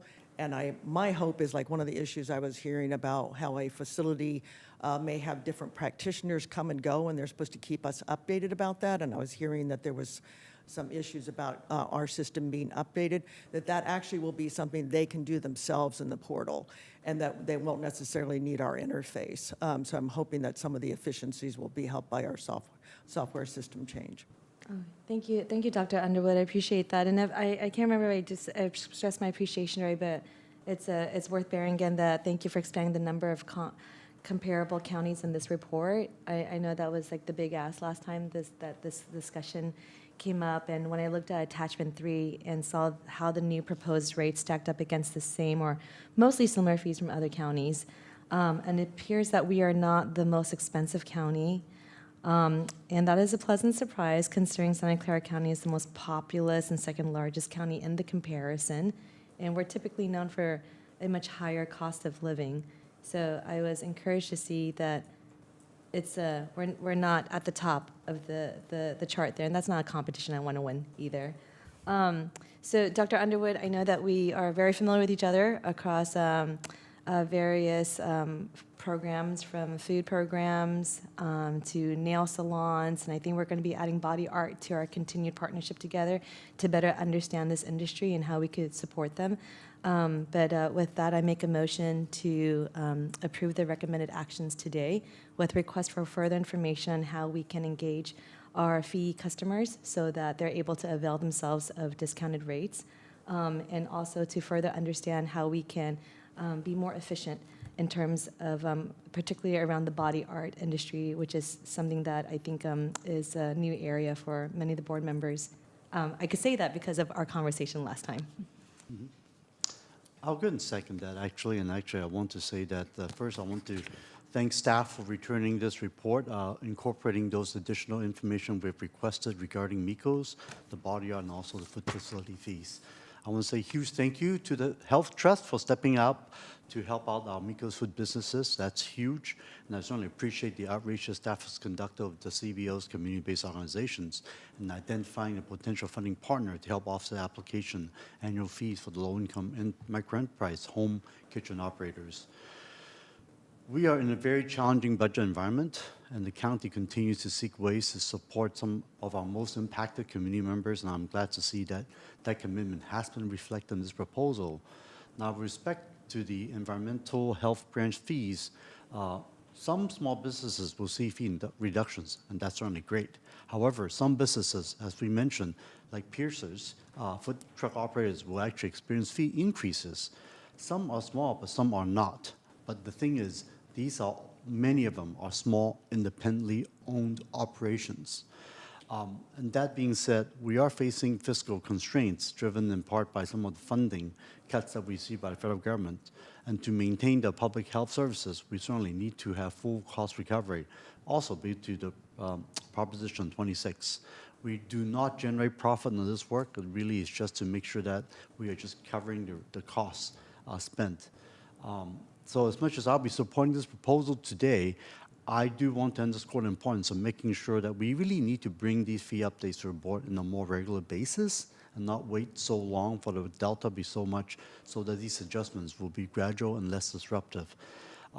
That being said, I would like to ask the maker motion if she might accept to request a report 6 months back into the MECOS program on any additional challenges and costs that might arise, such as requirements or restrictions from landlords for operators who are renters. I am happy to accept that friendly amendment for a 6-month report back on the MECOS program. Is that what you're asking, Yes, President? correct. Exactly. Yeah, and I also, if this is okay with the rules, I want to clarify my motion too. I realize that I was not so clear. Tony's nodding his head. Thank you.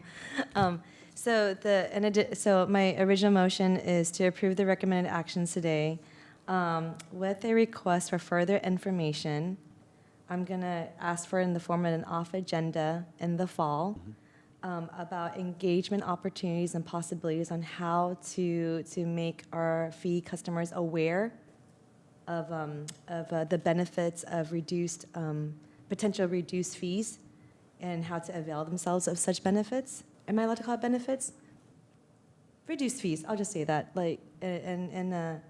how to avail themselves of such reduced fees. And I'm trying to make the motion broad enough so that you have the space you need to explore all avenues. So that's why I'm struggling a little bit with the language here. So you let me know if I'm not going to give you that space.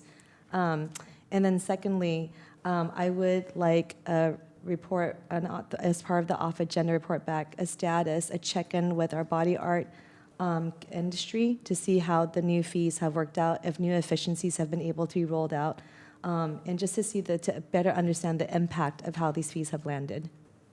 In addition to the 6-month report back on the status of MECOS.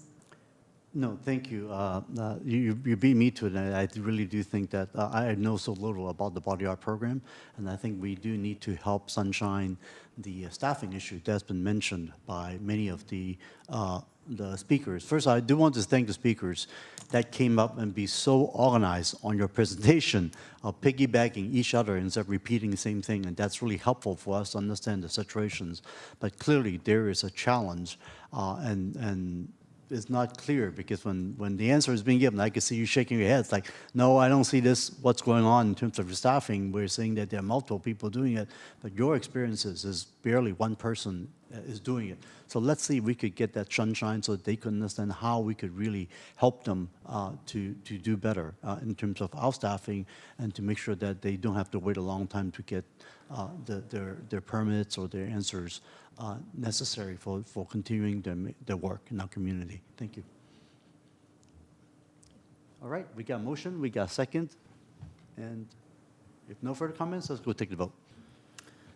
Thank you. On motion of Supervisor Young, seconded by President Lee, Supervisor Abekoga. Aye. Supervisor Young, Yes. Supervisor Ellenberg, Yes.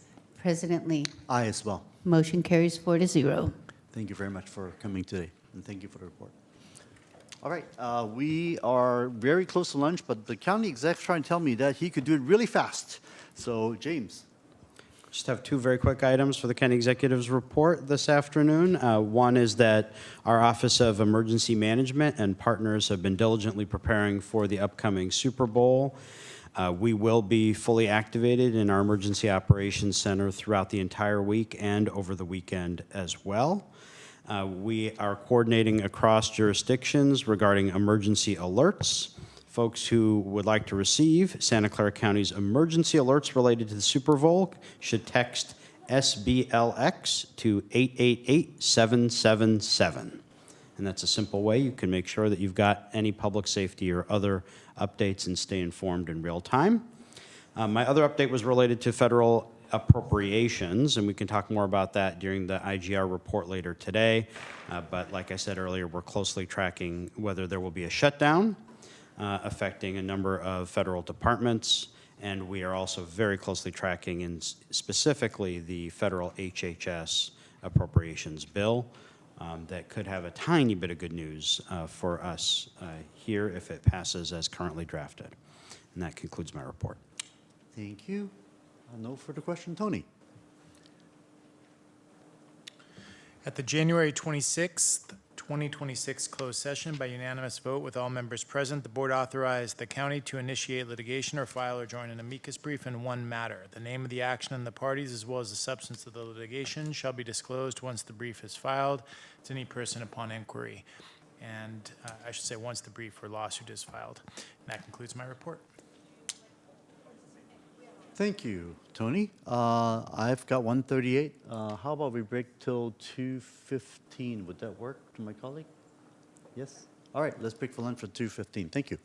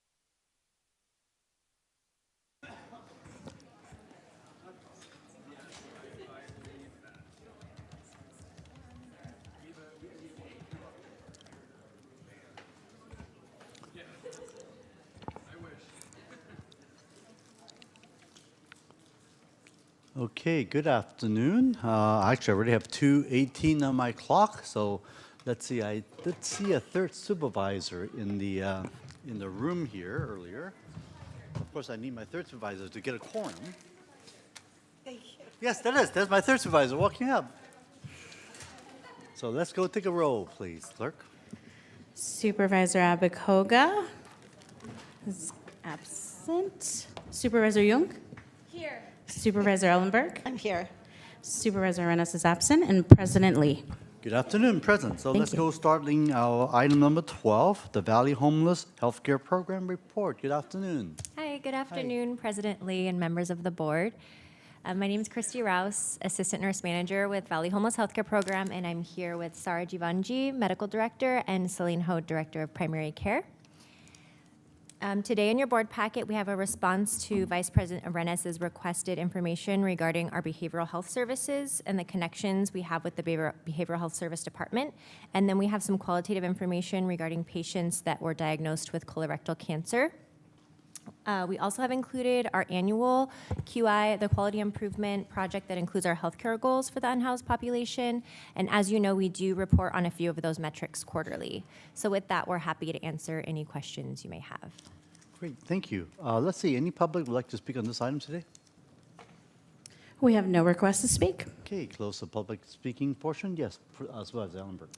Thank you so much for the report. I was glad to see the 2026 Homeless Quality Improvement Plan building on the success of the UDS metrics in 2025. I'm interested in learning a little bit more about the HIV linkage to care metric. Can you explain just how you're measuring that metric, maybe who some of the partners are that are involved?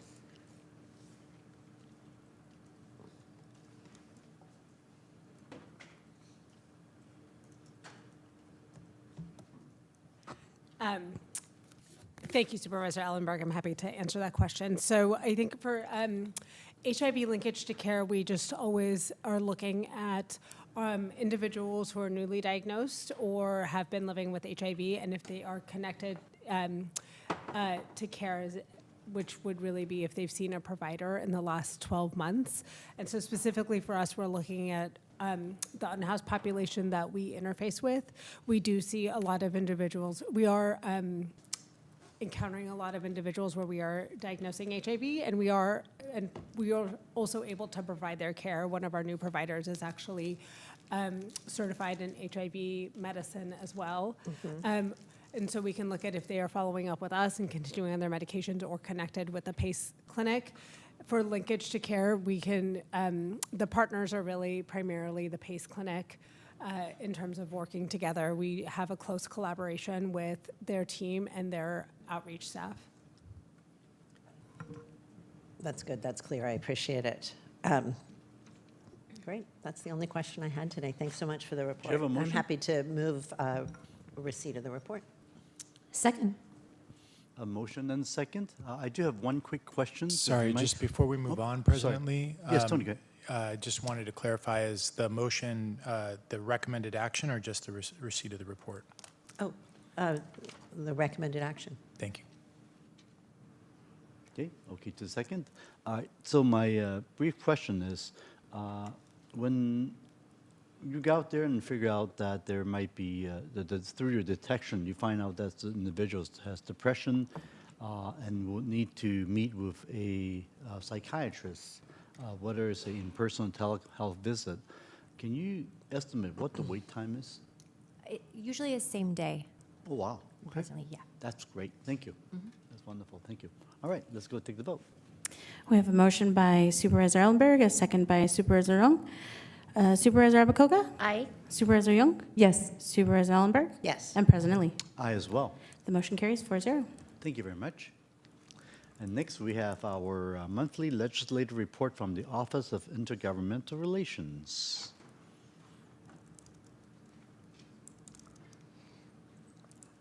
Good afternoon, President Lee and Supervisors.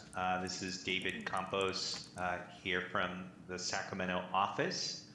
And with you in chambers are Monica Tong and Elaine Trin who are going to help with the presentation. And if you can hear me okay, we will begin with our presentation, but I do want to ask if the county executive, if he wants to say any remarks before we begin. Yeah, I'll just share two things. One is, David, I don't know if you were on earlier, but we've already talked a little bit about the pending federal appropriations bills. And just wanted to add that we are very focused on our state-related advocacy. You're going to hear a tiny bit about that, but maybe we can explore that a little further in questions. And just in recognition that the governor's budget proposal is really an opening position. It's not the last word. In fact, the governor's budget proposal pretty expressly defers a lot of things to the May revise. And so we, while disappointed with the way that initial proposal addresses HR 1 related impacts, are not surprised and will be fully focused in the coming months on addressing those impacts as part of the final product that the legislature ultimately approves in June. And just want to express a lot of appreciation for our IGR team. We're keeping them very busy. And know that David and others are in Sacramento participating in that assembly health hearing where we're one of the only counties invited to participate on the panel regarding the healthcare impacts. Thank you, James, and if it's okay with the president and the board, Please we'll proceed, proceed. Dave. Yes. Thank you very much. If we can go to the next slide, just as you know, the role that the Intergovernmental Relations Office plays is to represent the interests of the county in both Sacramento and in Washington, D.C. And given that we have a Trump president and a Republican-led Congress, our ability to influence what happens in D.C. is limited. Nevertheless, we are still focused on doing everything we can on that front. That you're going to hear from Elaine Tren about some of the activity in Washington, D.C., and we actually will be going to D.C. in the near future, and I believe that President Lee might be there as well.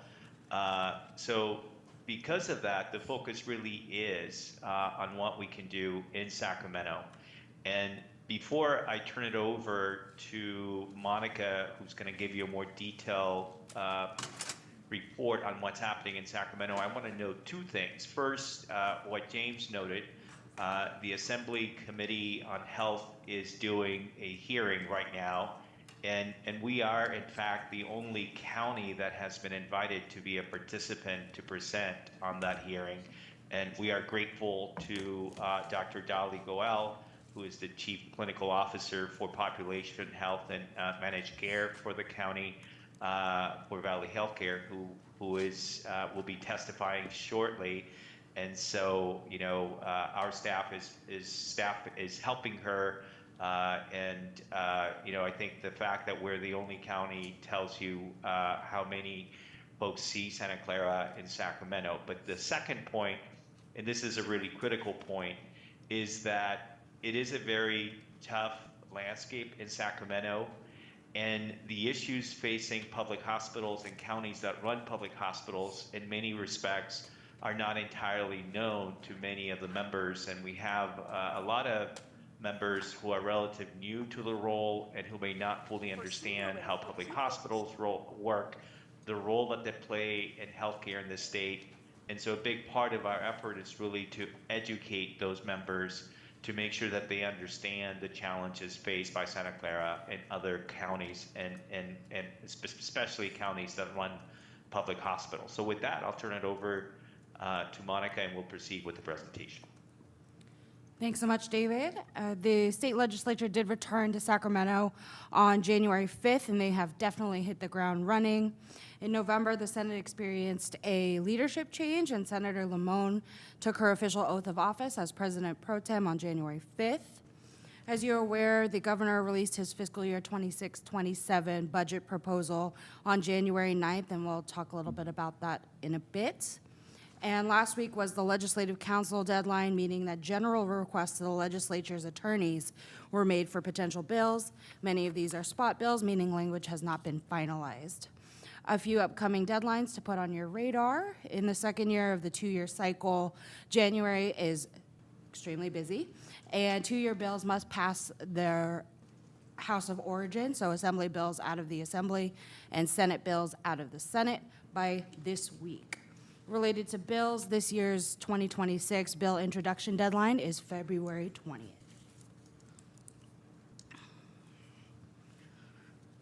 On to the budget. The governor announced a $348.9 billion budget proposal in January that addresses an estimated $2.9 billion projected shortfall, which we've discussed is much smaller than the LAO's $17.6 billion projected shortfall. To be clear, this is the governor's proposed budget, and his Department of Finance, as our county executive noted, acknowledged a few things: that the state is eagerly awaiting the upcoming tax season and additional guidance from the federal government regarding H.R. 1 implementation. Department of Finance Director Joe Steffenshaw described this as a workload budget with no new significant funding or governor initiatives. While the state is still waiting for that H.R. 1 guidance, the governor did not include any mitigation to prevent disenrollment of safety net services. IGR's focus remains on our three main state mitigation requests, with preserving enrollment in programs, providing state support for public hospitals, and allocating significant new resources for indigent care. I'll turn it back over to David. Thank you, Monica. And I want to highlight that the biggest challenge and priority for us is the budget. The three items that Monica noted are the things that not only are we pushing as a county, but I think a number of other counties embrace as, big issues. And once again, that has to do with preserving enrollment in Medi-Cal and CalFresh, making sure that there's support for public hospitals, and making sure that there are resources provided to counties, because there will be a need to provide additional indigent care.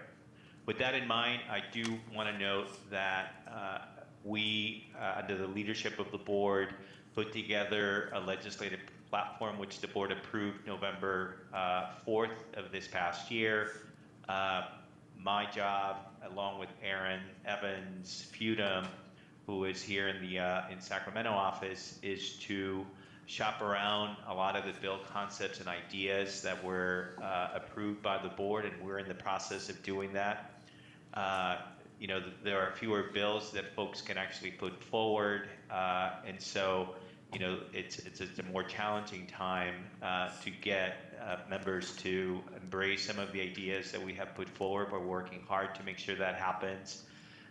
We will be providing additional reporting on sort of the progress on those ideas as this work proceeds in the next few days.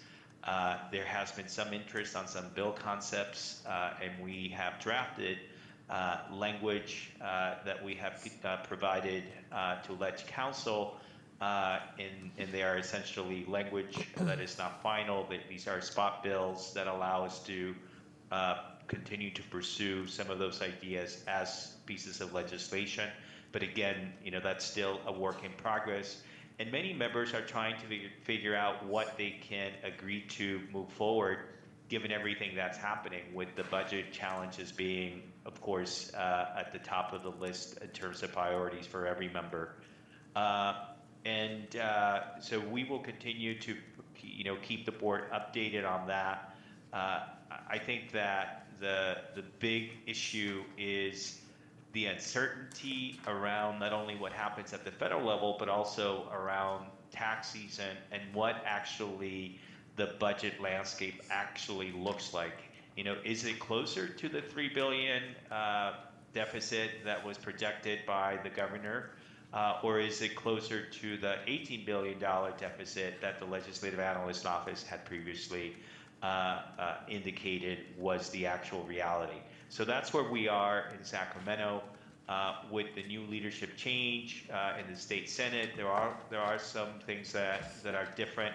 One of the things that we will say and we welcome is the fact that Senator John Laird, who for a long time represented a piece, a part of Santa Clara County, is now the chair of budget, and we welcome that appointment. And I know that some folks have already spoken to Chair Laird, and we are in the process of setting up a more detailed conversation with him.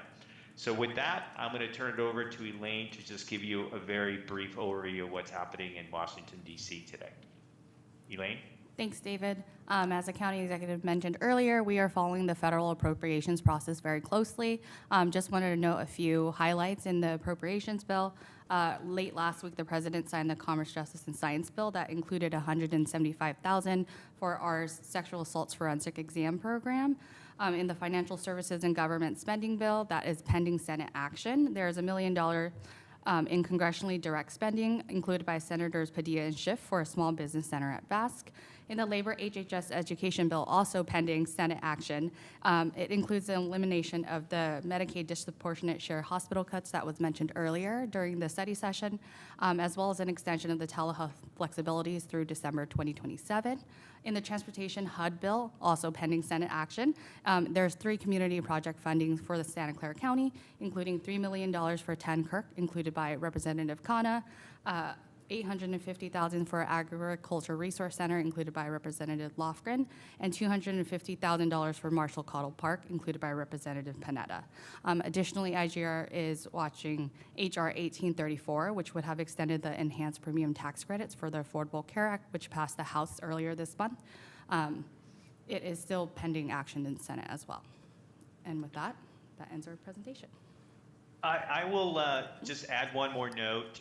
Apropos what the county executive indicated, when you look at what's happening in Sacramento, because of the changes, because of the decisions of the federal government, you have a situation where just about everyone in California is coming to Sacramento to ask for money. And so as we think about how we can influence what happens in Sacramento in this landscape, it is important for us to work in partnership, in coalition with a lot of other players, not only other counties, other cities, but also associations like CSAC and others. And so that is how we are approaching this work. And in many respects, you have to not only do your typical lobbying, but you really have to take steps to influence the decisions of key players. And that requires a better understanding of what their respective districts are dealing with, and working with those jurisdictions to make sure that we are approaching the right individuals with the right information about what's happening not only statewide but in the respective districts. And that really is the strategy that we are undertaking, and it requires us to work very closely with other players and spend more time developing those relationships. And so the county executive is very involved in that process. And just to give you a context for where we are in Sacramento, it's a very interesting time, very challenging time, but also an opportunity for a county like us to lead on issues that are really critical to all of us. That concludes our presentation. Thank you, David. Do we have any public who would like to speak on this item? We have no requests to speak. Thank you. Any questions from my board members? Go ahead. Thank you. Supervisor Abacoga, Thank you, President Lee. Thank you so much for the presentation. Just questioning regarding the bills that we are looking for sponsorships on. What is the expected, or how's it going? I know there's a deadline coming up. Could you just elaborate on that process a little more?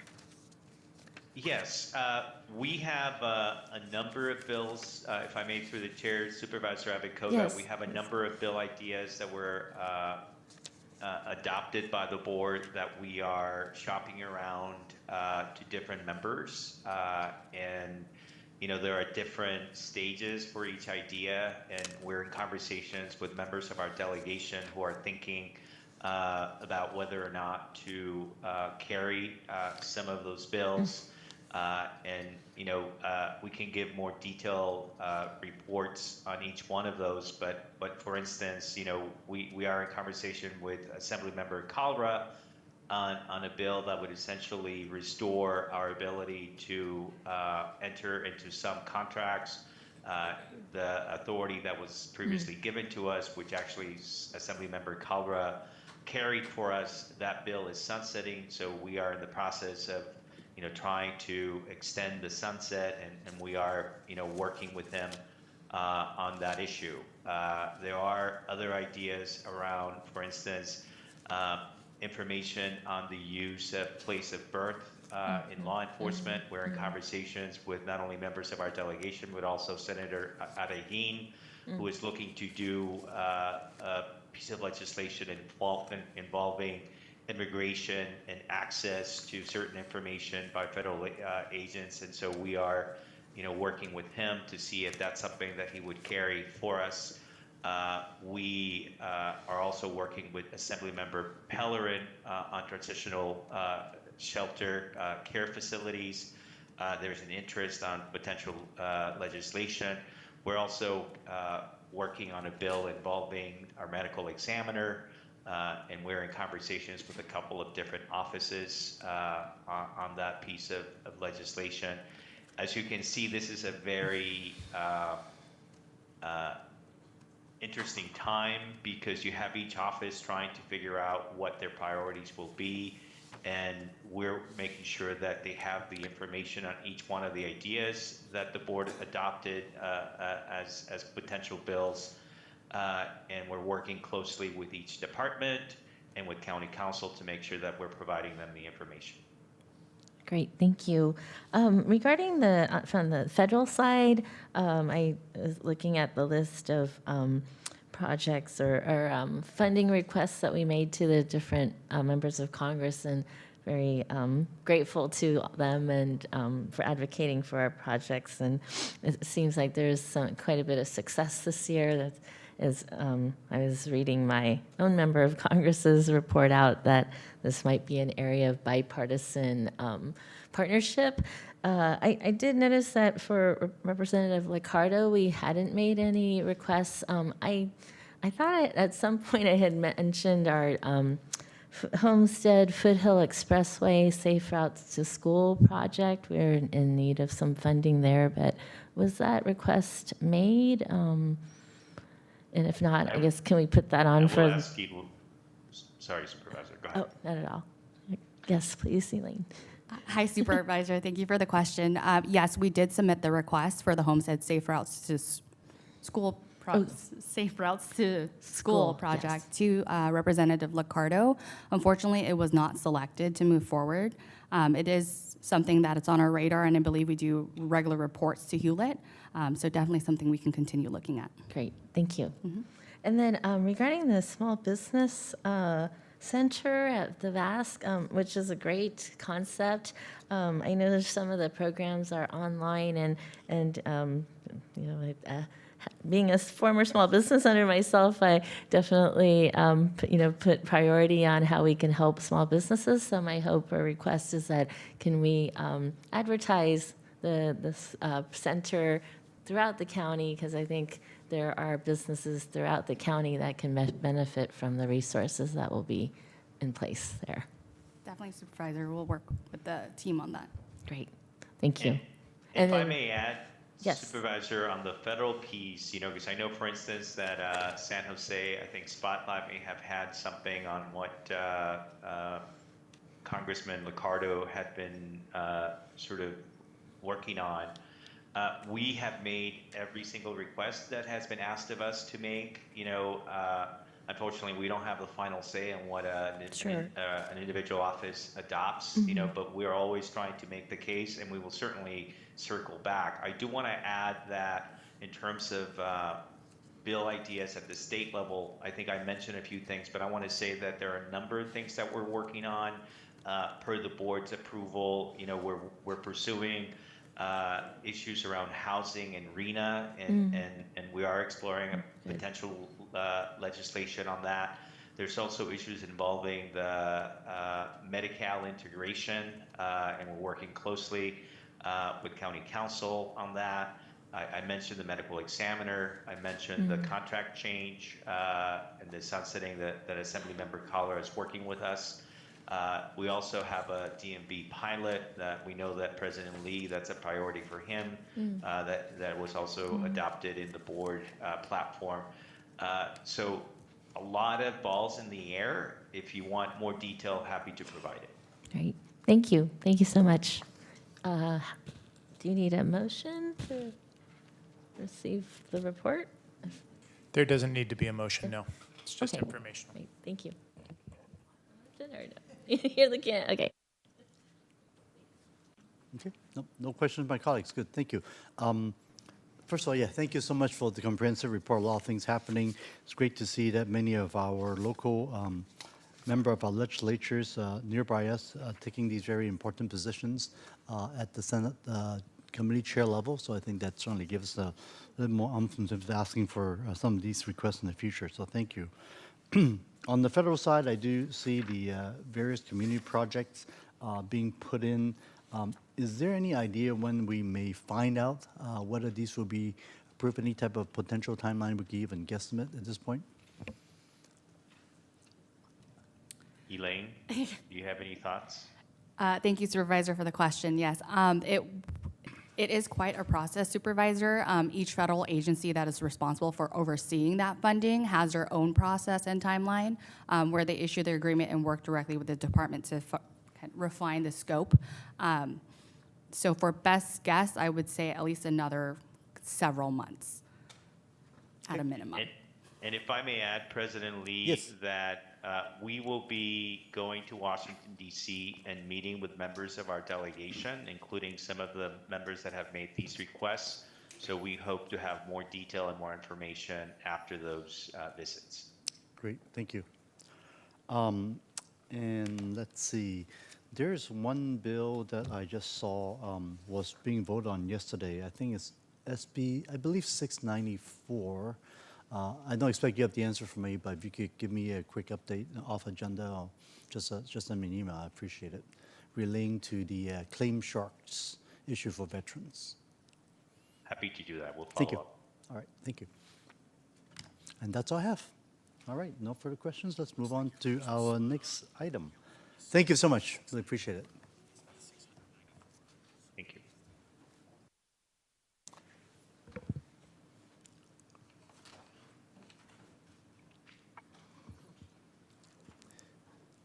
While we're moving, I just want to let everybody know that because my statement talking about SB 694, my AI and my phone immediately want to tell me what SB 694 does. It's kind of scary what they're listening and how suddenly they want to respond to you. All right, good. Yes, so moving to item number 14. Well, if I may jump in, Dr. Sarah Redmond, Please. Health Officer, and I'm joined by my colleagues Wendy Kinnear and Heidi Everling from SSA to respond to a request, I think, from Supervisor Ellenberg and the entirety of the board now several months ago to understand the current state of home visitation programs, many of which are operated either by the Public Health Department or partners in the community, and often with the fierce collaboration and support of our partners in DFCS. Specifically in response to a study conducted with collaboration with First Five to see how we can sustain and in places enhance access to these important services that reach into families' homes to give the best understanding of what they're experiencing and what they need at a time, especially for new parents and infants, when families can be vulnerable and have an opportunity to be set on a healthier, more wholesome path to thriving. Now, what we bring to you this today looks at the work that is still happening across the county, including in collaboration with non-county partners to do this work, but at the opportunity, or at a moment where, due to both budgetary constraints and the policy constraints that you've just been hearing about, our ability to invest in expansion is extremely limited. And so really the priority of both our departments at this time is focusing on sustaining the efforts we do have while ensuring we are as prepared as we possibly could be to expand when new resources do become available. And so you see before you the report that goes into great detail on these elements, and we're prepared to take your questions today. I'll see if my colleagues have anything you want to add. Okay, thank you. Thank you. May I check to any public who would like to speak on this item? No request to speak. Okay, I close that. Yes, Supervisor Ellenberg. Oh, Sounds like there are lots. let me verify that. Okay, let's pause for a second while we go through the card submission for item number 14.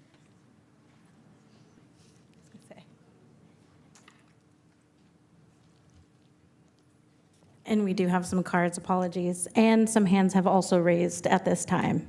So let me just count. Looks like I have 10 in chambers and 2 hands raised in Zoom. Okay, let's try to do 1 minute each. Sure. Thank you. Our first 5 speakers are Jennifer Lloyd, Nayeli Sedano, Liz Salas, Angelica Lejano. Thank you. Sorry about that, yes, but That's okay. we got everybody lined up, and oh yeah, so the mic is right there on the podium, and as soon as you start speaking, the time would start counting. Thank you. Good afternoon.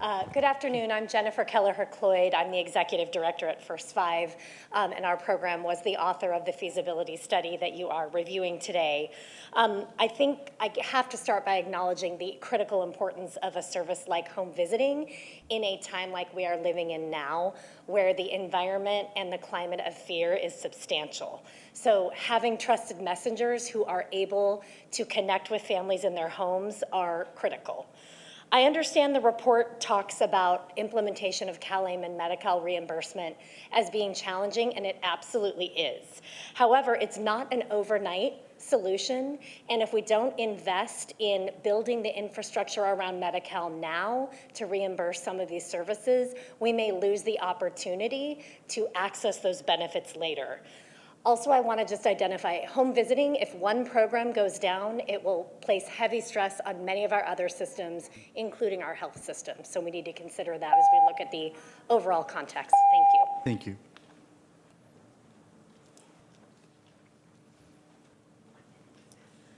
Good afternoon, supervisors. My name is Angelica Lujano, director at Somos Mayfair.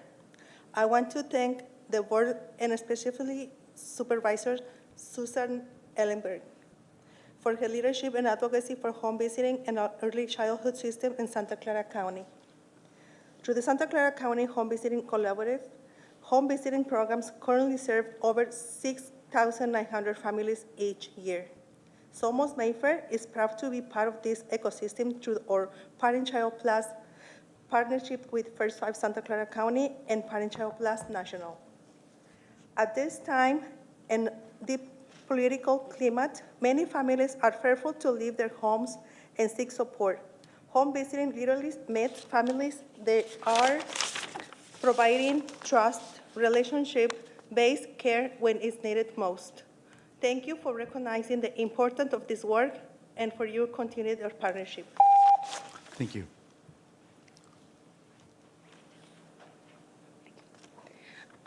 Okay, good afternoon. My name is Liz Salas, and I serve as the Parent Child Plus Home Visiting Supervisor at Somos Mayfair.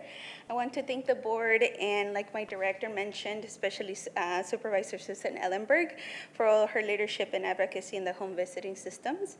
Our Parent Child Plus program is delivered by a homegrown promotoras who come from the same communities and families they support and serve.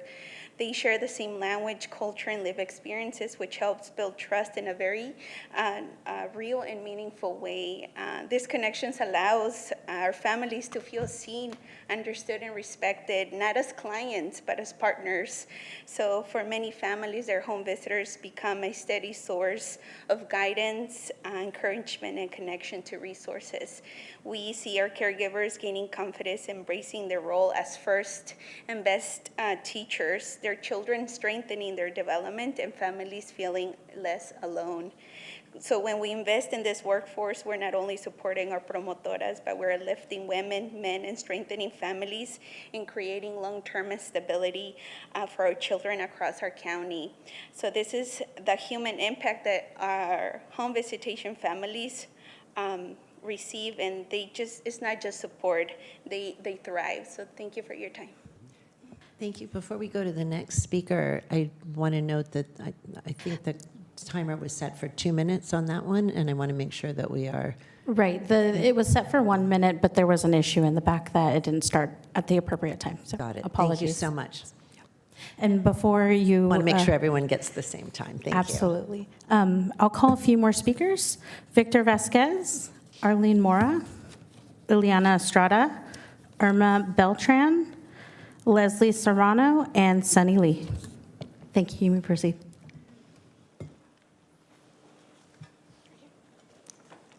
Yes, just speak to the podium. Right. Awesome. I always have to put the mic down. I'm like, oh, this is nice. Okay. Good afternoon, Board of Supervisors. My name is Nayeli Sedano, and I'm a manager at Somos Mayfair. And I'm here to talk about and advocate for the home visiting programs and expansion throughout the county. The families who benefit most from home visiting are the same families who would be most impacted by the HR1 cuts: low-income families, medical patients, and households that quickly fall into crisis without consistent support. The County Latino Health Assessment continues to show persistent disparities impacting Latino children and families. Home visiting is a proven strategy to address these inequities early and prevent deeper systems involvement later. We cannot go backwards. Families should not be told to seek funding elsewhere for essential services. As a county, we have the responsibility to invest in women and children and in prevention and in systems that work. Home visiting should be funded, sustained, and prioritized across the county level. Thank you.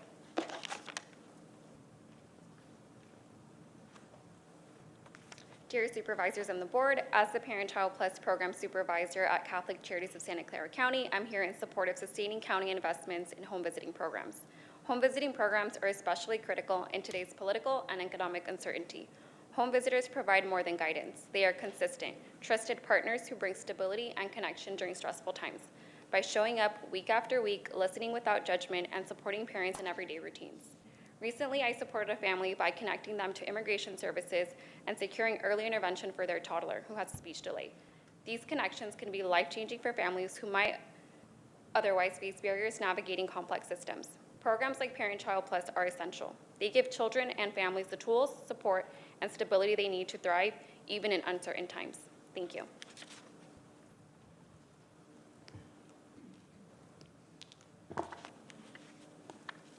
Buenas tardes, estimados miembros de la Junta. Como especialista en educación temprana en Catholic Charities del Condado de Santa Clara, les insisto a mantener e incrementar las inversiones del condado en programas esenciales de visitas a domicilio.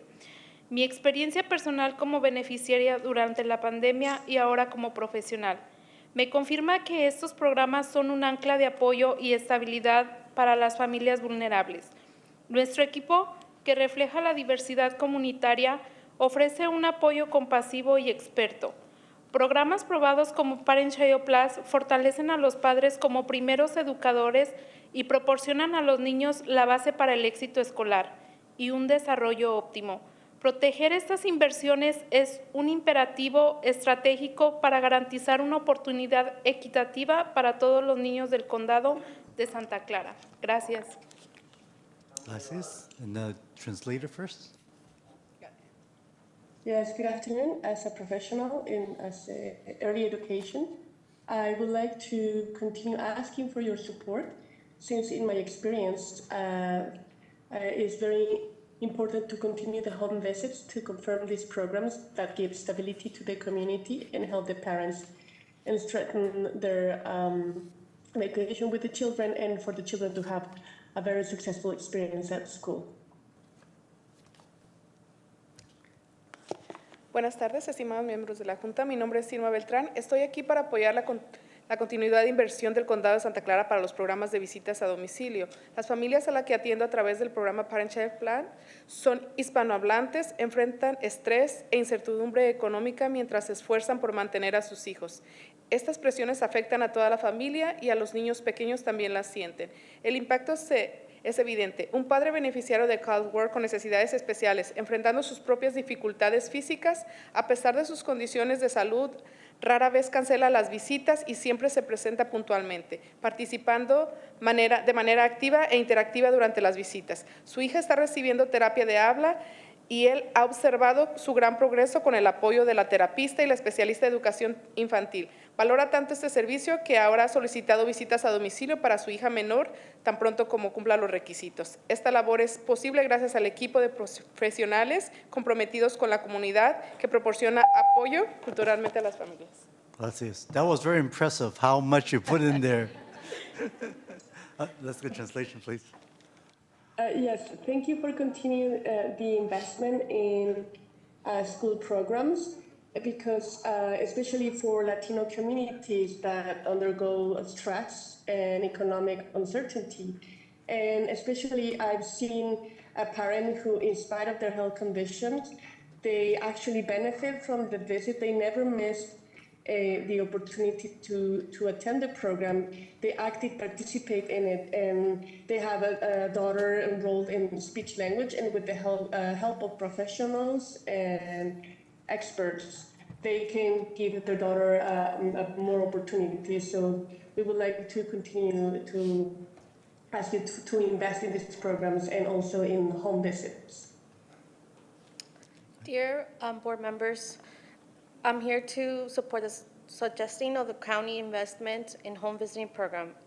As an early learning specialist with Catholic Charities of Santa Clara County, I work with families who juggle work, school, and everyday challenge. I am working with the Spanish-speaking mother of a 3-year-old who's navigating challenges with sleeping and ongoing health concerns. Throughout our visits, we have successfully established constant daily routines, engaging in early learning activities, and connecting her with valuable community resources for additional support. She truly values the assistance she's receiving and effectively to manage the stress and financial uncertainty surrounding her child's medical needs, and has expressed deeply appreciation and relief in receiving support, and also expressed how heartwarming to see her child has grown during our visits and smiling and connecting. Thank you.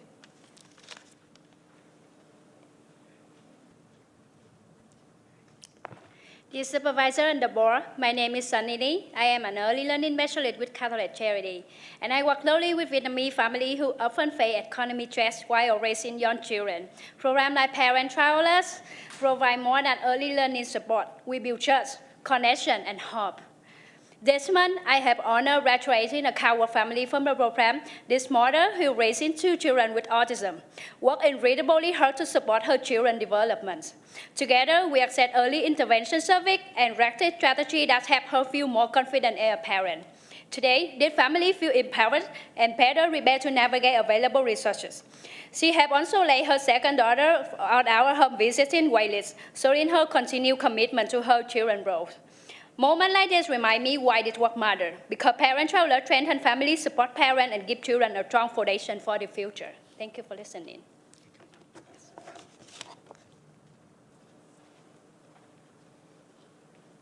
Good afternoon, Victor at Somos. I want to thank the board, especially Supervisor Ellenberg, for protecting children, youth, and families. I'm here today as a new parent, urging you to sustain these critical programs in a time of national attacks. Brown families are our primary target. We're living in fear due to immigration enforcement and anti-immigrant sentiment, leading to family separations, traumatized children, and public executions. Communities are in fear of accessing resources, and these programs are spaces where people find trust, support, and hope. Our board needs to name racial justice as a core value again and center brown families and protect these critical services and them. It is time to collectively refuse to balance the budget off the backs of brown children, women, and families. I also urge the county to center the Latino health assessment so funding decisions align with documented community needs, services, and resources. Protecting brown children and families must remain a county priority. Thank you for your partnership. Moving to our Zoom speakers, our next speaker is Saul Ramos. You will have 1 minute. Good afternoon, Supervisors. This is Saul Ramos, Coedy at Somos Mayfair, and we're very supportive of sustaining and enhancing the home visitation strategy. I'm speaking from East San Jose alongside families with young children who are navigating fear, stress, and isolation. And the county's own public health data shows that many of our families face higher barriers to preventive care, greater economic strain, and worsening mental health outcomes and those conditions begin early in a child's life. Home visiting works because it meets families where they are. It builds trust and intervenes before crisis. Our home visitors connect families to food, housing stability, healthcare, early learning assessments, strengthening parent confidence and child development, all of it at the same time. And sustaining this work is not only the right thing to do, it is fiscally responsible. Home visiting is an investment that protects families now and will save us public dollars down the road. So I want to thank you for your efforts, and I want to thank the leadership of Supervisor Ellenberg in this effort. Thank you. Our next speaker is Janelle Garcia. You'll have 1 minute. Hello, my name is Janelle. I'm a home visitor within the program Parent Child Plus with Somos Mayfair. I would like to ask for the continuous support working for the home visitation programs, and working directly with the families for the past 4 years has allowed me to get an inside look of what our community needs or wants. It allows me to support and guide the families to the resources they search for. I see their strengths and growth within the 2 years I spend with them. Programs like home visitation allows these families to become their own leaders and advocates for their family and community. It allows children to be school ready by the time the program completion, and it strengthens the connection between child and caregiver. I believe it is important to keep these programs active for our community as it gives equal opportunities from the start. Thank you. We had one additional speaker that raised their hand before the queue was closed. Our next speaker is Cam Nguyen. Cam, you will have 1 minute. Yeah. Kính chào các thị trưởng và hội viên thành phố. Tôi là Cẩm Nguyễn. Tôi xin đại diện cho một gia đình đã từng tham gia chương trình Parent Child Plus thông qua tổ chức từ thiện công giáo của quận hạt Santa Clara. Chương trình đã mang lại nhiều lợi ích và hy vọng cho gia đình chúng tôi. Nhờ chương trình, chúng tôi học được cách đọc sách cùng con, hỗ trợ phát triển ngôn ngữ cho con, xây dựng thói quen học tập tại nhà và tăng sự gắn kết giữa cha mẹ và con cái. Chúng tôi cảm thấy tự tin trong vai trò làm cha mẹ và con của chúng tôi cũng sẵn sàng trong việc học trong tương lai nhờ chương trình. Hiện tại, gia đình chúng tôi đang chờ đợi để tiếp tục đăng ký cho bé thứ hai tham gia chương trình. Chúng tôi kính mong thành phố Santa Clara tiếp. Translator, please.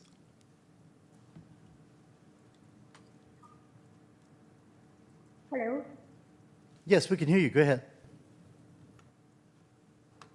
Good afternoon. Thank you for the board of advisor and the support. I am Cam Nguyen, and I belong to the Catholic. May I get you to start over? Your audio quality is very hard to hear, so maybe you could get a little closer to the speaker and try again. Thank you. 1 moment, please. Can you hear me clearly? Oh, much better. Yes, go ahead. Can you hear me better? Just now was good. No, go ahead. Good. Yes, good. Do it. Good afternoon, Board Supervisor. My name is Cam Nguyen, and I'm talking and belong to the Catholic support group who come to the home of my family and help with support, helping with the parent-children program.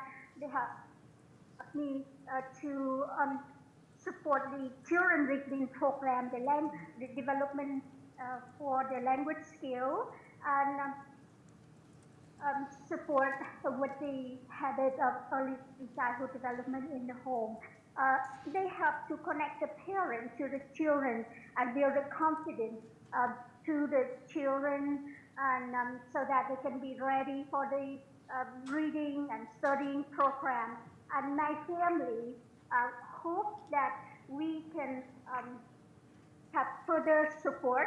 Our family is about to register for our second child into the program, and we do hope that preparing this will help my children to develop better, and I look forward to further support so that the program can continue and support to our family to develop and steer the child for a better future. Thank you very much. That concludes public comment. Great. Okay, we'll close the public speaking portion. Yes, Supervisor Ellenberg. Thank you. I want to begin by thanking all of the partners in this work, First Five, Public Health, the Social Services Agency, the CBOs of the Home Visiting Collaborative, and thank you as well to the folks who came as public speakers, whether providers of or recipients of home visiting services. Hearing about your experiences is really vital. I want to just emphasize to everyone the gravity of the work being done here. Time and again, we hear our leaders, including myself, say that we need to meet people where they are. And as cliched as that phrase may seem, it could not be more true when it comes to supporting families who rely on home visiting services. The families who may benefit most from home visiting services are also the very same families who we have emphasized are likely to be most affected by the HR 1 cuts, low-income, Medi-Cal-eligible patients, and other folks who could easily fall into crisis without proper support and services. Currently, home visiting programs throughout the County Home Visiting Collaborative serve more than 6,900 families annually. A significant goal of this work is to ensure and support a safe home environment and support the development of a healthy, loving, and supportive relationship between a child and their parent or caregiver. This work is not insignificant.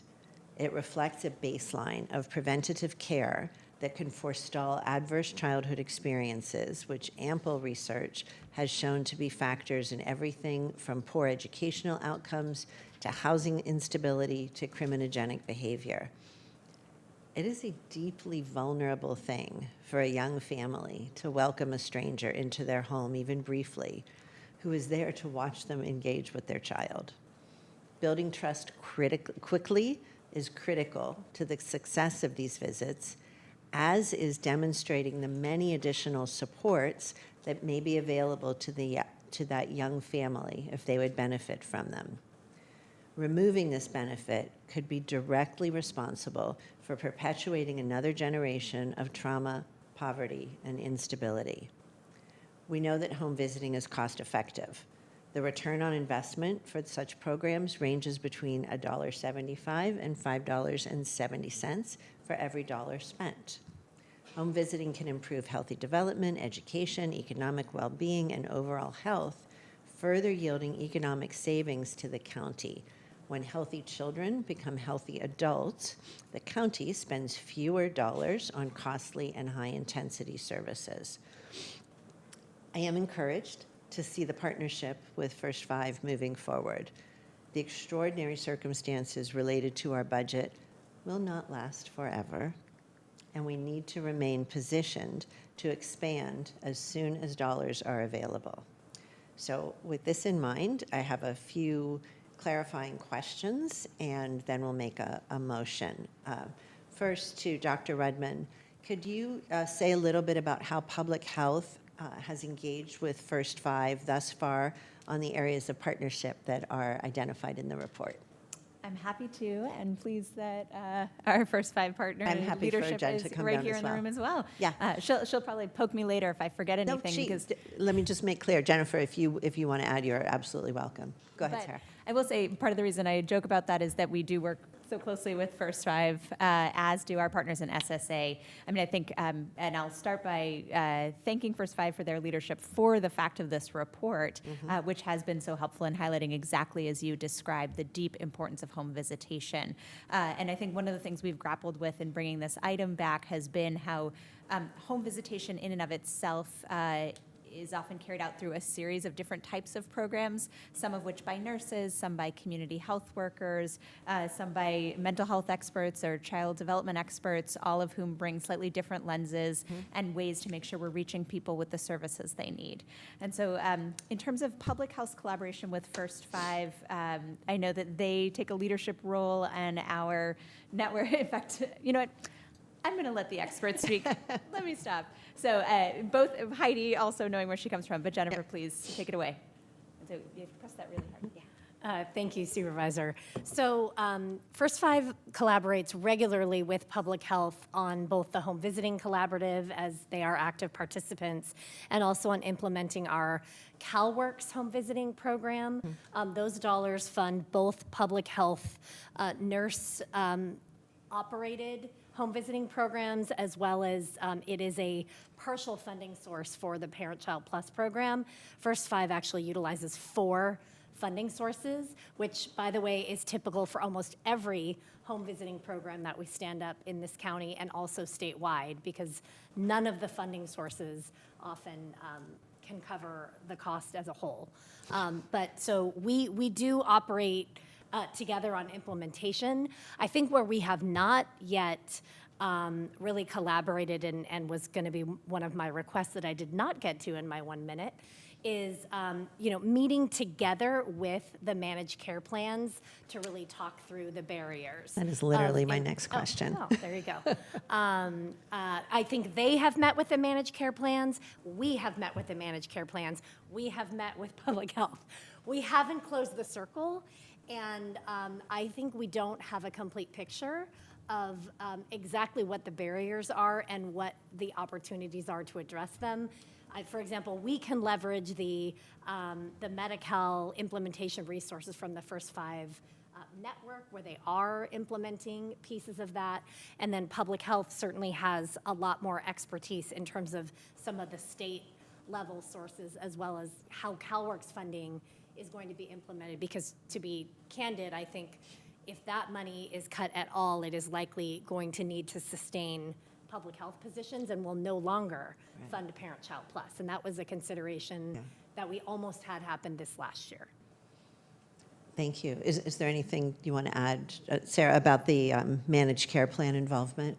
No, I mean, I think exactly as Jennifer was saying, we need to close that loop, but there have been some productive conversations happening. I think exactly to your point of we have not given up on CalAIM, but there are major barriers to overcome in making sure that it actually fills the gap we need. And should the board be interested, we can talk about some other work that public health does to help get us to that point. Well, Also, definitely interested. just Go to ahead. add, I have been meeting with the managed healthcare plans as well, and okay. I do think, as outlined in the report, there may be some opportunities to support our CBOs directly to work with the managed health plans to access some of the dollars for the ECM, the enhanced care management and community supports. But we may not be able to be in the middle of that. That's we may okay. have to connect the dots outside of the county. Thank you. The goal should always be get the care where it's needed, and I'm agnostic whether we're delivering it or First Five or a CBO. I heard you, Jen, reference the 4 different funding streams. Thankfully, I know you have a brilliant finance director in Maureen, but thinking about the state funding streams, any federal that's left, I'll turn back to Dr. Redmond. What kind of creative strategies are you thinking about so that public health can help sustain these home visiting programs, given the budget situation post HR1 and realizing that the general fund dollars are not going to play a significant role? Right. Well, I will say, so some of that work does predate even this particular referral, in which public health is still able to draw down Title 19 dollars for a huge number of our programs that serve families and homes, especially new parents and infants. And so we have maximized making sure that we are qualifying for every dollar we possibly can, some of which including even in the supportive services that train the same nurses or support workers who facilitate those programs, so that every federal dollar that we are possibly eligible for is coming into the county. I think we've certainly been on the lookout for creative brand new funding sources, but not been finding a lot coming in that realm. And so I do think that the tricky piece around CalAIM, which I think where there may be much more satisfying information coming to the board will be when we bring back our community health worker information that is coming both as a referral from the Latino Health Assessment on what would it look like if we had a truly comprehensive community health worker system and network that covered our, in particular, Latino community members, but because we had a similar program serving our Asian Pacific Islanders that we lost, or the funding sunset for, we know that the findings of that Latino Health Assessment study will also help us solve problems to sustain that work for other communities, other ethnicities. What we are finding is there are problems, everything from what the actual CalAIM reimbursement is, what qualifies for it, and who qualifies for it, including the certification of community health workers in order to qualify for it, and that the organizations who often provide the most effective grassroots, on-the-ground home visitation services, especially with community members, often don't have the back office ability to do things like become Medi-Cal billers. And so we're seeing whether it is specific to programs that do home visitation or not, in that community health worker work, helping organizations that are nearly ready to bill CalAIM, bill Medi-Cal to do so, helping folks who are not yet certified as community health workers to get certified, and helping organizations, often with support of other CBOs, to have the ability to become Medi-Cal billing eligible. So I think that is sort of the next big promising funding source. The problem is it still may not be enough, and it's not a switch we can turn on overnight. It's something we're taking continuous steps toward. Absolutely. Thank you. None of this will be enough. And speaking of funds sunsetting, Wendy, maybe I'll look to you for this. The Family First Prevention Services Act funding is, I think, expiring or sunsetting at the end of this year. Is that correct? And if so, can you share more about what you're envisioning in the coming years around this and similar programs? Absolutely. So there is part of that funding is sunsetting in June of 2026. However, there is other funding that has a longer expiration that's been expanded until June of 2028. Department of Family and Children Services, in collaboration with Public Health and our partnership with First Five, is actually funding the Parent-Child Plus as part of one of our strategies around the Families First work as a promising practice. We are using state block allocated grant dollars. That is that allocation that doesn't expire until 2028. It is meant as a bridge gap for counties to take a look at promising practices that could possibly go to the clearinghouse as evidence-based practice, so that then it would make us eligible to pull down federal funding in the future. So we are, just like Sarah had Dr. Redmond had talked about items in sort of preparation. This is our preparation work to prepare us for possibly other revenues later to get at federal prevention dollars. So it's an investment for us in the Parent-Child Plus. Thank you so much. That's really just exactly what I had hoped to hear, that we're going to keep the infrastructure moving forward. We're going to remain ready. We're sort of the understudies that can go on at any second. We are not leaving. I don't know where I'm going with that. We're not leaving the theater. Let me move to a motion.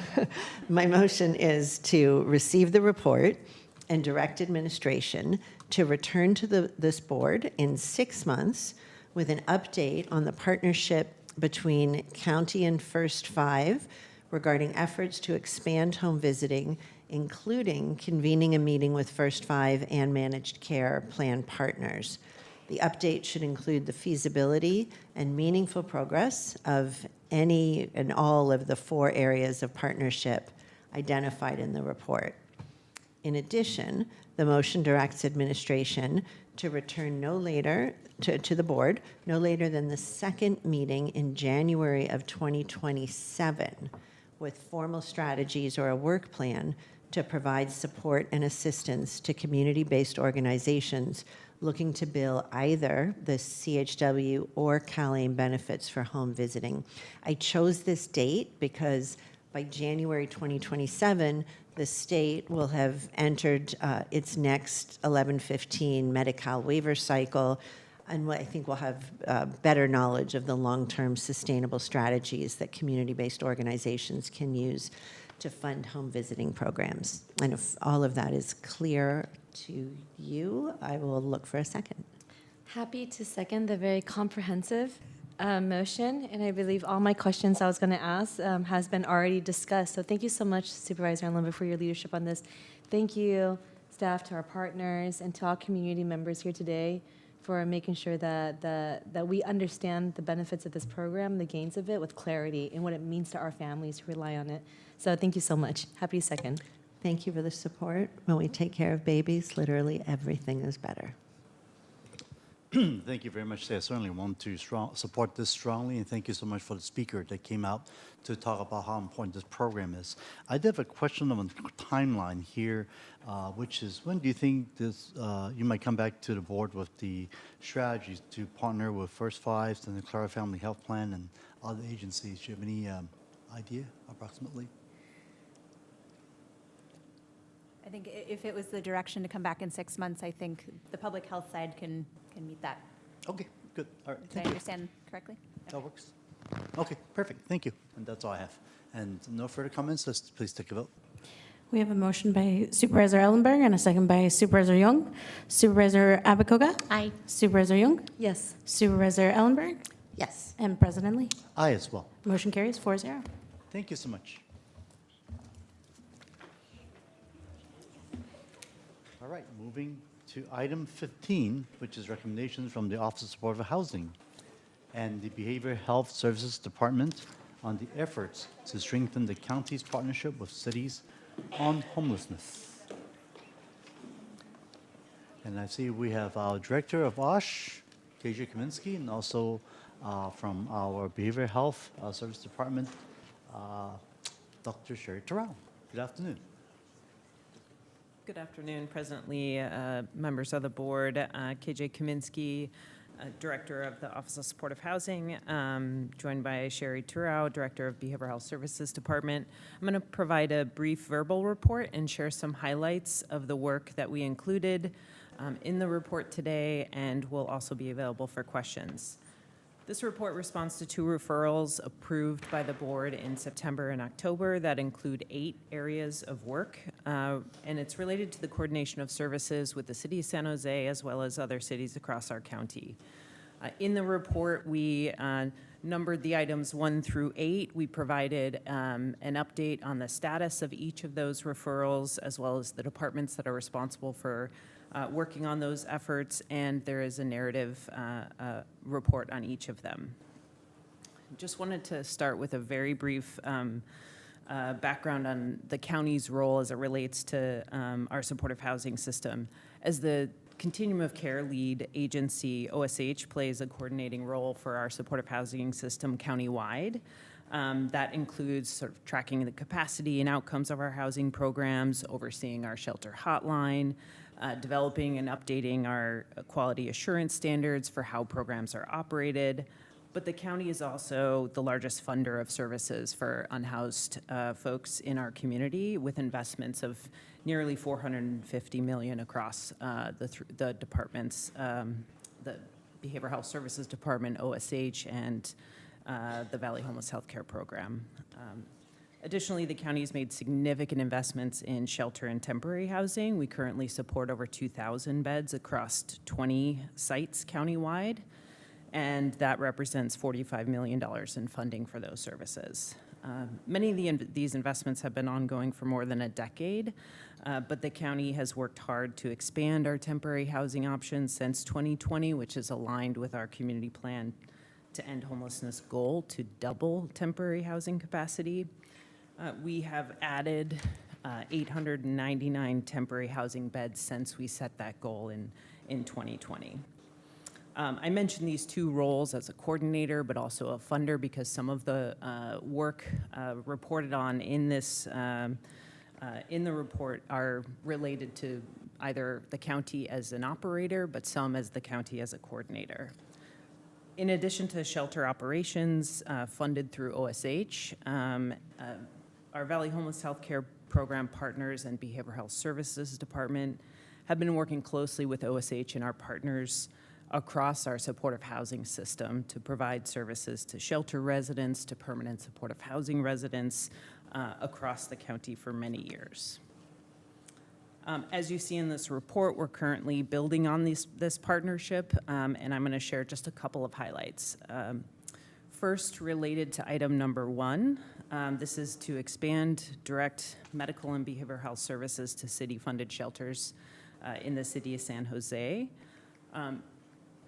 Behavioral Health and OSH and VHHP have been working on expanding services to city-funded shelters and building on work that exists in other shelters across the county. We've been providing, the county has been providing these services to shelters such as the Sunnyvale Family Shelter, the shelters in Mountain View, the Mountain View Home Key site, other shelters in San Jose like the Picardo Reception Center, JSI, MSI, and in South County at the Gilroy Armory. So the work to expand to the city's emergency interim housing site is building on those established practices across shelters throughout the county. As with our work at county-funded shelters, the goal is to connect shelter residents to medical care, whether provided on-site or at another location. The first phase of this work is piloting this partnership at the Bernal Emergency Interim Housing Site, as well as the Rue Ferrari EIH. VHHP Mobile Medical Services are visiting the sites to provide on-site services, as well as connecting shelter residents to medical and behavioral health services off-site. And Behavioral Health Services Department is deploying community health workers to those shelter sites to connect residents to mental health and substance use treatment services, but also training staff to help shelter residents engage in their benefits and health care while they're staying at the shelter. In this work, we'll be tracking the number of residents that are connected to services through these efforts, and the report includes some results to date. The other item I want to highlight is our work related to item number 7. This is our ongoing work with all cities across the county to preserve and expand temporary housing opportunities. The approved referral was to consider options for expanding temporary housing capacity, beginning with the top 3 homelessness impacted cities. The cities with the highest number of unhoused people are San Jose, Gilroy, and Mountain View.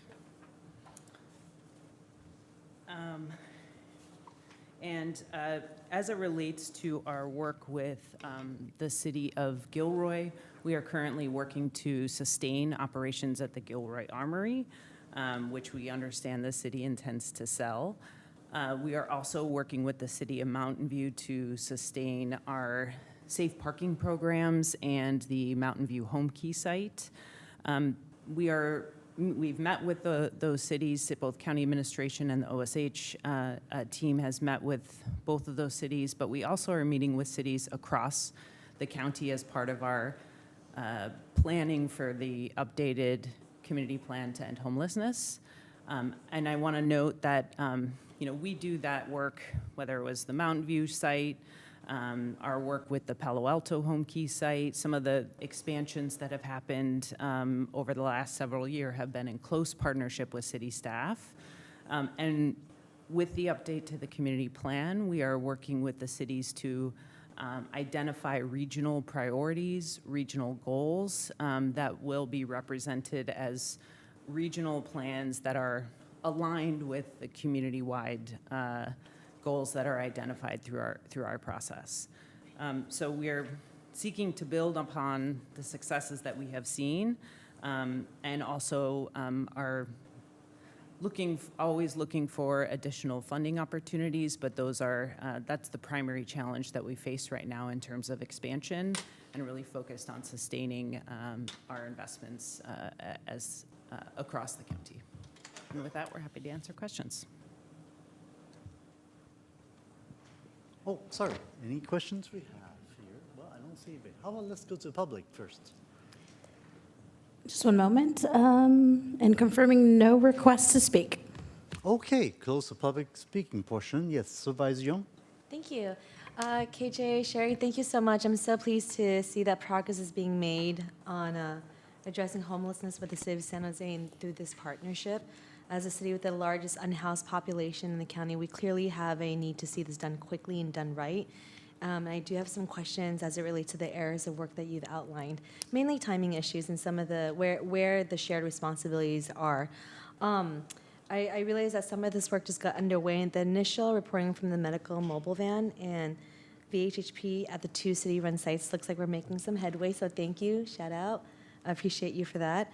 And I was also equally happy to read that behavioral health is working on a training plan for case managers at city-owned sites. I think this level of cross-training is going to do us a great deal of good in serving our clients and our most vulnerable. Are the dedicated liaisons noted in the ledge file existing staff who are having this added to their portfolio of work, or are these new roles?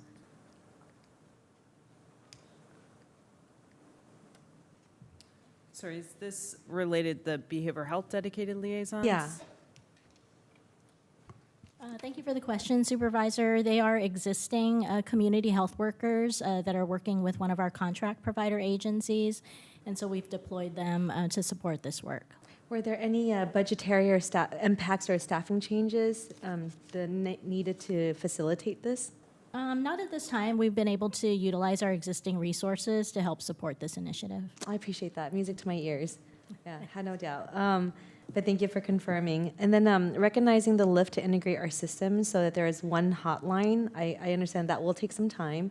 It's also going to take some outreach as well. So is there a parallel path being considered for shared outreach with the City of San Jose to make sure that all of our residents and clients in need of our services know that there's only one hotline to call in the future? Yes, that would be part of the plan. When we are ready to make that transition, OSH has plays an outreach coordination role, brings together all outreach providers across the county, both city-funded, county-funded, advocates, nonprofit advocates, and community-based organizations. And we will be utilizing that infrastructure in our coordination role to make sure that the messaging is clear to our residents. The whole intent here is to make access easier and to reduce the number of places that people have to call or show up to get a referral to shelter. So we'll be doing a lot of outreach to make sure that message gets to the people who are experiencing homelessness. Yeah, thank you, KJ. And I know that a lot of the benchmarks are in progress right now because this is a recent undertaking. So thank you so much for preparing this so quickly and being able to come back to the board with a very timely update. I have some more questions about the other parts of the referral, but one of the requests I'll be making along with my motion today is that KJ, you and your team, and Sherry, your respective team members, or whoever, or yourself, if we could have a report back on the status of the progress before the end of the fiscal year, and also one more time before the end of the calendar year. And then I'm going to move on to some questions about the $19 million delegation of authority that's being recommended. That's one of the recommended actions. How do we intend to use it if we come to an agreement on this approach with the city? Do we have plans for it yet? I know it's homelessness prevention. Any specifics that you could provide on that? Yes, the funding would be used 100% to augment the county's existing homelessness prevention program, which can very much use the additional funds. This program, as the board is aware, was the subject of a rigorous controlled study and has shown incredible efficacy in preventing and avoiding homelessness. And so the intention would be the $19 million would be an additional augmentation to that program. Thank you, James. I also want to just appreciate that this work that we're doing today is something that our staff, our line staff, have been wanting to see and making recommendations for a number of years. So I know that as makers of referrals and motions, we sometimes get credit as electeds for this, but I really want to make sure for the record that this latest phase of partnership and collaboration really came from our staff, both on the county side and the city side, seeing where the gaps were in our integration. So I'll give that shout out. I'd like to make a motion to receive the report and approve the delegation of authority with the report back on the status of implementation or progress of our collaboration with the city before the end of the fiscal year and one more time before the end of the calendar year. I'm happy to second the motion if I can make a few comments. Please. Sure. Thank you.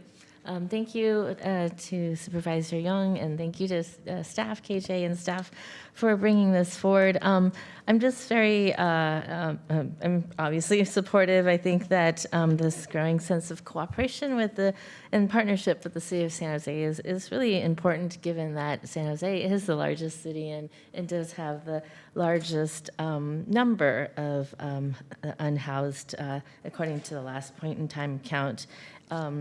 And as administrators of the coordinated entry system and provider of the majority of wraparound services and casework management, it makes perfect sense that we prioritize coordination with the City of San Jose. I do, though, and given that I represent 8 other cities in my district, really appreciate that the county is working with all of our cities. And what I've just discovered in my conversations and on this issue, working on this issue for a number of years, is that, and more I'm seeing, is that each city has their special circumstances.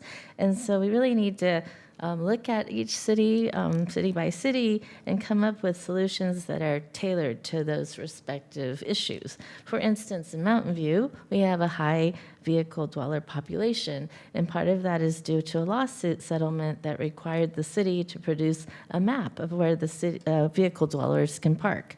South County cities, we talked about at our last Hewlett meeting, has a high agricultural worker population, and I appreciate staff bringing that up too. And then what I just recently had a conversation with the service provider at one of our safe parking lot programs, and he had shared the challenges specifically mainly seniors are having in transitioning into permanent affordable housing solutions. I think part of that may be because of their restricted incomes.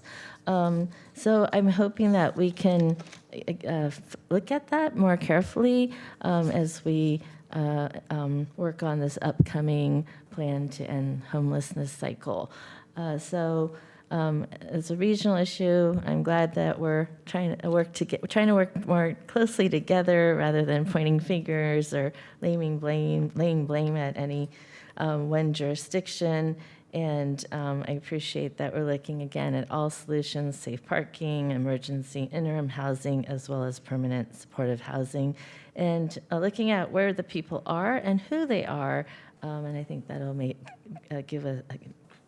that'll have significant impact. So, and then of course for the healthcare providers, I appreciate the work that you're doing to coordinate with our shelters and supportive housing programs. So with that, thank you, and happy to second the motion. Thank you. Okay. I am frankly very surprised to see how big this issue is and to have no public comment being given today on this very specific issue. Given how many people have been talking about unsheltered homelessness or in San Jose, or in the different cities and counties, because this is exactly the good news we want to tell the world, that the counties and cities are absolutely working together to solve these issues. I guess sometimes as the bad news, the one that get out there, good news somehow doesn't get published. So I just want to make sure that people understand how hard our different jurisdictions are working together to get to where we are with these proposals, and we're looking for even better outcome as we move forward. The term homelessness has been so misunderstood or been abused by certain individuals, politically or otherwise, to put certain image of what homelessness means. And as we know, this is a far more complicated and complex issues. As my colleague has stated, and like Supervisor Abicoga said, different cities, different locations have different type of homeless issue. right? Whether it's vehicles. And even some of those vehicles, they're like the RVs, for example, not necessarily, they don't have home. They might have home somewhere else. They just don't want to have to rent another place, which is very expensive, while they're working here, and they go home for the weekend. Things like that, right? So everybody has a very different issue. And so that's why I think it's important to have different solutions and working to tailor these solutions on the need. And I just want to really give a huge thanks to our Office of Supportive Housing, our Behavioral Health Services, and your team for coming up with these solutions and how we're going to tackle them one by one. And this is not an easy lift. This doesn't mean it would end homelessness by doing what we're doing here, but it would certainly make a huge dent onto this issue. And that we are coordinating with not just one city, in this case, San Jose, as we state here, but we are going to be working with all the other cities as well to make sure that, that our service will be given to all our residents that need it and making those accessible to all. Thank you very much. And without further ado, let's go take a vote. We have a motion by Supervisor Young and a second by Supervisor Abacoga. Supervisor Abacoga? Aye. Supervisor Young? Yes. Supervisor Ellenberg? Yes. And President Lee. Aye as well. Thank you. The motion carries 4-0.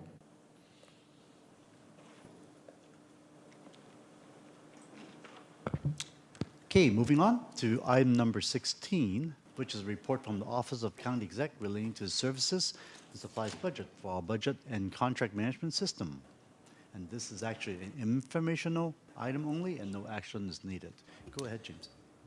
This is a report back to a referral from Supervisors Ellenberg and Abacoga related to information regarding Object 2. We've laid out several categories of information that we'll be providing as part of this year's recommended budget process regarding Object 2 spending from the past. Also included is an update on the county's budget management system and timeline related to that, as well as an update on the county's contract management system implementation and timeline. Just to be clear, given competing resources and prioritization, administration is prioritizing the implementation of the budget system ahead of the contract system, not because both aren't important, they both are important, but realistically, the budget system is an essential system that we have to have up and running and in place as soon as possible. We're happy to answer questions that the board may have. Thank you. First, any public like to speak on this item? We do have one request to speak on Zoom. All right, let's do 2 minutes. Great. Parent, you will have 2 minutes to speak. Yes, thank you. I really hope that we can address in our budget this time around all the waste, especially what's coming out of the district attorney's office. I mentioned before about Daniel Chung, that he was just trying to protect my children and me, and now we're paying him, we've paid him over 4 years, we paid him over $800,000, plus we're fighting the litigation over what? Because he wrote an op-ed and he forgot to put that he was writing in his personal capacity. I mean, that's just crazy to me that we're throwing away all this money when he wants to come back to work, and he should come back to work because he's really dedicated to protecting the community. So that's the first thing. And the second thing was there was an article, a few articles, a few years back about District Attorney Jeff Rosen altering timesheets to gift public money to a bunch of his lawyers. And I mean, when he was confronted about it, I saw the video, you know, he said, I ordered this to happen. I wanted this to happen. I mean, and then he retaliated against James Sibley for blowing the whistle on the scheme. So we don't know. Is he still doing it? We don't know, because he retaliates against whistleblowers. He makes everybody scared. Even James Sibley said he has a culture of fear in that office. So we don't know what he's doing. So we really need to look closely, because we can't have all this waste when we're having deficits now. So thank you so much for your time. That concludes public comment. Thank you. Supervisor Ellenberg, yes. Thank you. Thank you, James, for walking us through the high levels of the report, and thank you to Supervisor Abe Koga for your partnership and for all of our colleagues for supporting this referral. I think it is one of our primary responsibilities as fiduciaries to the county to thoroughly understand the systems which form the backbone of our budgeting and contracting efforts. I appreciate administration's willingness to implement meaningful system changes which will support our internal decision-making process and increase public transparency. The actions outlined in this report are a good start, but in my view are not sufficient to accomplish the goals of the original referral, which were to implement, first, short-term improvements, which will enable greater transparency during the upcoming budget cycle, and second, long-term system-based solutions, which will enable more detailed budgeting and contract reporting. So I'll share my understanding of how the actions in this report move us closer to those outcomes. My bigger concern right now is regarding the short-term improvements. This report indicates that administration will provide a breakdown of FY 24-25 Object 2 spending. The original request, contrary to the original request, which specified providing that information in advance of the recommended budget, this report proposes providing that information to the board on May 1st in conjunction with the recommended budget. And while actual spending information from the most recent completed fiscal year provides a snapshot of what department budgets generally look like, the delay in reporting this information to the board 10 months after the end of the fiscal year means that this information won't account for any of the impacts of HR 1 and could have limited utility in a conversation about next year's budget, or I think even this year's budget. So I still maintain that we need the actual spending figures for 24-25 information sooner, and we also need comparable information, even if it's only estimates, for the current fiscal year. When we discuss next year's budget, I think it's also fair to expect this board to ask for the same information again, even if only approximations, to contextualize the scale and impact of any reductions. I have another request or thought regarding the proposed subcategories within Object 2, and it's related to that fourth category of other services and supplies. I'd like to see supplies as its own standalone category. That to me still feels like a very broad catch-all, especially in talking about something like the health system, which will have significant costs for materials and supplies as well as contract services. I also think it would make sense to separate utility costs into a standalone category. I do look forward to hearing from my partner on this referral and the rest of our colleagues. So I'll end by offering a motion and then look for a second. I'll move receipt of the report with the following direction to administration. Number 1, report to the Board of Supervisors at one of the March 2026 BOS meetings with a breakdown of Object 2 spending for fiscal 24-25. Second, provide an approximate or estimated breakdown of FY 25-26 Object 2 spending no later than May 1st, 2026. Number 3, within each of those reports, please split the proposed category of other services and supplies into 3 separate categories for other services, supplies, and utilities. And we'll look for a second. Great. Yes, I'm happy to second that motion. Thank you. Thank you so much, Supervisor Ellenberg, for your leadership on this item. I do have a couple of other items I would like for consideration to add to the motion, but just again, thanks to staff for your work on this. I know it's not the most exciting topic, but especially given the times, I believe a stable and transparent budget is really the foundation for everything the county does for its residents. So it's critical that we drill down and really understand what's in this the budget that we have. I've said it many times, I take my fiduciary response very, very seriously, and I really do want to understand the nuances of our budget, and I also want our community to be able to understand it. I have leaders in our community, including a city mayor, who has told me that they've tried to look at our budget to understand it, and it's a good thing to have community leaders that engaged and willing to volunteer their time and to suggest ideas to make our budget document more user-friendly. I look forward to continuing this conversation and again request that the administration share budget proposals in March so that our offices can have more time to review the complexities of this budget and be better prepared for our April committee meetings.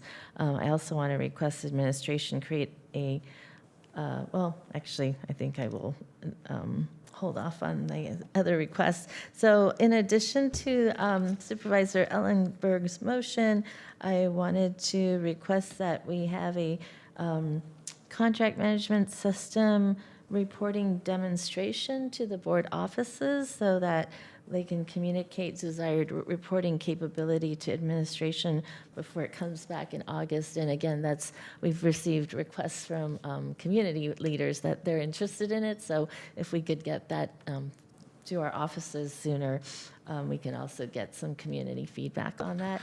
And also, before I accept that, it sounds fine. I just want to check the timing. Does that work to do it before August?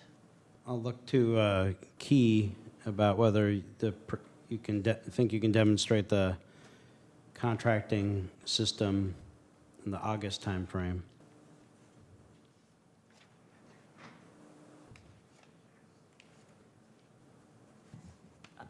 Thank you. We can certainly provide to the board offices the report templates and how to utilize the dashboards, which are sort of publicly available. And then through those conversations, we can, if there are additional requests, then we can sort of take that under advisement. I might suggest, I think the most productive approach might be to have procurement staff meet individually with each board office and walk through it instead of trying to do some demonstration here in chambers, which I just think will take a lot of time and not be as productive. Yes. You did mean individually, right? yes, the board for each of our offices to have that. I'm glad to add that and just want to emphasize, I think if we're aligned here, that we want to make sure that we're doing it in sufficient time for changes to be made. If, for example, there's a type of data that we're interested in seeing displayed or being pulled that wasn't part of the initial configuration, that we're not told it's too late, this is all set. Yes. Yeah. Understood. Okay. Yes. Thank you. Great.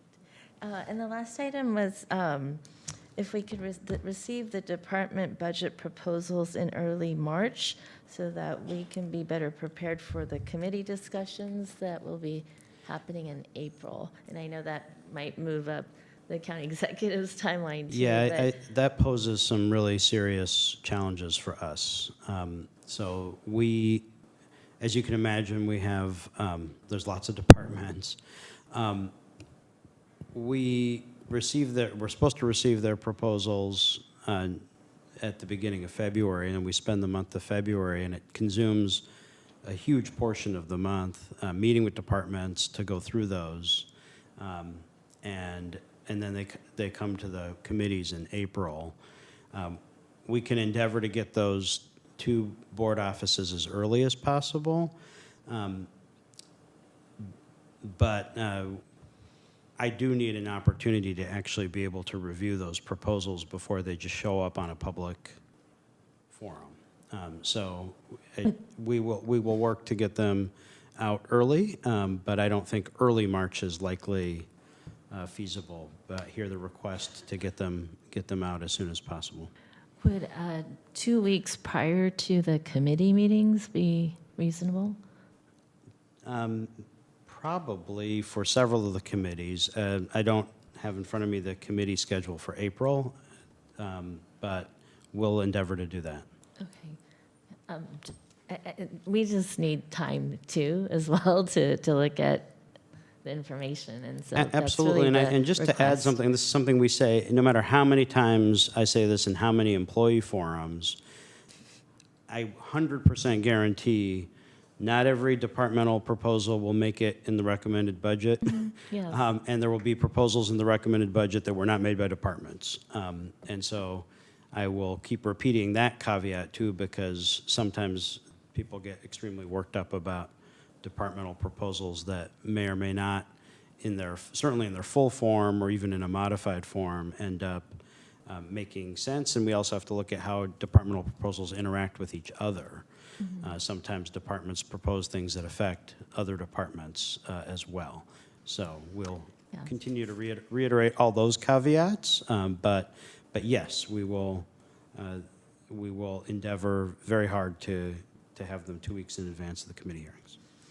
That would be, I very much appreciate that, and I hope you understand that, again, it's my attempt to understand as much of that detail too. I know that that's your job, county executive, but I do think it's important for us as supervisors to also understand what what the requests are, what the trade-offs are, making sure that they're aligned with the board's priorities. So we just need as much time as we can have as well to go through the voluminous budget that we have. So yes, if you can endeavor to do 2 weeks prior to our committee meetings, that would be great. Absolutely. So those were the two items. If Well, it that's sounds like the second one isn't a friendly amendment unless we describe it as best efforts. yes, Right. and Okay. that's fine to. Happy to do that. Great, thank you. Okay, motion seconded. Supervisor Young. Yes. Yeah. Thank you. Spoiler alert, I will be voting in support of the motion, but I do have some questions. Well, really, James and Key, thank you. Thank you for the report. I remember in prior years as middle management that staff was able to, had some autonomy in making decisions about their overall Object 2 budget to prioritize reductions. I remember being asked to do that when I ran my own program.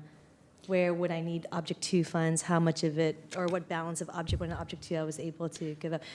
So, but essentially, do you foresee any changes to that approach given the new reporting capabilities by these 4 subcategories? Will staff still have some autonomy, or program managers have autonomy to be able to declare where in Object 2 would they want to shift funds? That's correct. So the budget appropriates funds pursuant and consistent with the County Budget Act at the object level. So departments have discretion on allocation within the object. And that will remain the case. That's the legal level of appropriations. The information that's being requested is, as I understand it, an effort to understand how departments are intending to utilize those budgets, but there will be no legal change in the appropriation. So Object 2 is one big category. Object 1 is as well, and as are the other objects. We don't talk about, there's several other objects as well. We don't talk about them because they're not as relevant to the day-to-day operation and programming, but there's, fixed assets and debt service and so forth. But Object 1 is, staff costs, and Object 2 services and supplies, and the board's formal approval of the budget specifies for each budget unit and each fund the appropriation at the object level and not further than that. Thank you, James, for the assurance. And to Key, I just want to say I'm really looking forward to the budget software rollout. We often do ribbon cuttings for new buildings and new parks and things. I don't think I've ever attended a ribbon cutting for a new software rollout, but just want to say that's how monumental this is to be able to give us. I'm especially looking for these system upgrades for contracting, and I'm especially looking forward to being able to the quote, run real-time reports with apples-to-apples comparisons of spending by category and contract across all parts of the organization. I think Cindy used to call that the book of business. And I know Joe had always made similar requests for that level of analysis and understanding of our budget. So thank you to Key. Thank you for your efforts on this. Yeah, we're very Right. excited about that. The procurement piece of it is something that I've been wanting for many, many, many years, going back to when I was first a deputy county counsel in the county and had to work on a little discovery-related project from the Attorney General's office, wanting to know our spending on certain categories of equipment, and I had to go from department to department to department to manually gather that information. So this is a long time coming. Oh yeah, maybe we. You know what? With that caveat, I think we'll do a ribbon cutting. I'll bring the confetti cannons. I'd love to do I'll be ribbon cutting something in front of something transparent, right? Transparency. Get it? Okay. Key, you were looking in that direction. Am I thanking the wrong person? Ezekiel and his team are leading the budget implementation. Thank you, Ezekiel. Hey, Tony. Thank you. All right. So, all my shout outs to you and appreciation. It's a long time coming, like James said, and we'll figure out some type of ribbon cutting to commemorate this new software rollout. Thank you. Yes, I think I might have just missed this. There was a motion by Supervisor Ellenberg and seconded by Supervisor Abikoga. Supervisor Young, I thought you said you will not be supporting this motion. Is that what you said? Oh, no, sorry. I just want said to make sure. spoiler alert. I will support this motion, but I just had some Okay. questions. Wanted to Got put it. everybody at ease. That's Okay. fine. Yeah. Okay, sure. Just I'll be more clear next time, President. Thank you. Thank you.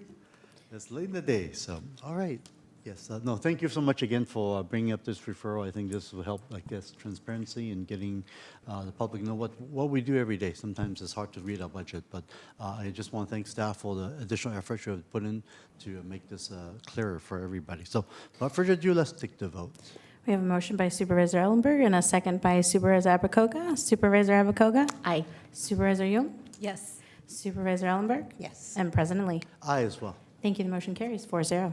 Thank you.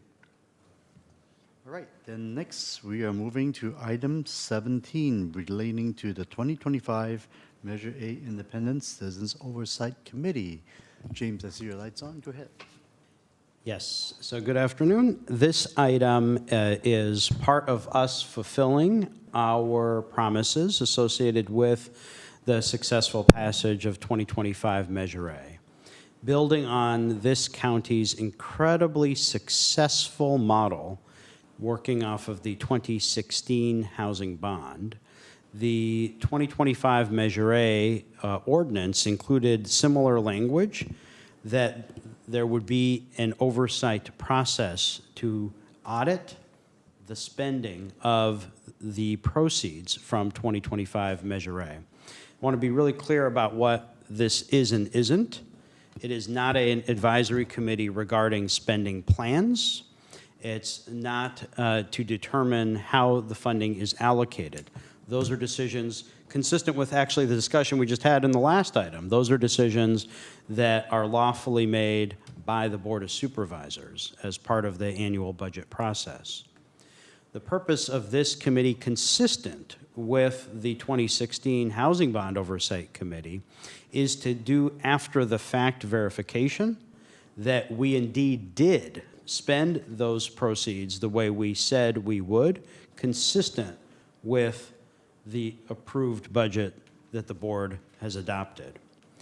Administration is recommending using the successful 2016 Measure A Oversight Committee structure. That structure has been praised in numerous forums, including by the civil grand jury and many others, for its success in auditing and verifying the spending of those 2016 housing bond proceeds.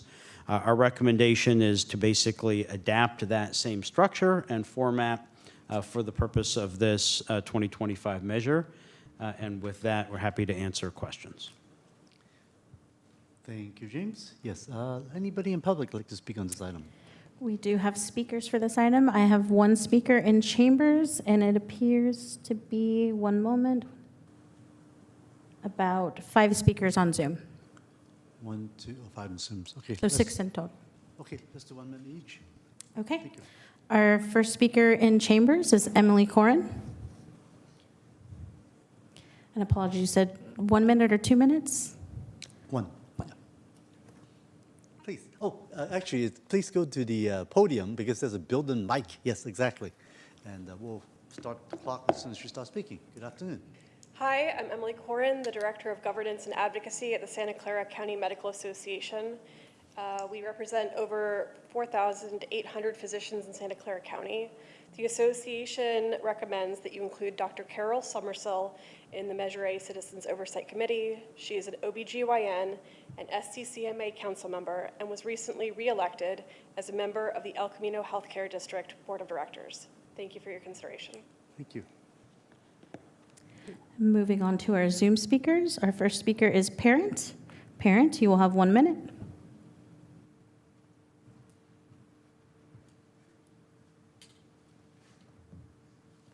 Parent, your mic is open. Yes, I just wanted to make sure that we didn't give any Measure A funds to District Attorney Jeff Rosen. I know you guys say you guys determine that, but I want to make sure that we relay that to the this oversight committee.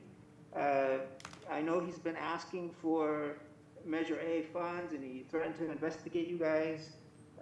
Don't be intimidated by him. He's using money to sex traffic children in this county by covering up the sexual abuse of children and by incentivizing assaults against parents who don't want their kids raped. Measure A funds should go to the hospitals and to healthcare, not to sex trafficking children. I posted information online if you guys want to see it. If you Google DA Jeff Rosen petition sex trafficking, all those terms together, within the top 3 results, you'll see exactly what I'm talking about. Please make sure this committee doesn't give any money to Jeff Rosen. Thank you so much for your time. Our next speaker is Joe Cafaro. Joe, you'll have 1 minute. Good afternoon, Joe Cafaro at the Hospital Council. I would like to thank you for your leadership in establishing an independent citizen oversight committee and for your continued commitment to transparency and accountability. Measure A was placed on the ballot in direct response to the fiscal emergency created by H.R. 1. Voters approved this measure with a clear expectation these funds would assist in mitigating the reduction of healthcare access and safety net services. We respectfully ask the board to consider adding a designated hospital council seat to the proposed oversight committee membership from an executive chosen by the hospital council executives of Santa Clara County. Thank you. Our next speaker is Vaughn Villaverde. Vaughn, you will have 1 minute. Good afternoon, members of the board. My name is Vaughn Villaverde, Director of Advocacy at ACI and co-chair of the Health Equity Work Group of the Real Coalition. I'm speaking today in support of the administration's recommendation to establish an independent oversight committee for the 2025 Measure A sales tax measure, and we agree that an oversight body is key to ensure accountability and that revenue is spent legally and in ways that align with the promise made to voters during the campaign.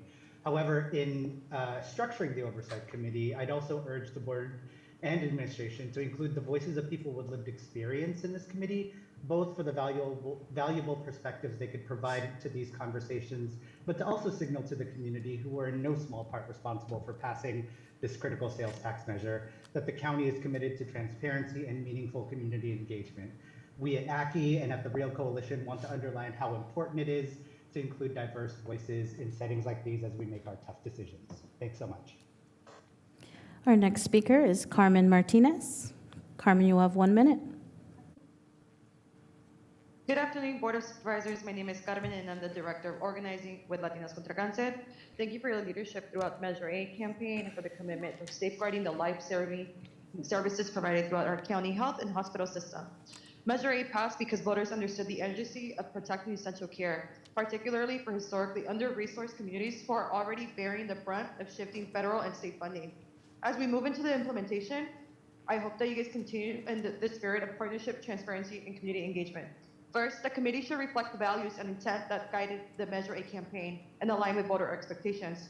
Rather than keeping it as a narrow legal compliance body, we urge the board to empower the committee as a recommending body, one capable of advising how funds can most effectively meet the community's health needs. Second, the committee must reflect the full diversity of our county, especially those impacted by health inequities. I encourage you to include representation of reentry community clinics, nonprofit organizations, promotoras, behavioral health experts. And that concludes public comment. All right, thank you very much. I did want to add just one other comment I meant to make earlier, which is, of course, the item in front of the board just now is the structure.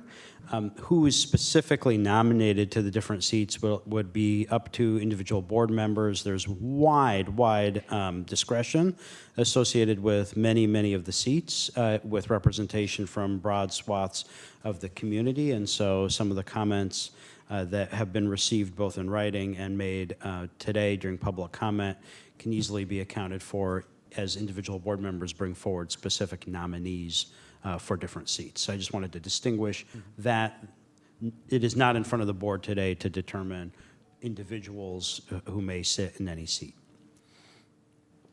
Thank you. I've got a couple of lights here.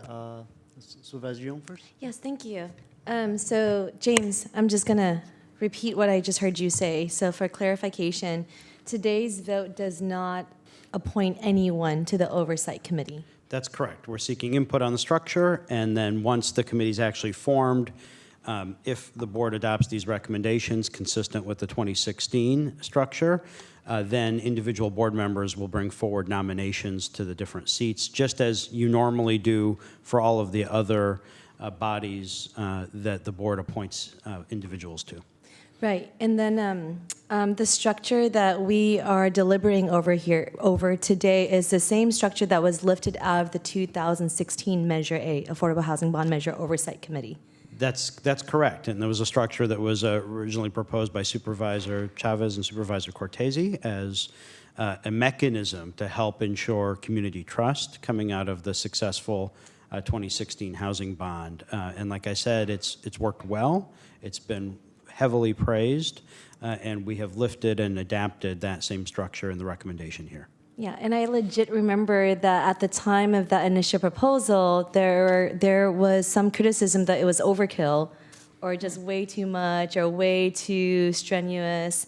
And Dave and Cindy continued onwards with that model, which has since then received praise from civil grand juries, for awards from other auditors for out-auditing themselves, like just basically has set a new standard. Yes, it's been really successful, and it's worked well, and we have high confidence in that structure. Yeah, and what I remember about the structure too is that the allocation or the decision-making process of how the funds will be used rests with the body on this dais, and that the Oversight Committee makes sure that then the operational steps that follows, that the money is allocated in line with the direction and the wishes of this board. That's right. It's basically a way to validate and ensure that we did what we said we would do. Yeah, and I'll speak for myself. As a member of the board, I see myself making decisions and allocations on the basis of my stakeholders, my community members, our base that really went out there door to door, weekend after weekend, phone banking night after night to make sure we pass this life-saving measure. So to all of our public commenters, you have my full commitment that I will be informed by your feedback to make sure that I pass a vote that is in line with our needs and our desires and hopes and wishes for securing medical access and quality care for everyone, and that the Oversight Committee, based on this composition, will watch us like a hawk to make sure that every dollar is spent exactly the way this board has voted. That's correct. Great. And then one specific question. Could you tell me I'm curious to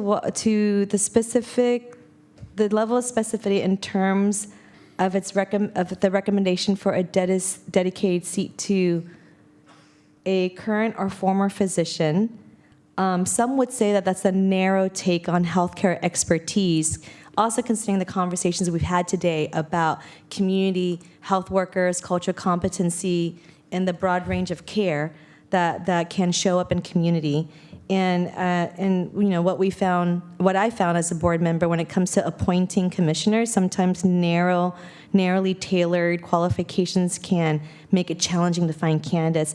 I would just love to hear more about your rationale behind that category. Yeah, we swapped out the seat that was on the 2016 committee that reserved for an attorney. That's very specific. So we swapped attorney for physician. Like I said, we just tried to adapt the 2016 structure. Obviously, open to any input from the board, but that was what we did, is we swapped attorney with physician.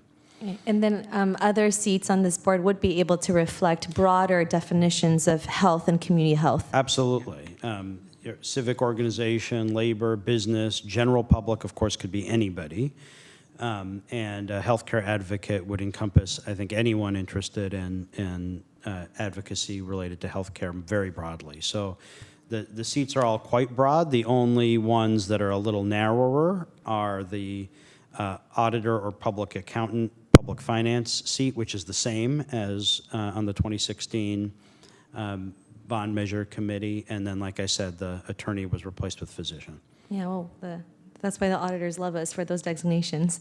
So I move to receive the report and direct staff to report back with an ordinance to establish the 2025 Measure A Independent Citizens Oversight Committee as recommended in the staff memo accompanying this agenda item.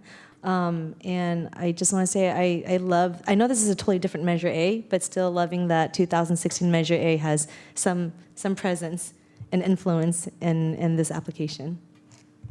Yes, Supervisor Bikoga. Thank you. I'm happy to second the motion. I just had one very more specific question. So we will, each of us supervisors will appoint one. Will we be assigned these categories? Is that? Yes, so the way the process works is the clerk of the board will, I believe it's a random assignment to the individual offices to bring forward nominees. And of course, the board has to, as a whole, approve those nominations for appointment. But they do have a random, I think it's a randomized process, and then it moves from office to office in rotation order. Is it a yearly rotation, or will there be terms for these seats? There will be. I actually am not seeing. This is the specific mechanics. I would have to defer to the clerk of the board's office, but it's a process that they currently utilize for the 2016 committee as well as a few others, and it would be the same process. And just to clarify, it'll all be spelled out in the ordinance that'll come back before the board to consider. But we're not proposing a different bespoke process. We're proposing to utilize the same process that the clerk's office uses for that existing body as well as several others. Okay, great. Thank you. Supervisor Lambert. Thank you. Supervisor Young, I really was hearing your comment about the first category. And while really only lawyers are lawyers, I do feel that this category, first one, could be broadened to include a professional health care provider. Does that defeat the purpose, or do you have objections? That would include nurses, and I'm not sure who else would fall into that category of professional health care provider. But Physician's assistants, yeah, PAs. Yeah, I think that'd be totally fine. So. Okay, then I'd like to add that friendly amendment to be a broader healthcare provider category. Oh, I think that's a great amendment to the motion. We have a Supervisor Levy. healthcare. Oh, I'm sorry to interrupt. No, no, it's- so broadening the physicians or the medical doctor, physician category to be healthcare provider. Professional provider. I'm distinguishing it still from number 3, which is a healthcare advocate, which of course could also be a provider, but doesn't need to be. I think that gives us the flexibility that I think will do good, that will do this oversight committee good. So I'm happy to accept that friendly amendment. I look to my seconder. Could I just clarify, did you mean to import current or retired? Yes, please. Yeah, okay. Sure. Thank you. Keep it broad. Okay. So first of all, thank you so much for this report, and I really think this is why I said we build on the success from the previous Measure A and experience, and many counties are really following what we're doing. I do have one potential comment or friendly amendment to consider for the maker. As we were looking at how this funds is being used in this oversight, I certainly want to make sure that our custody healthcare system is being put in mind. The healthcare teams in our jails are certainly an integral part of our community and will not be immune to these budget cuts, and we need to ensure that they are not undervalued as we make these budgetary decisions. So for these reasons, I'm trying to see if there's any way we could incorporate as one of the recommendations to look for folks who have expertise in custody health on this oversight committee to make sure that the spending on this area is also reviewed with appropriate context and understanding. I'm sorry, what was the last part? Oh, President? trying to find somebody that has some expertise in custody health on this oversight committee to ensure that the spending in this area is reviewed with appropriate context and understanding. Yeah, presently, I really I appreciate the focus on our in-custody healthcare services. That's something that's often overlooked in the grand landscape of policy decision-making. I do feel that at this point, where we've landed with the structure of the committee will allow us, the board, flexibility in being able to appoint someone with that expertise. At the end of the day, we're going to appoint, and I feel like the categories give us that space.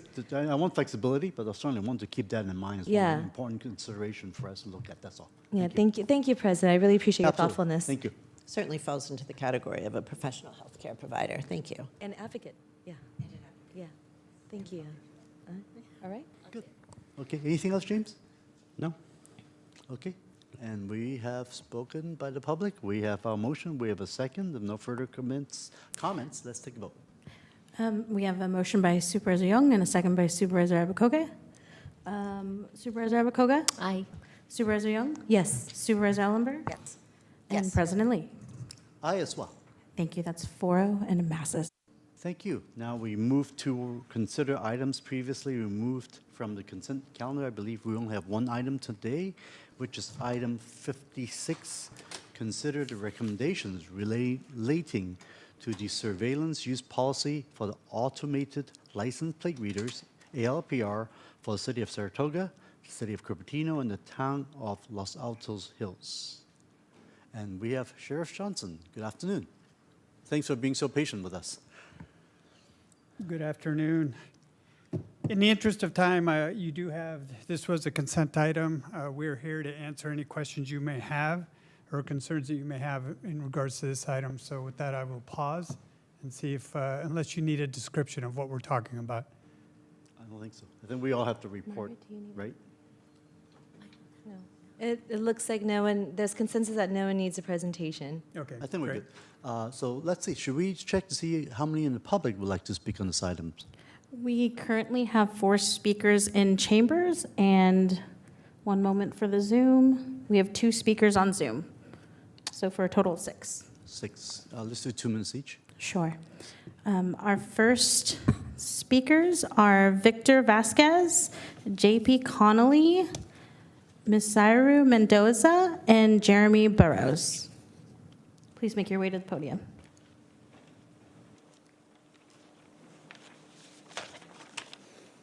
No? Okay. Hello, President of the Board and Supervisors of the County of Santa Clara. My name is Misrain, and I'm here with Amigos de Guadalupe, and I pen to urge the Board of Supervisors to reject the B, which is the approval of surveillance policy for automatic license plates.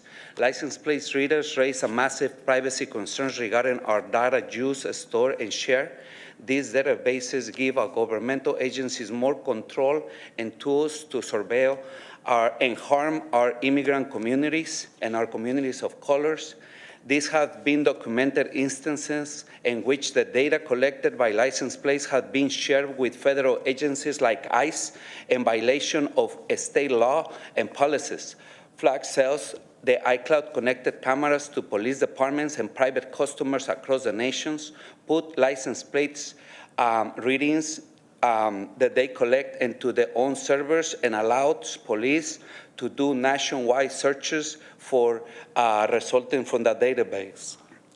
Records reveal that many of the searches were carried out by local officers on behalf of ICE for immigration purposes, including the notorious Enforcement and Removal Operation Division. I urge you to take a stand today and reject number B and item 56. Thank you for your attention.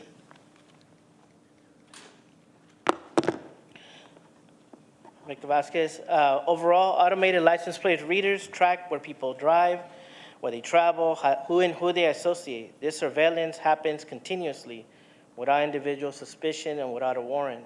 This is a concern for our privacy and our civil liberties and our Fourth Amendment. Specifically, the use of flock safety makes these concerns even more serious since there's documented history of them working with in support of ICE operations despite local and state sanctuary policies that are put in place. Public records requests, including in Colorado and California, show these instances happening in their activity and working closely with ICE. This is not hypothetical, it's already happening. So our cities and counties can pass sanctuary policies, but those policies are meaningless unless we cut ties with companies, systems, and contracts that are used against us and work for ICE. In practice, when we don't cut these ties, we are in fact working with them and going against our policies, our values, and what we say and what we value in terms of public safety for our undocumented community, but all of us who are being recorded. This kind of data collection definitely impacts immigrant communities, but it does not stop there. Once mass surveillance systems are normalized, everyone is subject to tracking, profiling, and misuse. I urge this board to cut the ties with any flock system or affiliated system with them and establish a stronger, more enforceable protections that prohibit data sharing with federal immigration authorities. Santa Clara County must take, again, real actions to protect civil rights, public safety, and community trust. Thank you.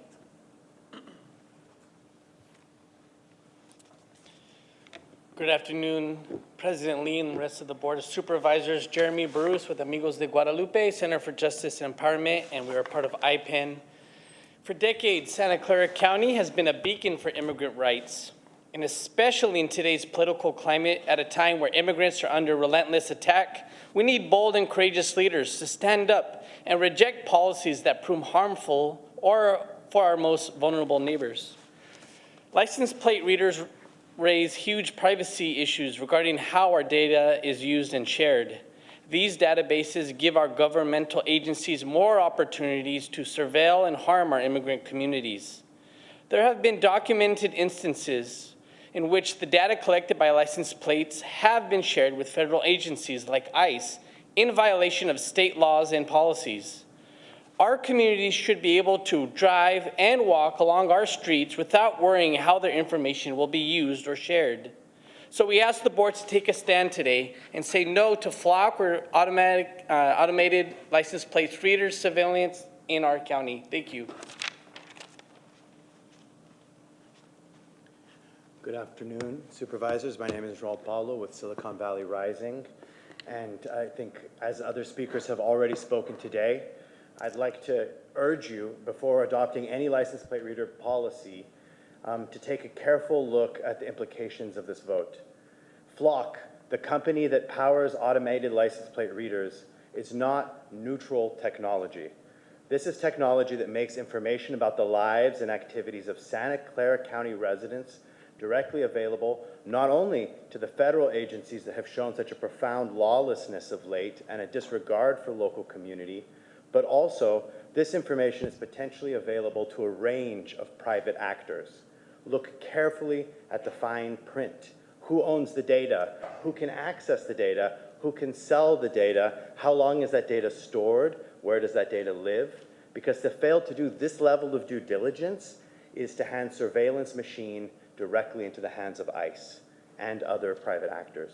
To fail to ask these questions and get very clear on the front end is to continue with a policy that potentially undermines the substance of our sanctuary policies.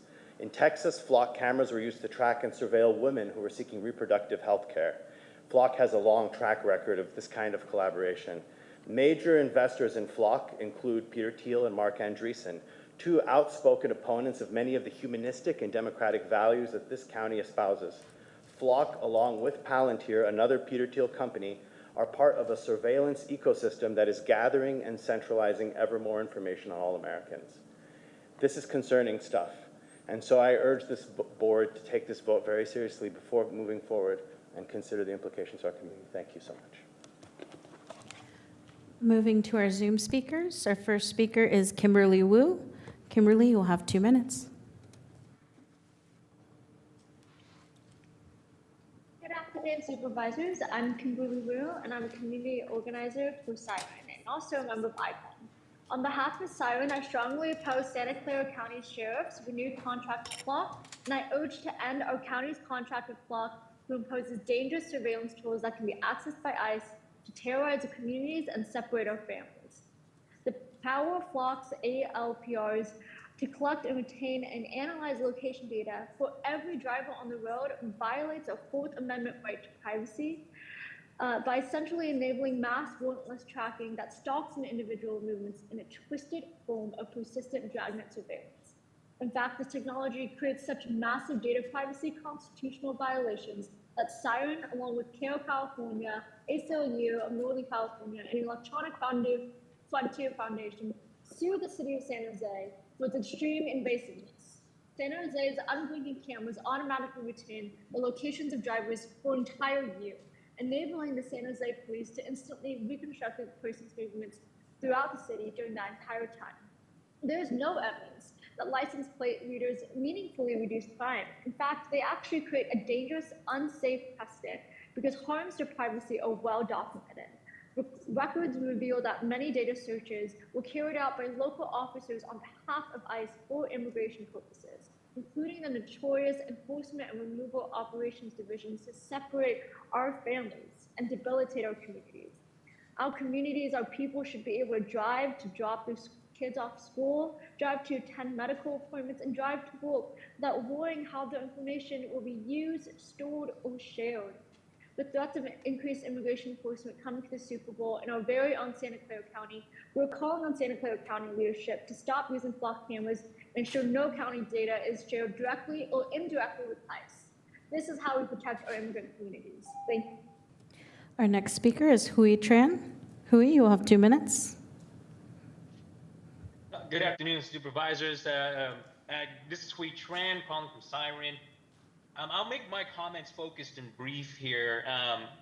I'll disclose too right off the bat, we currently actually do have a lawsuit where we're represented by EFF and ACLU to challenge the open access to data collected by Flock systems through law enforcement.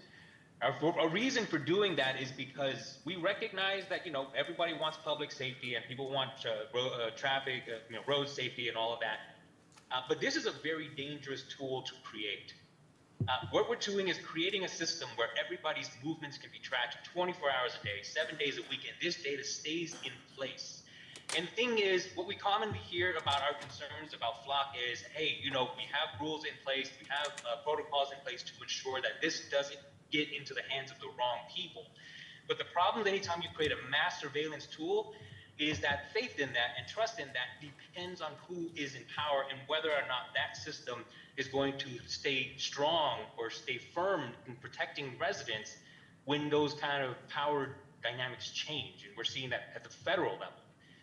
So a lot of fear and concerns exist with mass data systems because all of this information is being put into place. And until we are confident that we can have the kind of protections that are everlasting or that will sustain regardless of where power dynamics can change, we have to be incredibly careful about any expanded use of a mass data gathering system.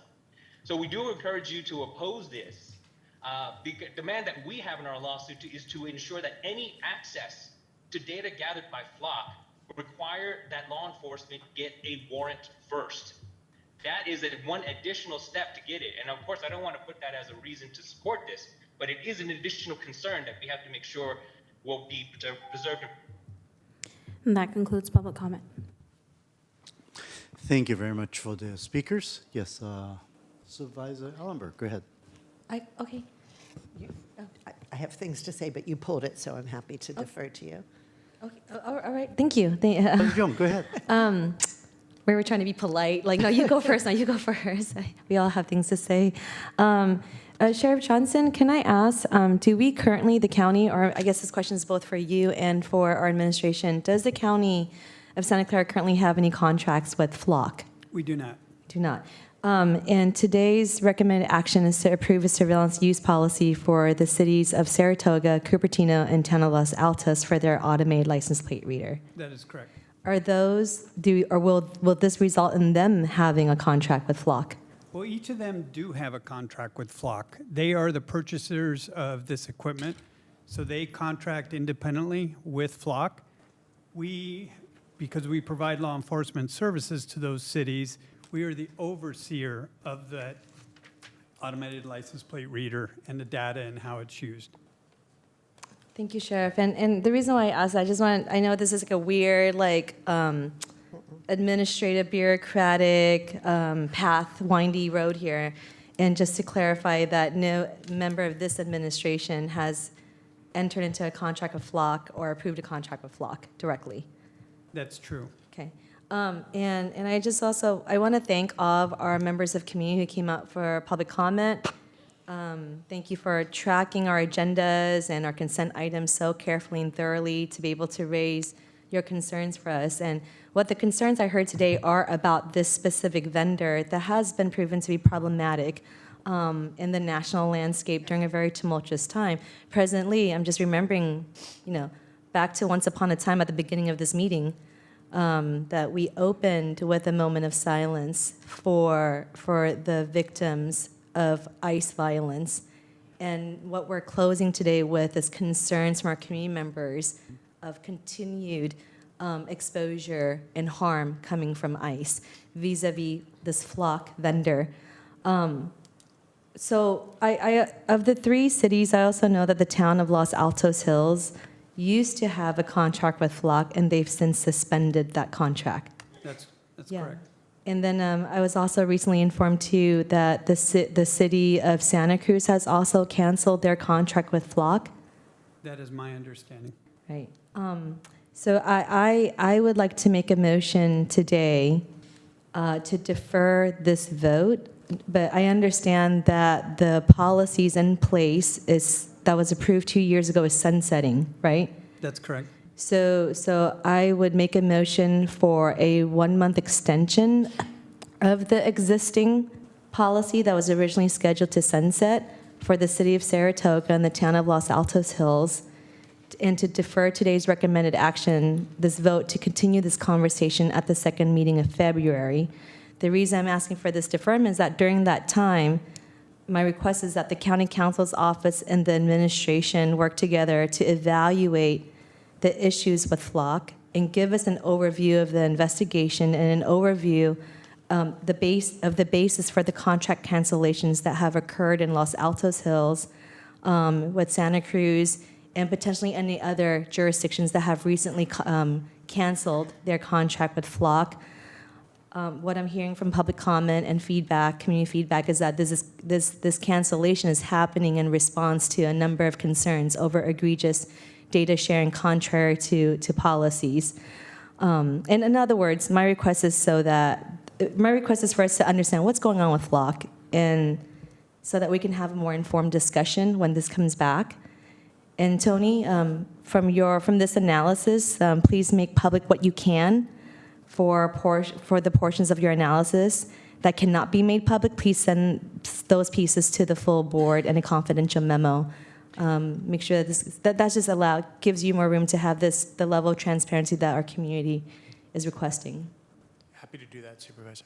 I'll second your motion with an additional request for the report. And I will be transparent as well that I was prepared to abstain on this, consistent with my past votes, aside from the Flock issue. So I want to be clear that that I wasn't looking for a different angle here.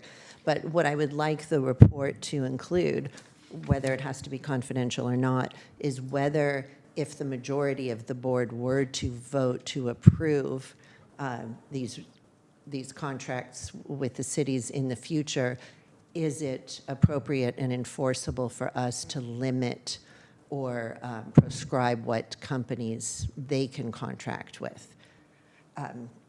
And I really want us to be cognizant here that even if we are not the ones contracting, we're complicit. This is 1 degree of separation. And while I understand that these cities have, I'm sure, admirable intentions of this is how they believe they can increase traffic safety or other public safety, the methodology is problematic, and particularly today, given what we are seeing and understanding how information is being used to weaponize and hunt people, I don't think this county should have any part of this kind of work, whether it's 1, 2, or 3 degrees separated. So supporting your motion today, but clear that my underlying vote would have been to abstain from approving Is there a this. second? There was a second in there, yes. Okay. I just want to clarify the motion. You mentioned 2 of the 3 cities. I didn't hear you say Cupertino. Did you mean Cupertino there as well? No. So the existing surveillance use policy with Cupertino is not sunsetting. Is that right? Yes, that's correct. If you, the vote to extend the sunset for Saratoga and Los Altos Hills would allow for the sheriff's office to continue operating those systems during the extension. You don't need to make a similar extension as to Cupertino because that does not sunset until June 2026. Right, and the request to combine all 3 cities into a singular use policy, that vote will be deferred to the second meeting in February following more information about what's happening with Flock. Does that sound okay? I mean, is that clear? Sorry, just want to make sure that. That's clear to me, and I think that was our understanding of the motion. Yeah, Sheriff Johnson, is that clear? Yeah, that is clear. And I would just like to say, again, we're talking about the surveillance use policy. And I know it's getting conflicted with the company, the vendor, because that is our current vendor, or these contract cities' current vendor. And there's concerns, and I'm empathetic to those concerns, especially from the ones I heard about with the community. But what I will say to this county is we are very good at making sure guardrails are in place. We are very good about making sure policies are there to protect everyone in this community.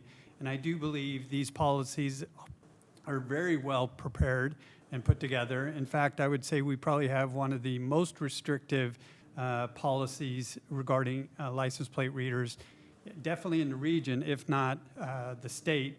And I do think it's important that we maybe inform the community of exactly what those policies are, as mentioned by one of the speakers, how long the data is stored, who we share the data with, because we don't share it. It's just that simple.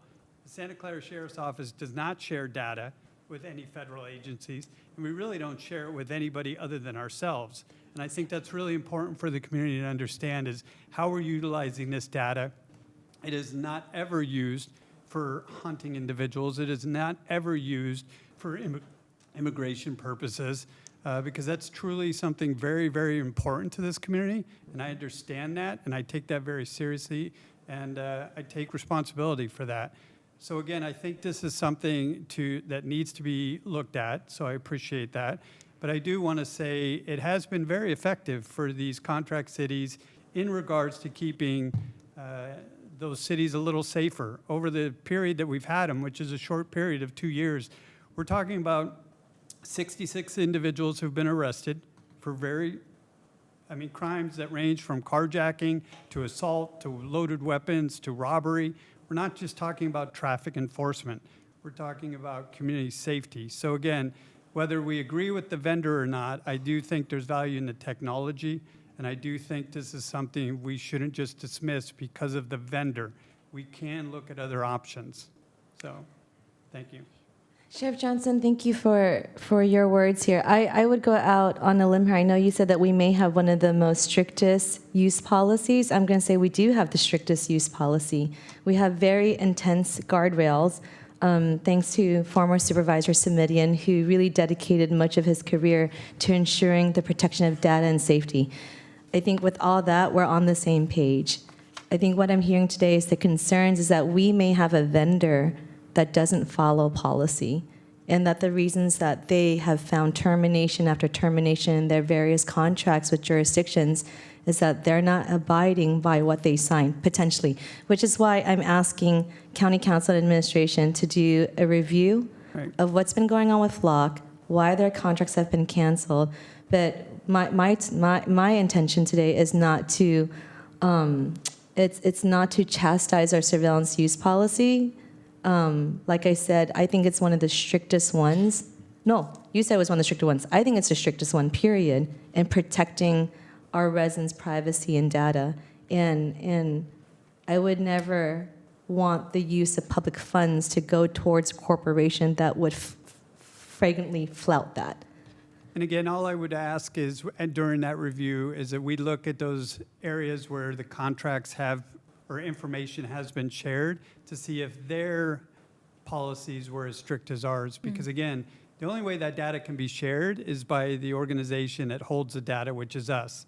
So the vendor can't even share the data unless we give them permission to share the data. Could I get clarification, Sheriff? Do the cities that have the contract not have access to the data? I trust our organization. Yeah, no, we are the ones that have access to it for investigations. So the cities don't have access for any purpose? No, I mean, I could clarify that, but I'm almost 100%, and I was just confirmed.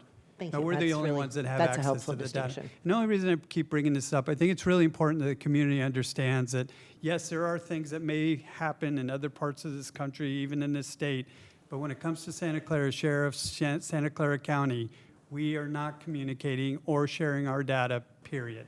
Thank you for that clarification, Sheriff. I have never had concerns about our operation or organization, and I know that you've stood with our immigrant community since day one of you taking office.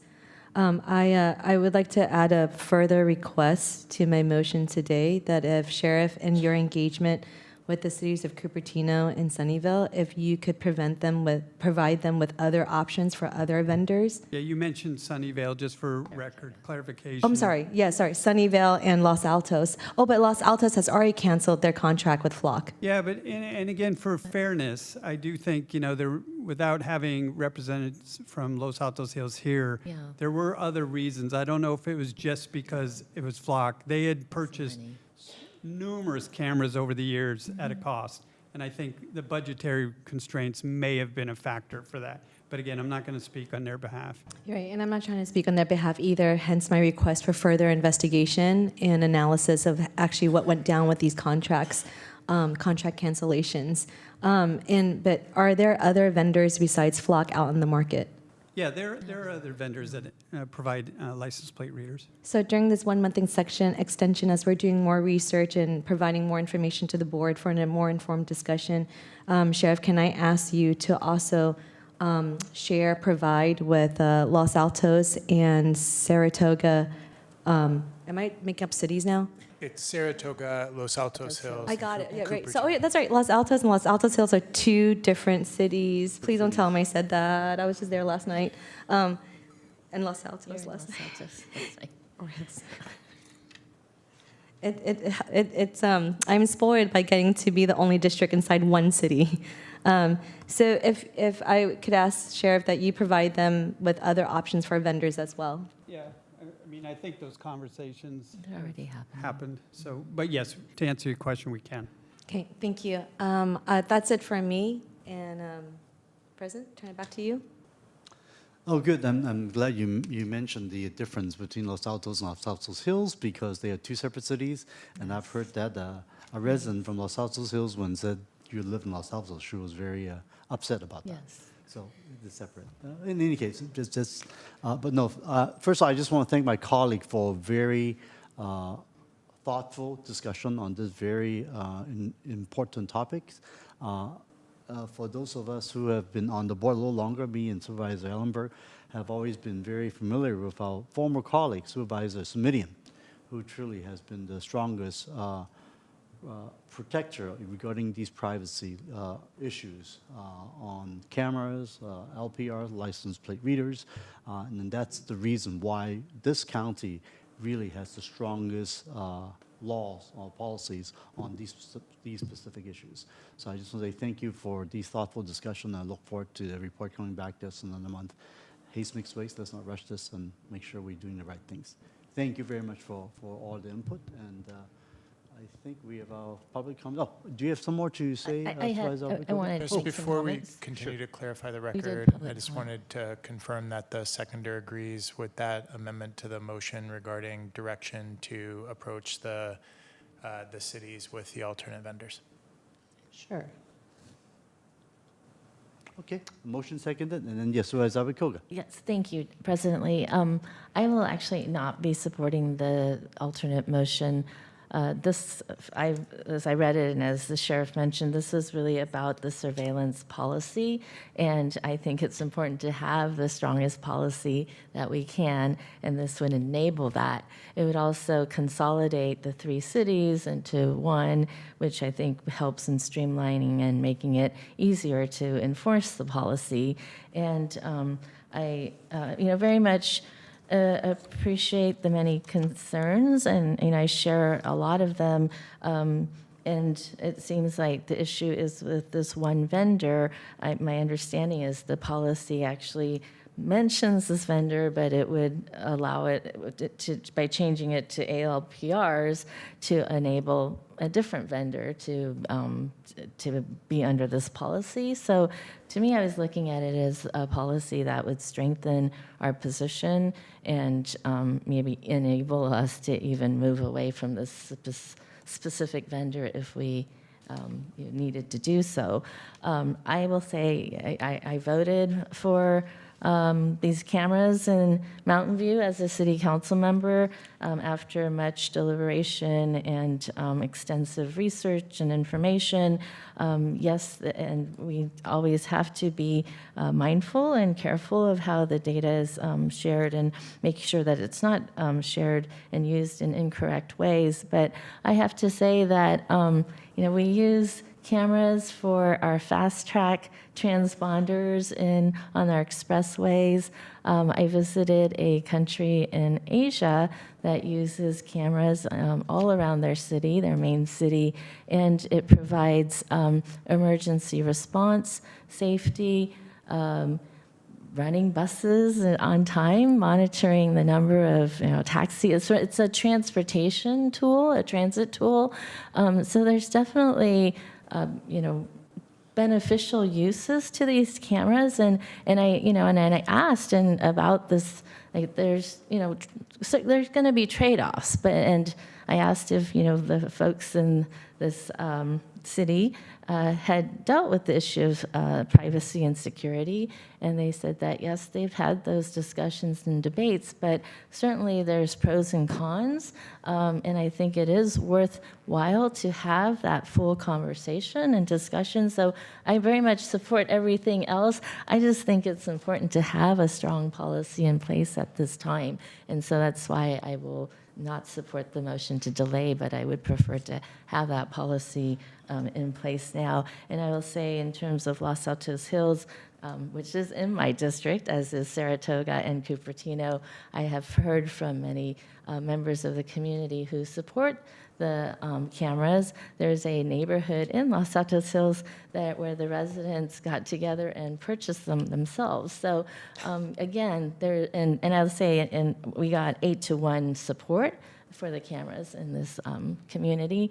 So I think there's a lot of information and a lot of discussion to be had, but I believe a policy is important to have in place. So I will not support the motion. Thank you. So that's Ellenberg. There's some additional information I'd like, just based on the exchange. Tony, and with your agreement, can you include in the memo confirmation of who gets access to the information? I'm understanding from the sheriff that it's just their office. That's great. I just want us to have the full picture. Does Cleats get it? Is there any leakage in this system? Can that analysis be included, please? Yeah, absolutely. Thank you. Is that all right with you? Yeah, absolutely. More information is always going to be better. Thank you. And we'll certainly confer with the sheriff's office on it. Yeah. Supervisor Abikoga, I appreciate your comments. I want to clarify that my motion today doesn't end the existing use policy. It actually is intended to allow for further information and conversation to happen without any disruption to the existing usage of cameras. I think the alternative is that I cannot support moving forward with the recommendation that's on that's on the ledge file today. So I'm asking for an extension of the existing use permit so that it doesn't sunset, so that there's no disruption to service while we do our due diligence for further information about this very controversial vendor. So, of course, you are free to vote however you want. I just wanted to add that layer of clarification that I'm trying to avoid any disruptions in service. Yeah, so I appreciate that. I guess, again, I look at this as we were taking the specific vendor out and expanding it, so that allows for us to continue the dialogue and then to explore other vendors. And I'll say, I think when I voted for this as a city council member, I don't know that there were other vendors. Every city in this county, because we were the last ones, I believe, in Mountain View to adopt it, has Flock. I imagine every city now is having this discussion, and so it's important to be a part of all, that conversation. But in the meantime, to be able to expand out and look at other alternatives is I think, worthwhile. So, thank you. Okay. If there's no further comments, we'll go take the vote. Sure. Yes. We have a motion by Supervisor Young and a second by Supervisor Ellenberg. Supervisor Abacoca? Nay. Supervisor Young? Yes. Supervisor Ellenberg? Yes. President Lee? Aye as well. The motion carries 3-1. Okay, thank you. Well, now is moving to the end of our agenda.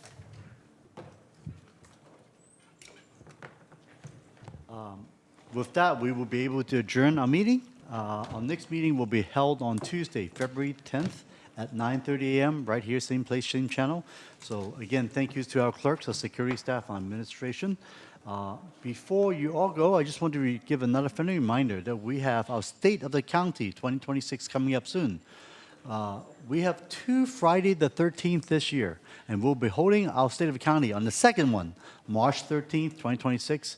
And I'm honored to host this event right here also, beginning at 5:45 p.m. We hope that you'll be able to join us and make sure to RSVP on our webpage on District 3. Thank you so much for being here. Thank you. Have a nice day.